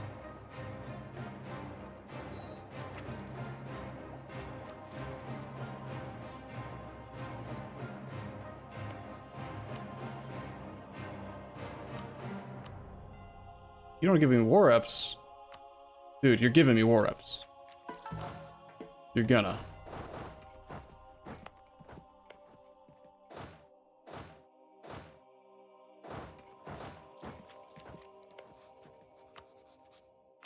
Fine.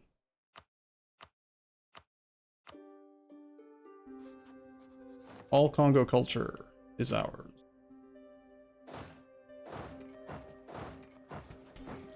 So, are we ready then? I think yes. Let me get to the backstage.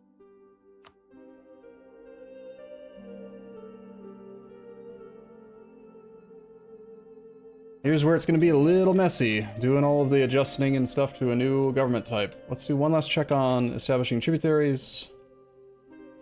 5 countries would accept. Let's do you. Sanj.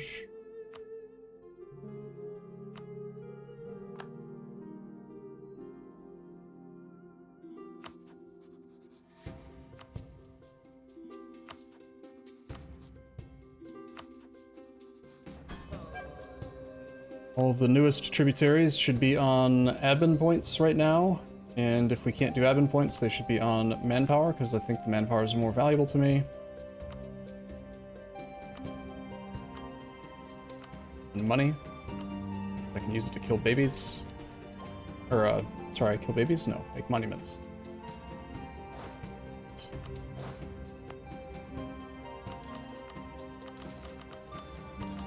Oh, I should have pillaged those guys. We could have gained a lot of manpower to that. I think we're going to lose access to Neighbor Raid, because we're going to switch to the Indian Tech Group. Yeah, I missed out on quite a bit of manpower right there. To be specific, 2303 times 12 months times 3 people I could have pillaged. 83,000 manpower. Would have finished our monuments. Well, I already did finish the monument, but...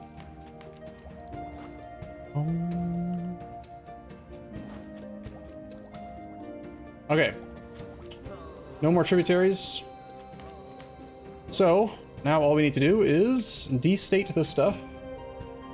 And I want to try to be reasonable about this. And I'm not gonna just like destate everything this time. I'm gonna try to just only destate the stuff that I intend to make into a trade company specifically first. So that's gonna be this state, that's gonna be this state, that's going to be state up here with its center of trade.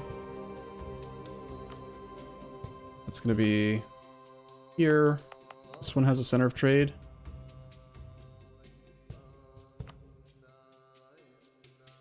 Okay, states. These are our states. This state can't be made into a trade company.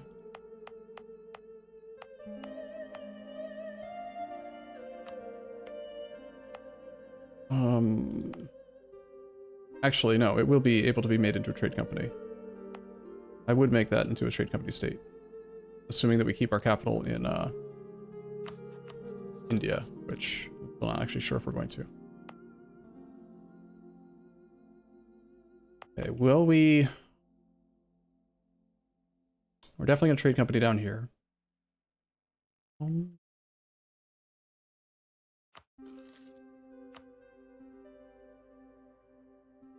This node. This has a gold mine. How much do we care about the gold income? Not much. This is going to be a trade company state. This will be a trade company state as well. Hilwa gold mine makes like 9 gold a month. I don't think I care about the gold income anymore. I think the goods produced multiplier to all the provinces is going to be more impactful.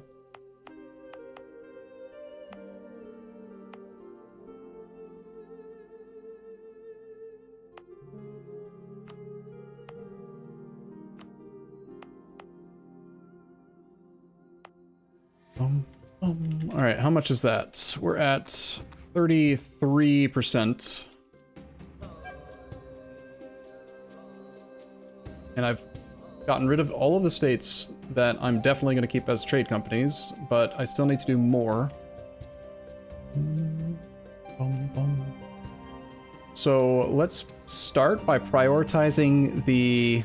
If I can keep any of the land stated, I'd prefer for it to be the coastal land, because the coastal land gives naval force limit.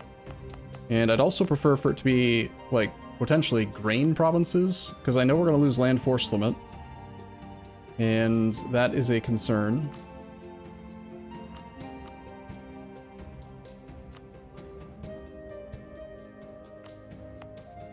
There's not a lot of grain down here. Okay,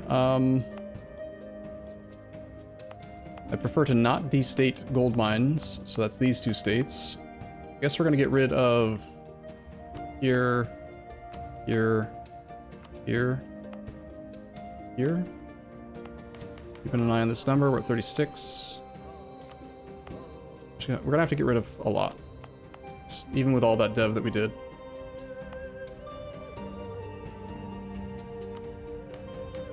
%.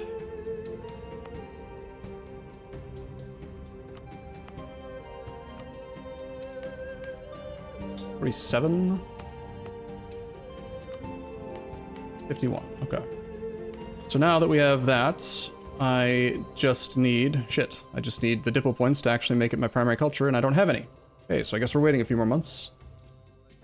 I did just lose my land force limit and stuff, but it's not nearly as bad as it was before. 77 gold a month. We can afford that for a little while. 12 gold a month on the Navy. Fine. Rip dev, yeah. But long term, it's going to be to our benefit.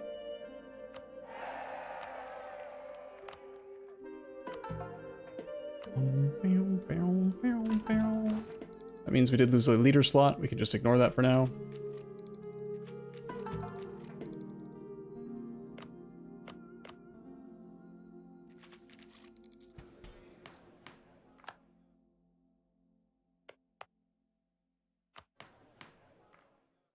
Okay, let's just wait till we have enough Diplo points.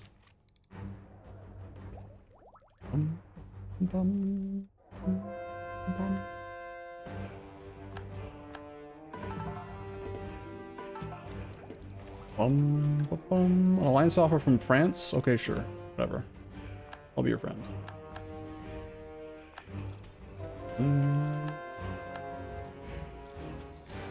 Need 90 dipple points. Maybe change all the tribes to dip for 1 tick? Yeah, sure. I mean, I just checked to see if I should focus dip, but we actually have 4 admin ideas remaining and only 2 diplo ideas remaining, so I actually need more admin points than I need diplo points, so I think it's probably better just to keep the tribes on tributaries on admin points.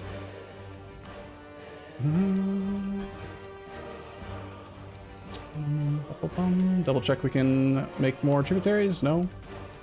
If I really wanted to micro, we could send our colonist around and try to tributary a few more people, but I think it's fine. 1 more month. Rebels. Sir, it's just the rebels. They're here.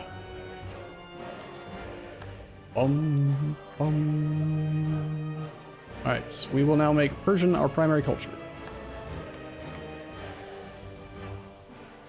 We can now form the Mughals if we make Delhi into a state. And this is where we're going to take 1 more backup save because this is where it all goes to hell. This is where our capital moves. We don't actually have any admin points to move our capital right now. It's going to be a transition period, a little bit growing pains, but we've done what we can to make it a lot easier to get through this by delaying the click for a while. Boom, boom, boom, boom. You are a state now, sir. We're gonna do all these things. One last thing we were hoping to do. Okay. One more thing. Let's wait 2 more months so that the merchant guilds can get above 50. And maybe we wait a little. Wait. We can do this. This works. Okay. What happens if you have an agenda for an estate that doesn't exist? That could be interesting. We find out? I'll do a merchant guild agenda, and then the merchant guilds will cease to exist. Okay, we're going to revoke a thing from them, and from the clergy. We're going to look for the biggest, fattest monopoly click. Get a little bit of free stuff. It's not very big. 115 monies. Ooh-wee. Merchant guild click. Please be bigger than that. We'd also do exclusive trade rights. 1,700 monies. Sure. Alright, we're gonna do our click now. Click. We want new traditions and ambitions. A lot of stuff just dropped off. Merchant guilds still exist temporarily, but they won't anymore. The Ulema still exists, right? Someone earlier was asking, well, how are we going to deal with the Ulema? Also, we are over the relationship limit by 2 because we lost strong duchies. We're going to want to do land acquisition to make it possible to get our cores back.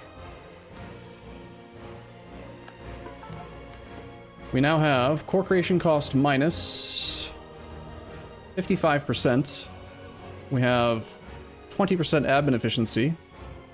See, like, yesterday when we were trying to do this, we didn't have Alhambra, we didn't have the admin tech, we didn't have the age bonus for admin efficiency, we didn't have the 3rd administrative idea. There's a lot of stuff we didn't have. Alright, so our capital is now here. This land is all not trade companies. We did just lose a lot of value here. Trade income is going to go into the toilet because of our capital being here.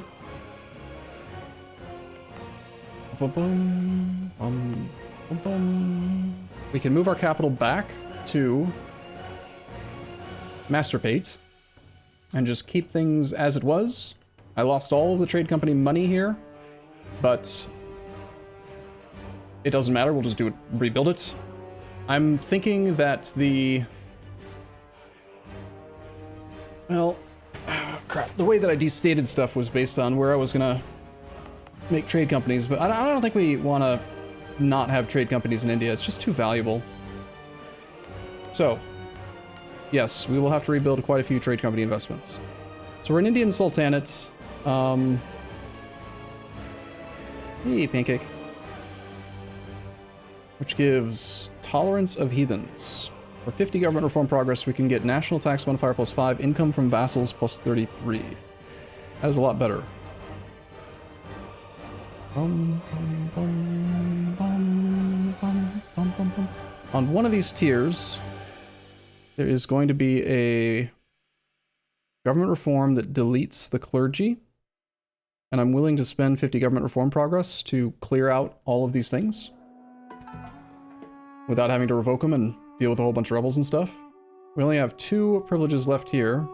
Our absolutism cap is currently 20. We have plenty of points to do some strength in government.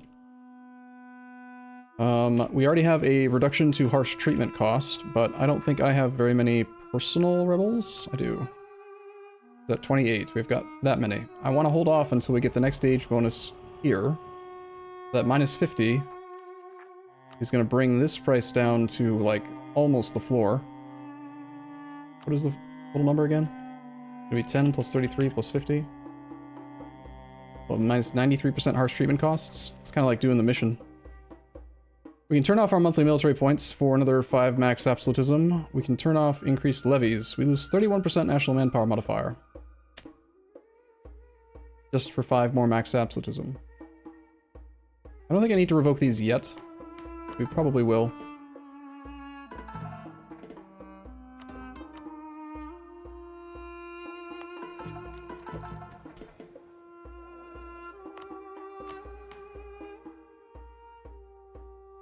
Is it worth this? Will Animus still be there if you wait with the harsh treatments? Maybe not, but more will build up. It's fine. Centralizing a state is a useful one. We are going to need reform progress growth again.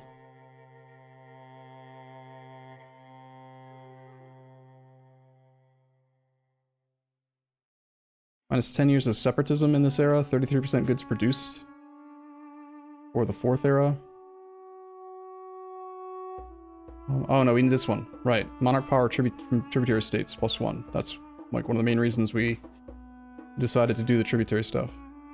Okay, on this tier, we're going to disable the clergy and Brahmins' estates.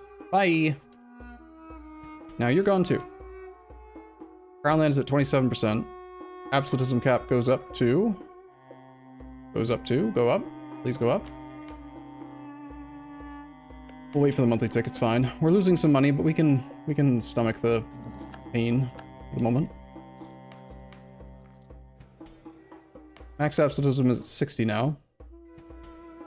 And we're going to... Now, if we want to get that estate, those 2 states back, we can just undo this. We can switch to anything else, like get another diplomat, gain temple rights. Seizing land from the clergy does not trigger religious rebels.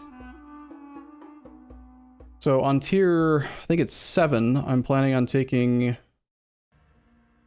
Yeah, actually no, it's tier 8. I'm going to take this, because we have a lot of trade company governing costs, like a lot of trade companies, and the governing cost minus 10 is going to stack really well. Plus trade steering multiplies our trade income a lot, so we can get to the thing. We only need 1 of these, so I don't need it on this tier. The seizing land from the clergy estate.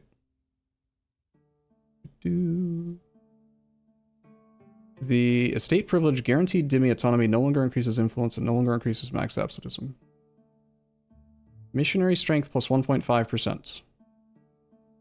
Probably want that one, I guess. This is fine.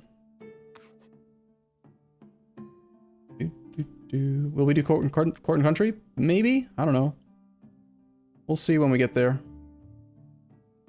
Alright, we already have the noble's estate. When it says enables nobility estate, what it actually means is enables the mansabdars, which is just, I guess, a different localization for nobles. We already have that estate. There's a decision we can turn in to establish the dhimmi, but why do that? The dhimmi are saving us 10% tech cost at this stage of the game, and at this stage of the game, that's not actually that relevant anymore. So I think we stick with the Brahmins. Rajput military leadership lets us recruit Rajput regiments, not Cossacks. We don't really need sustained discipline anymore.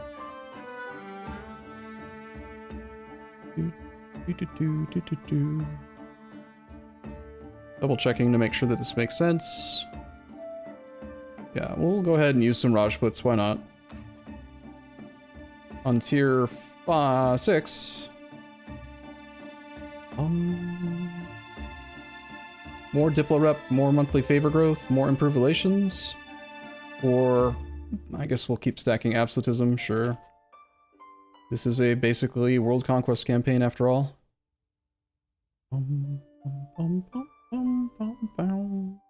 Another 10% advisor costs. So I've kind of lost track of how many overall advisor cost discounts we have. Currently we have minus 74.5% all advisor costs. And we're going to have even more because of administrative plus espionage. In the near future, we're going to have another minus 20. And another minus 10. Another 30 here. Is a lot. We need even more than that.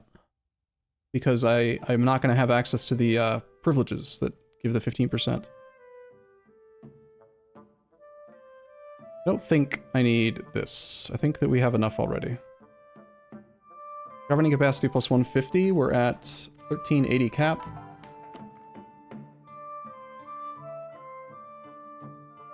Possible advisors at the cost of yearly corruption. Guaranteed monarch administrative skill. Rajput estate privilege enlist Perbias will grant additional discipline. I don't really want to have to grant any privileges. Espionage already gives, like, don't we have negative yearly corruption passively anyway? Yeah, from vetting. Like, we could probably afford to have a government reform cause yearly corruption. We just disregard that line. Extra possible advisors, extra +1 monarch admin skill. Eventually going over the governing cap is gonna maybe be a problem, for sure.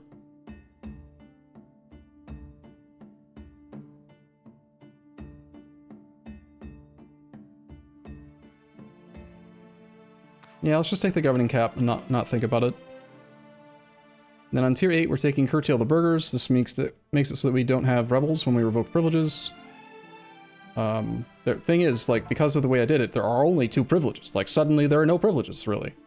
And we could revoke these right now without pissing them off, so we don't really need that one either.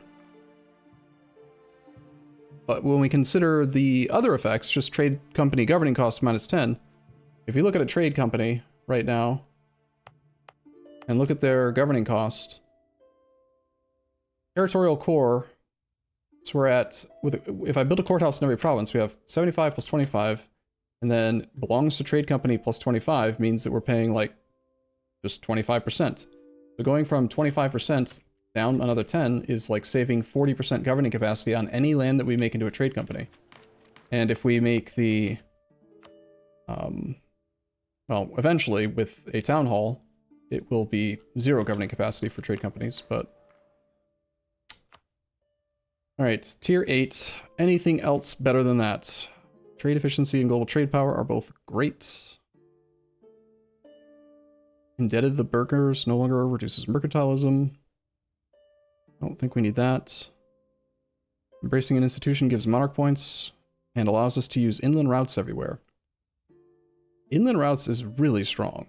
That's another 10% siege ability that stacks additively with all of our siege ability modifiers. It's a bit of micro to move merchants around. It also allows us to use more artillery in our sieges. I think that's actually the best one. It's so powerful for military. The monarch points are just gravy. Trade power abroad is just gravy. Yeah, let's take it. Alright, we don't have enough for tier 9, but we're like 3 tiers away from the end.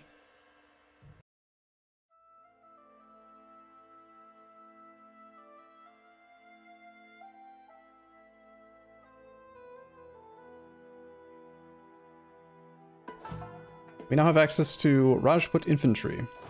We are paying 178 gold a month because we're way over our land force limit at the moment. We have a colonial subject.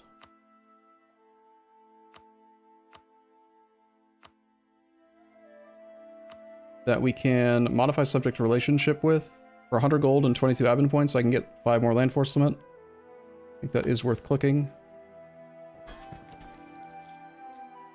And I'm gonna just say that I think it's better to just move our capital back to here, except that I just spent the points necessary to do the click. Damn. I'm gonna wait 1 more month, and I think we're gonna just move our capital, retrade company all of India. Also, I should immediately restate all this land now. It won't be at 0% autonomy, but it will be at 50. Will help out with our force limit a bit, especially because a lot of this land has regimental camps.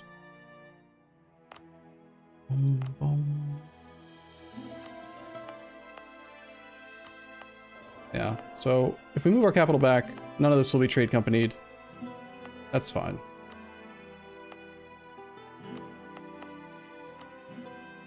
India is just the best place to have trade companies, you know? Like, the production of India went down so much when I...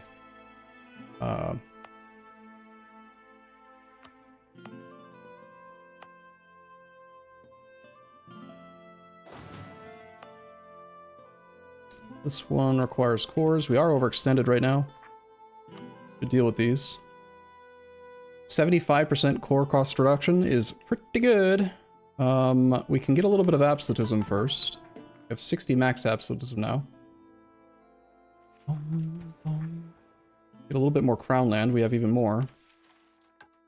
Not going to establish the Dhimmi.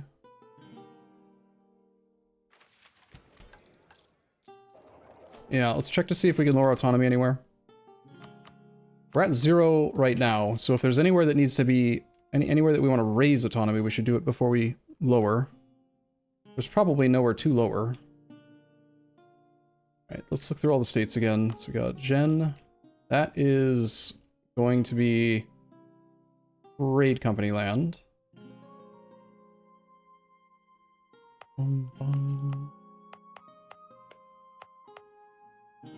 Isn't it? That we're not going to state. No, no, no, no, no, no.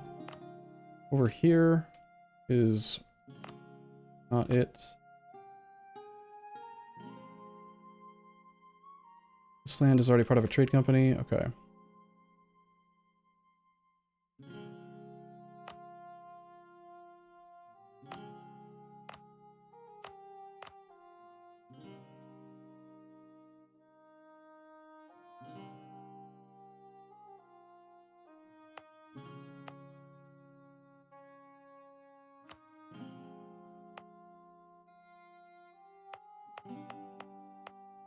Where in the hell is Jen? What's this one? I just didn't add the new land to the trade company. That's why that alert's showing up. I see. Okay. Well, I wanted to convert the land. That was what I was doing. And then adding it to trade company. This one I already did, and I probably shouldn't have. Right. So that alert can go away for right now. Let's convert Allah. 1.4% missionary strength doesn't seem like very much right now.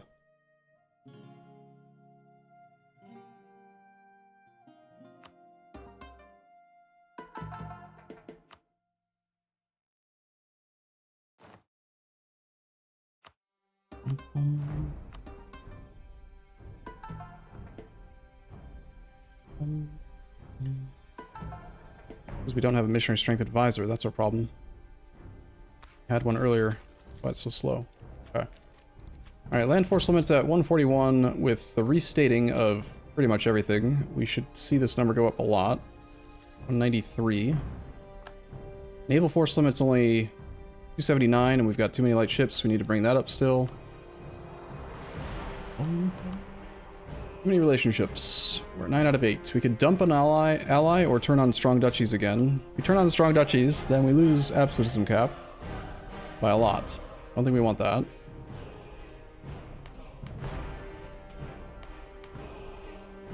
We're not going to do harsh treatment until we get our next modifier, but we can do a few strength and government clicks.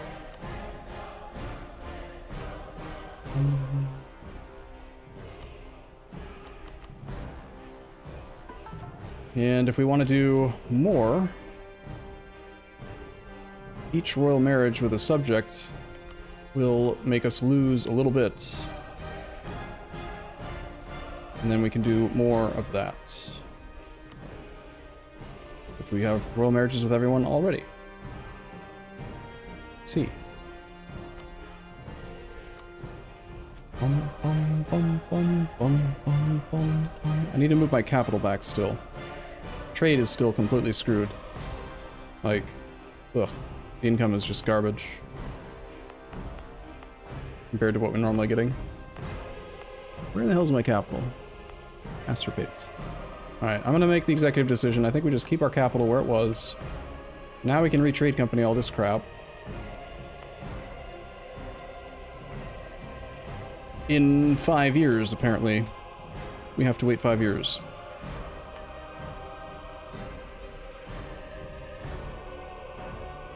Seems reasonable.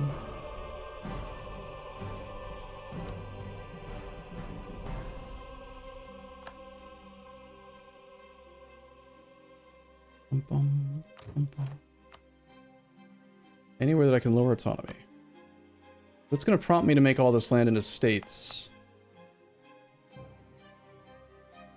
But I want to make it into a trade company. But I can make it into a state. They're just territory. They're half cores. Sure. Make it all into states for now.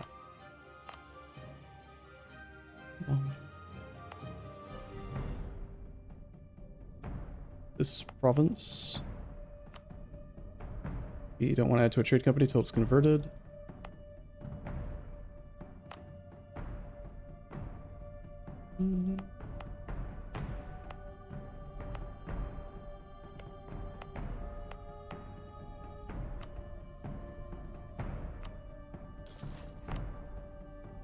Down here, we're not going to make into a trade company. This is also supposed to be a state.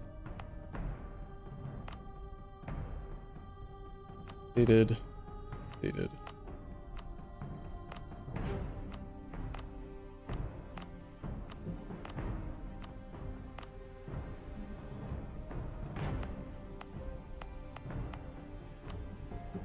This one, we're just relying on one missionary. Getting that province converted. Right, there are only... Oh god, there's still so many.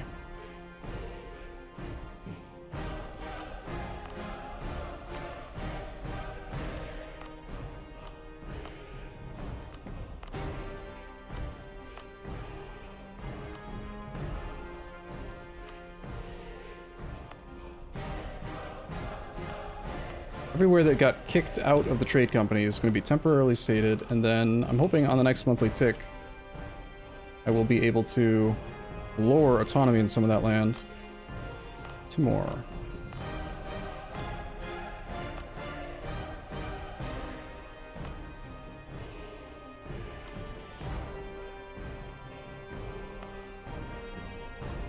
Here we're waiting on cores.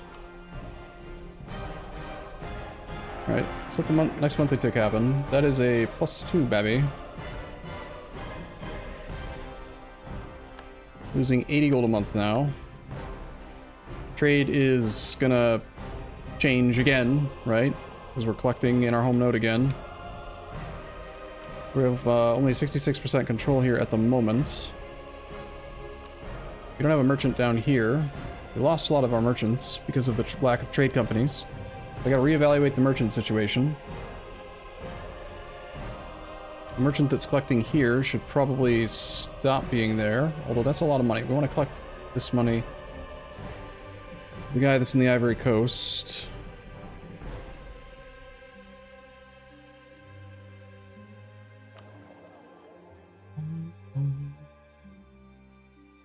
Alright, let's look at all the merchants. We got a merchant in Bengal. That makes sense. Ivory Coast. I'm gonna probably go back to just collecting in one node. Need this guy. Need Canton. Need that one. Need that one. Need that one. So if I pull back the two that are down here... Is there anywhere that needs a merchant that doesn't currently have one? Like needs. Pretty sure we would make more money. Incoming. Almost all of this money is coming from Cape of Good Hope, and we have more control here. Let's try collecting with the guy that's in the Ivory Coast here.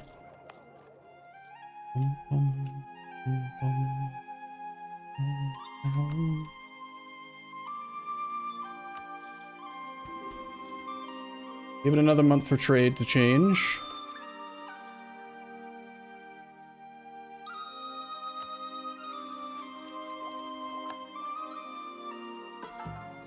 Only losing 36 now. Trade is still really low. Cape of Good Hope merchant hasn't arrived yet. Let's give it one more month.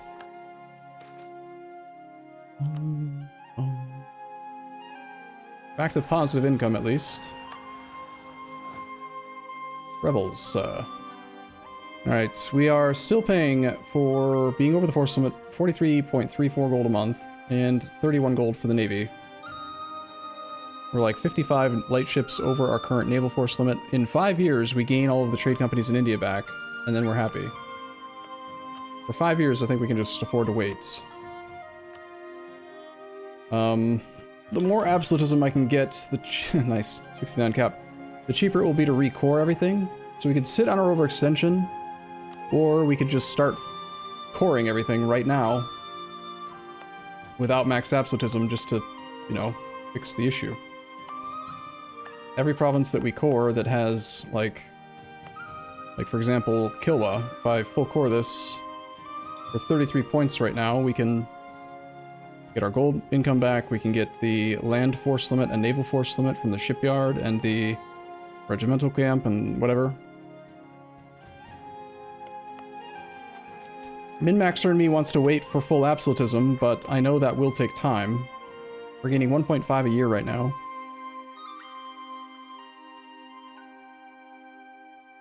Coring the uncored land right now and waiting on the rest might be a good middle ground, just so that we're not overextended. Seems like a good way to go. It'll slow down our idea group, but that's alright. Anything that's currently costing overextension, let's get those done. We have 69 PV size.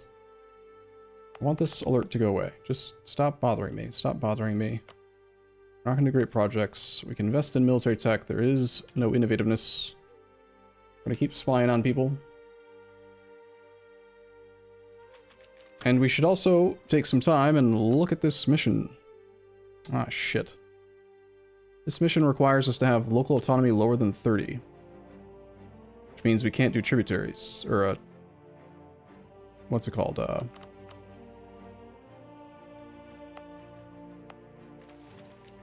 We cannot do trade companies there. Alright.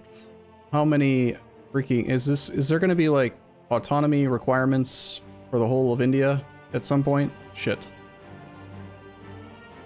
Shit. That mission's the only annoying one? Okay, thank God. Because I don't want to have... I want trade companies, I think. This one wants the Ulema to have 3 privileges granted, and we need a whole bunch of provinces. This just gives temporary missionary strength. I don't want to...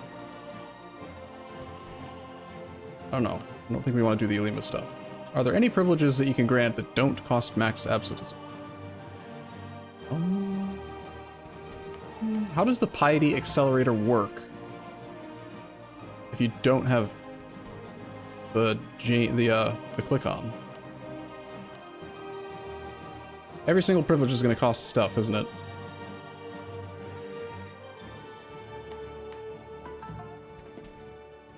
We'd like to get Crown Land. Were we like 27%? I thought we were close to 30 recently.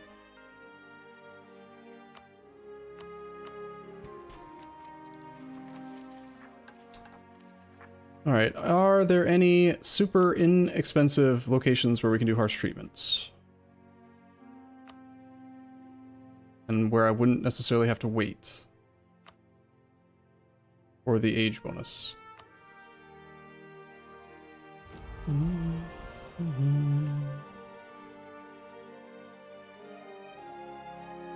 Take 34 months till we have harsh treatment discount. I think we just wait.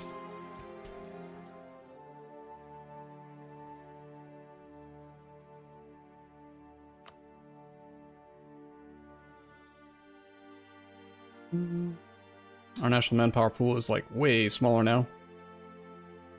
How badly do we want super high absolutism? Obviously absolutism stacking is good, but some of the privileges are still just so valuable.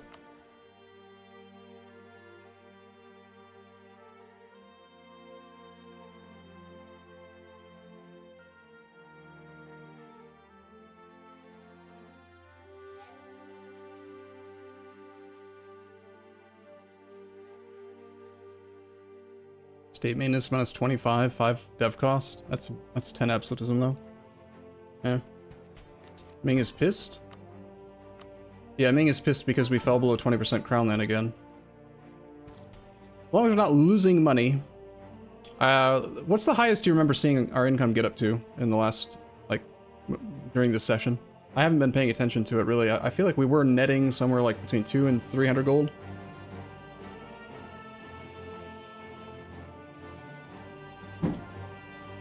Turn off our dev cost edicts at least to fix the economy a bit.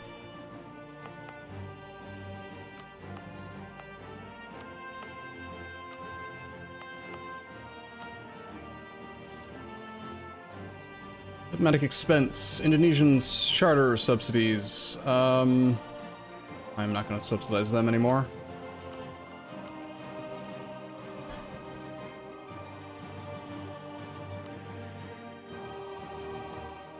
Bum ba bum bum bum ba bum.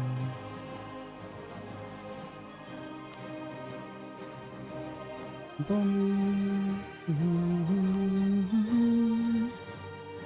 Right, all of our tributaries can now give monarch points because of that government reform. So let's focus every single one of them on Eben points now. Also, all the tributaries that were already giving points have upgraded in size effectively by size 1. So we're getting more monarch points from them as well. We can't establish any new tributaries, but the ones we have are going to give us, I don't know, someone add this up. 2, 3, 4, 1, 6, 1, 1, 1, 2, 3, 6, 5, is at least 7. At least 7 Eben points a year. Wow. Amazing.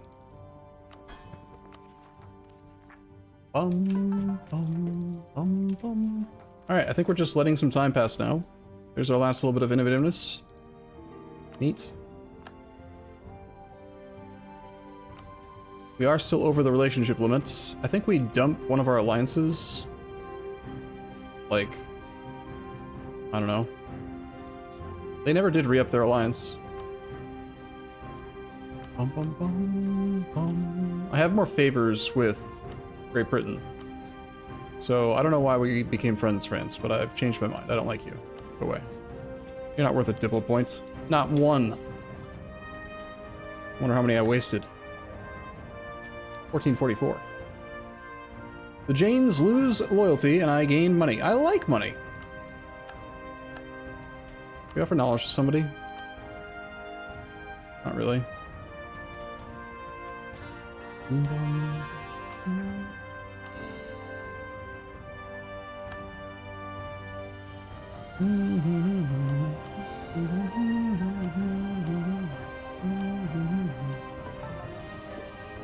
50 minutes ago, our total income was 597. Okay. Bum, bum, bum, bum, bum, bum, bum, bum, bum. You gotta also keep in mind, there's some other major things that we've lost, right? We used to have the burgers. The burgers gave us minus 10% dev cost and 20% trade efficiency.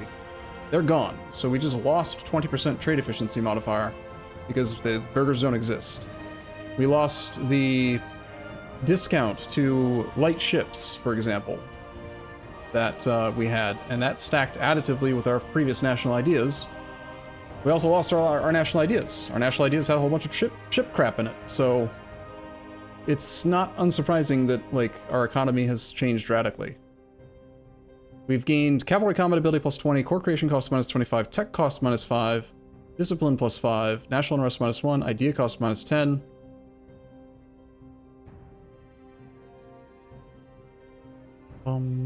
Free military policies plus 1, national tax modifier plus 10, yearly prestige plus 1, stab cost minus 10. How much does stab cost now? We have a lot of those modifiers. Hey Pancake, how you doing, buddy? 7.6% missionary strength is okay. We want to find a missionary strength advisor that is promotable. Pancake, I'm petting you. Stop doing the butt thing. I am petting you. Is there no one out there? What about the Mughal cultural bonuses gained? So, we don't get the bonus unless we have 100% of a thing. We hold 11 out of 13 provinces in this culture group in the Great Lakes. So, I guess because we don't have these lands colonized? Maybe we shouldn't have abandoned exploration? Whoopsie. So because of that, we don't get this bonus yet. Looting speed plus 50. East Bantu can just give direct income. Monthly autonomy 0.1. Chance of new heir. Tolerance of heretics. Another 10% advisor costs. Just as we conquer stuff, we're gonna keep filling in more and more bonuses. Extra missionary if we conquer the Cushitic region. We need to decide which of these modifiers are the most important and which one we want to, like, prioritize conquesting. Hindustani is another 10% cult or creation cost. Hindustani, if I'm not mistaken, was this group. We're pretty incentivized to get that one under control. If we had that, we'd have a total core cost reduction right now of 65% plus either 10% from a claim or 25% for permanent claims. So we'd be at 55 plus 10 plus another 25. We could have 90% reduced on permanent claimed land. A lot. We can't see all of the modifiers unless we have at least one of the provinces in our control. We'd have to go to the wiki to look up all the other modifiers. Need the Delhi low autonomy as priority. Yeah, this is definitely important. This is what triggers a lot of the permanent claims. Also... yeah, okay. So, by being the Mughals, we do have permanent claims already on some of this clay. But if we try to conquer land right now, we're gonna deal with, we're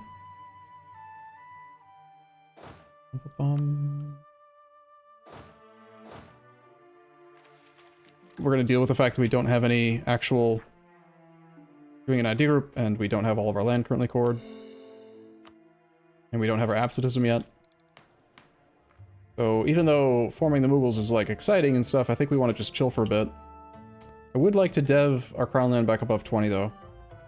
So that's 6 clicks, it looks like. Not really wanting to dev this land because it's going to be made back into a trade company. But while it's not a trade company, it's fairly cheap to dev. Would it make sense to turn on the... which one of you dummies was it? Was it the Janes? 5% dev cost? And then revoke this eventually? Remember, we can revoke privileges whenever we want, because we did take the time, before forming the Mughals, today at least, to consolidate the Congo culture. So we have Congolese accepted now, which means that our monument in here did not turn off.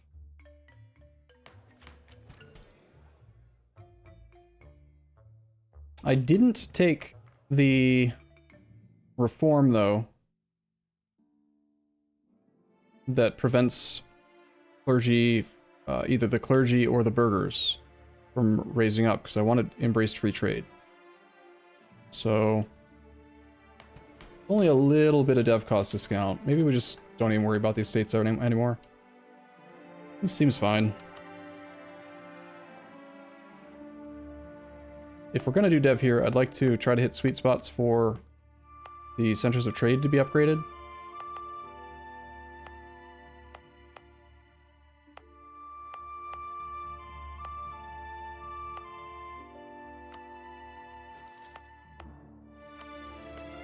Having inland centers of trade in trade company land is not particularly ideal, but this is a half core.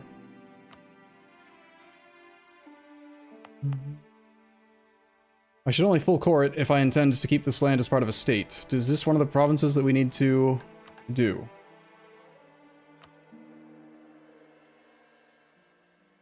No. So I think we're okay to just do some dev clicks here. Hate that I have to do mill clicks though.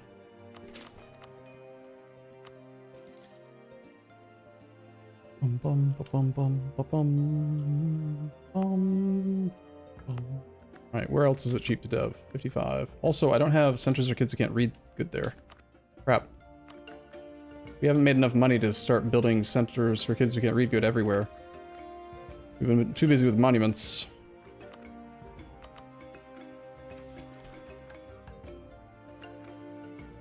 Bum, bum, bum, bum, bum. I will just bite the bullet and just do 3 clicks here.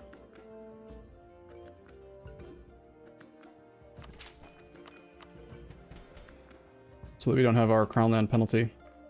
74 max absolutism.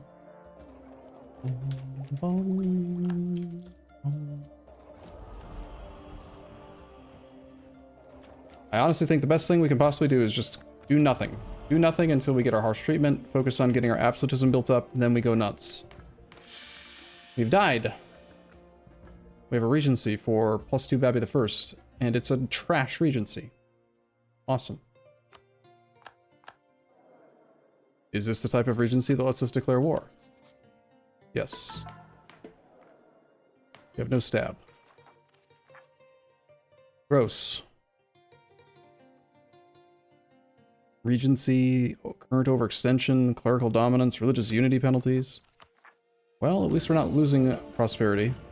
Although, pretty much all of our prosperity is gone. We had to abandon the estates. We can't earn prosperity either. The missionary is working to convert this province. 4% per month.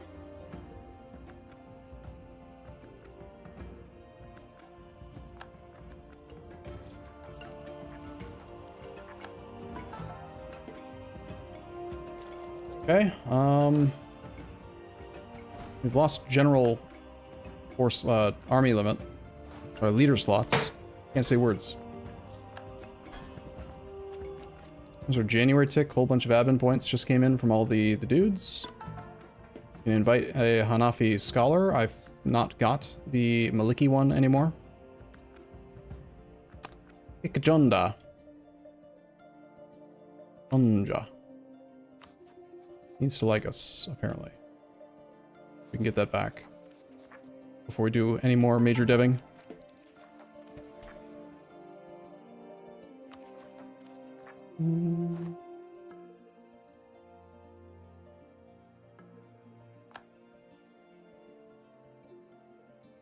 War versus weak derps for money. Weak derps like who? The people that I wasn't able to tributary, maybe? Already tributaried most of the people here.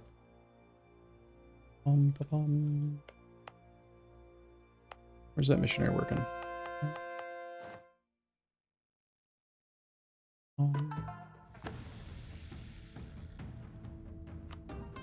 Oh, 6 gold a month. Kind of pricey. Must be a high autonomy province in, yeah, over in central Doab. Now's a good time to get the land converted. Once this is converted, we can actually use this. Power projection from insults, another monthly Pate accelerator 0.3, 2 more monthly splendor. Yeah, this is actually useful to have converted.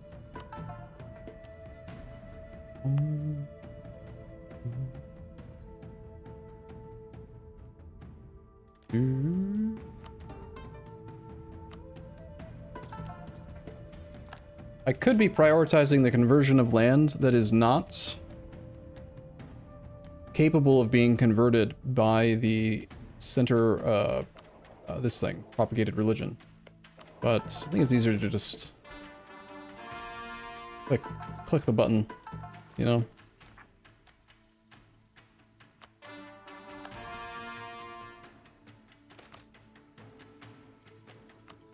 AE impact minus 20%, wow. We have minus 60%. Reduced aggressive expansion. And there is a scholar we can hire for another 10. We make the Mamluks like us, who is our subject. They should like us, I don't know why they don't.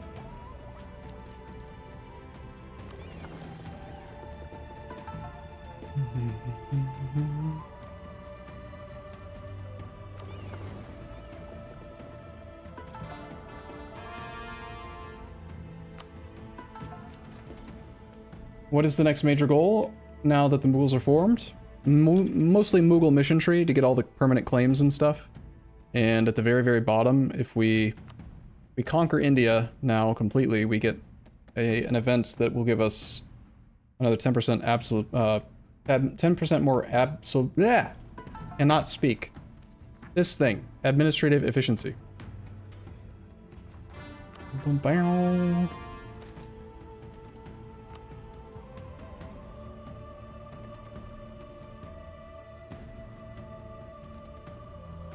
Yeah, blobbing. Not just waiting for, like, not just doing the mission tree, but also trying hard to, I can't say the words, man.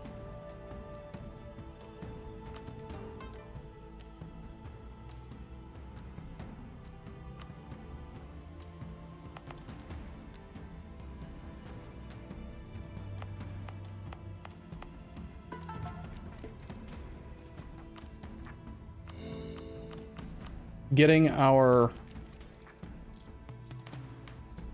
absolutism taken care of. Because we did lose all of our prosperity, I suppose, thinking ahead about it, if we wanted to do court and country, it would make the most sense to do court and country earlier rather than later, considering that we have no real prosperity to protect anymore. Maybe we're gonna do it. Because if we do that, we'll easily be able to get to, like, the absolutism cap, and maybe be allowed to turn on some privileges.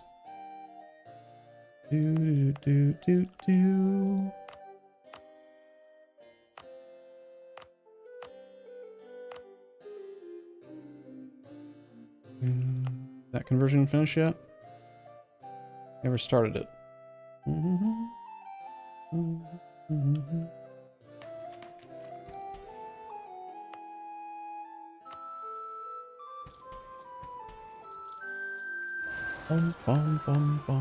Alright, I was looking for a missionary strength guy we could promote, and they just keep on not being available. That would help a lot right now, considering that we have stuff to do. Now, no advisors of our culture, really? Not one that can be promoted? Okay.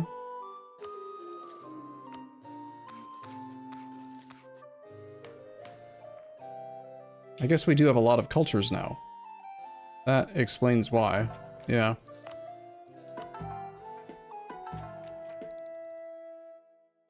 Okay, we take tech in 2 months, and we keep on just chilling for the moment. We've got all of the cores that actually cause overextension dealt with. Which other mission can we work on or do something with? All provinces in the Gerd area owned by us. Just doesn't make a lot of sense to me to take Clay when we don't have max absolutism yet. Like, we could get a lot more administrative efficiency. Then we go nuts. On the other hand, it's hard to gain absolutism quickly if we don't have land to harsh treatment. Taking Clay right now lets us harsh treatment Clay. And lower autonomy.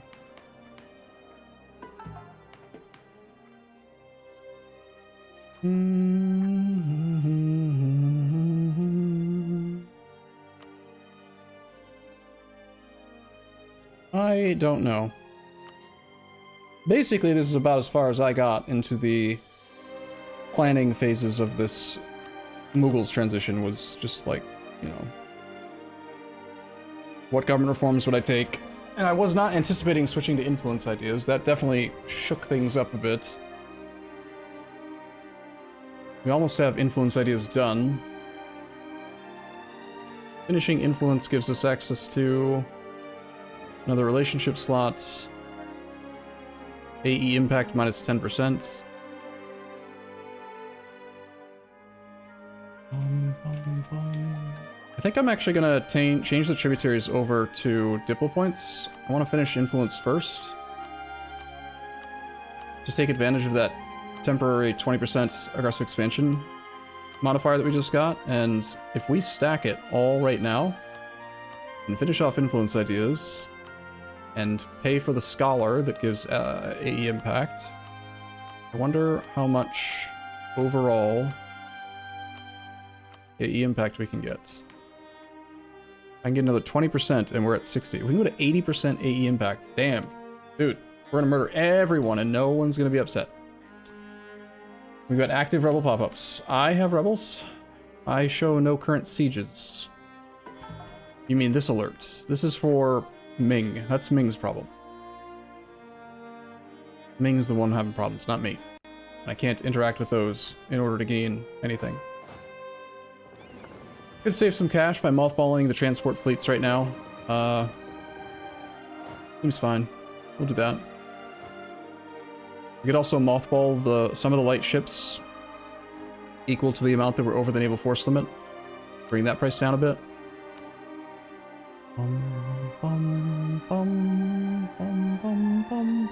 Alright, we died. We lost all of our freaking mysticism. Dang it. Dang it. That's annoying.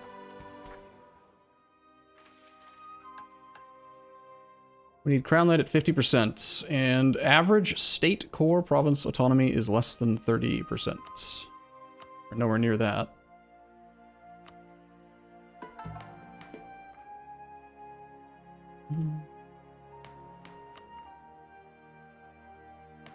Not until I can recore everything.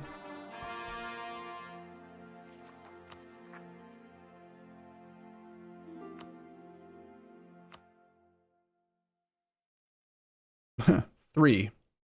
That's pretty cheap.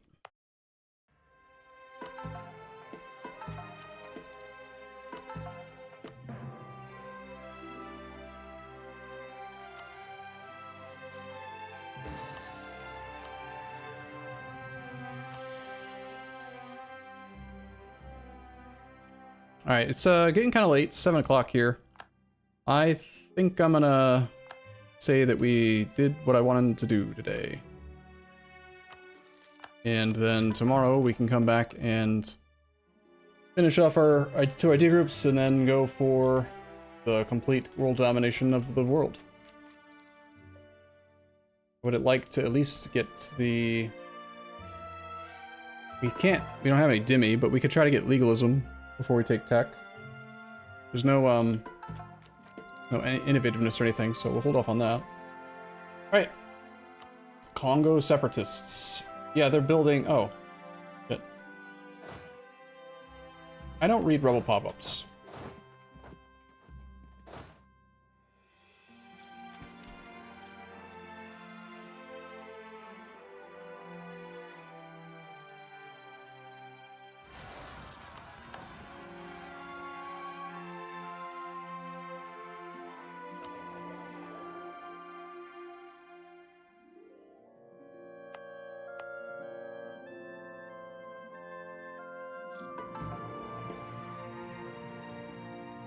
Once again, I am asking for a... oh, Kala can't be converted anyway.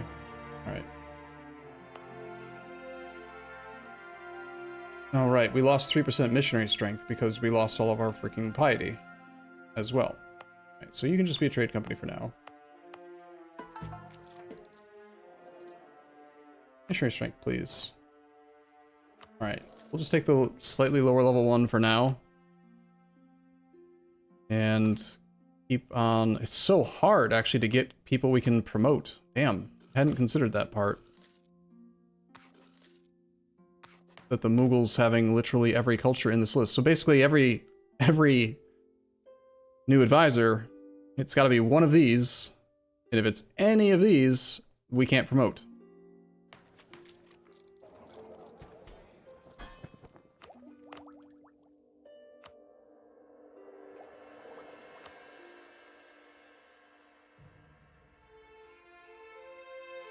Probably want to wait until after the mission that moves our capital again. There's another mission that moves capital? I was not aware of that.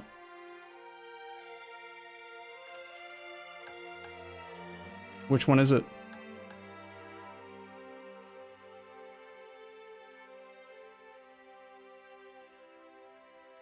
I don't like missions. I don't like having to look through the tooltips and find the answer. I don't like them. Grumpy.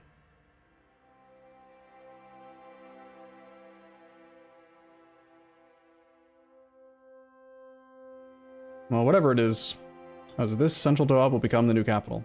Yeah. That's pretty far into it. That also requires the Ulema loyalty at 60 or greater, and the Brahmin loyalty at 60 or greater, with 40% influence. Crap. We're gonna have to grant them some stuff at some point. Okay, for now, I'm going to wrap it up for today. We will make some more progress tomorrow. Have a great night. Thanks for hanging out. See you soon.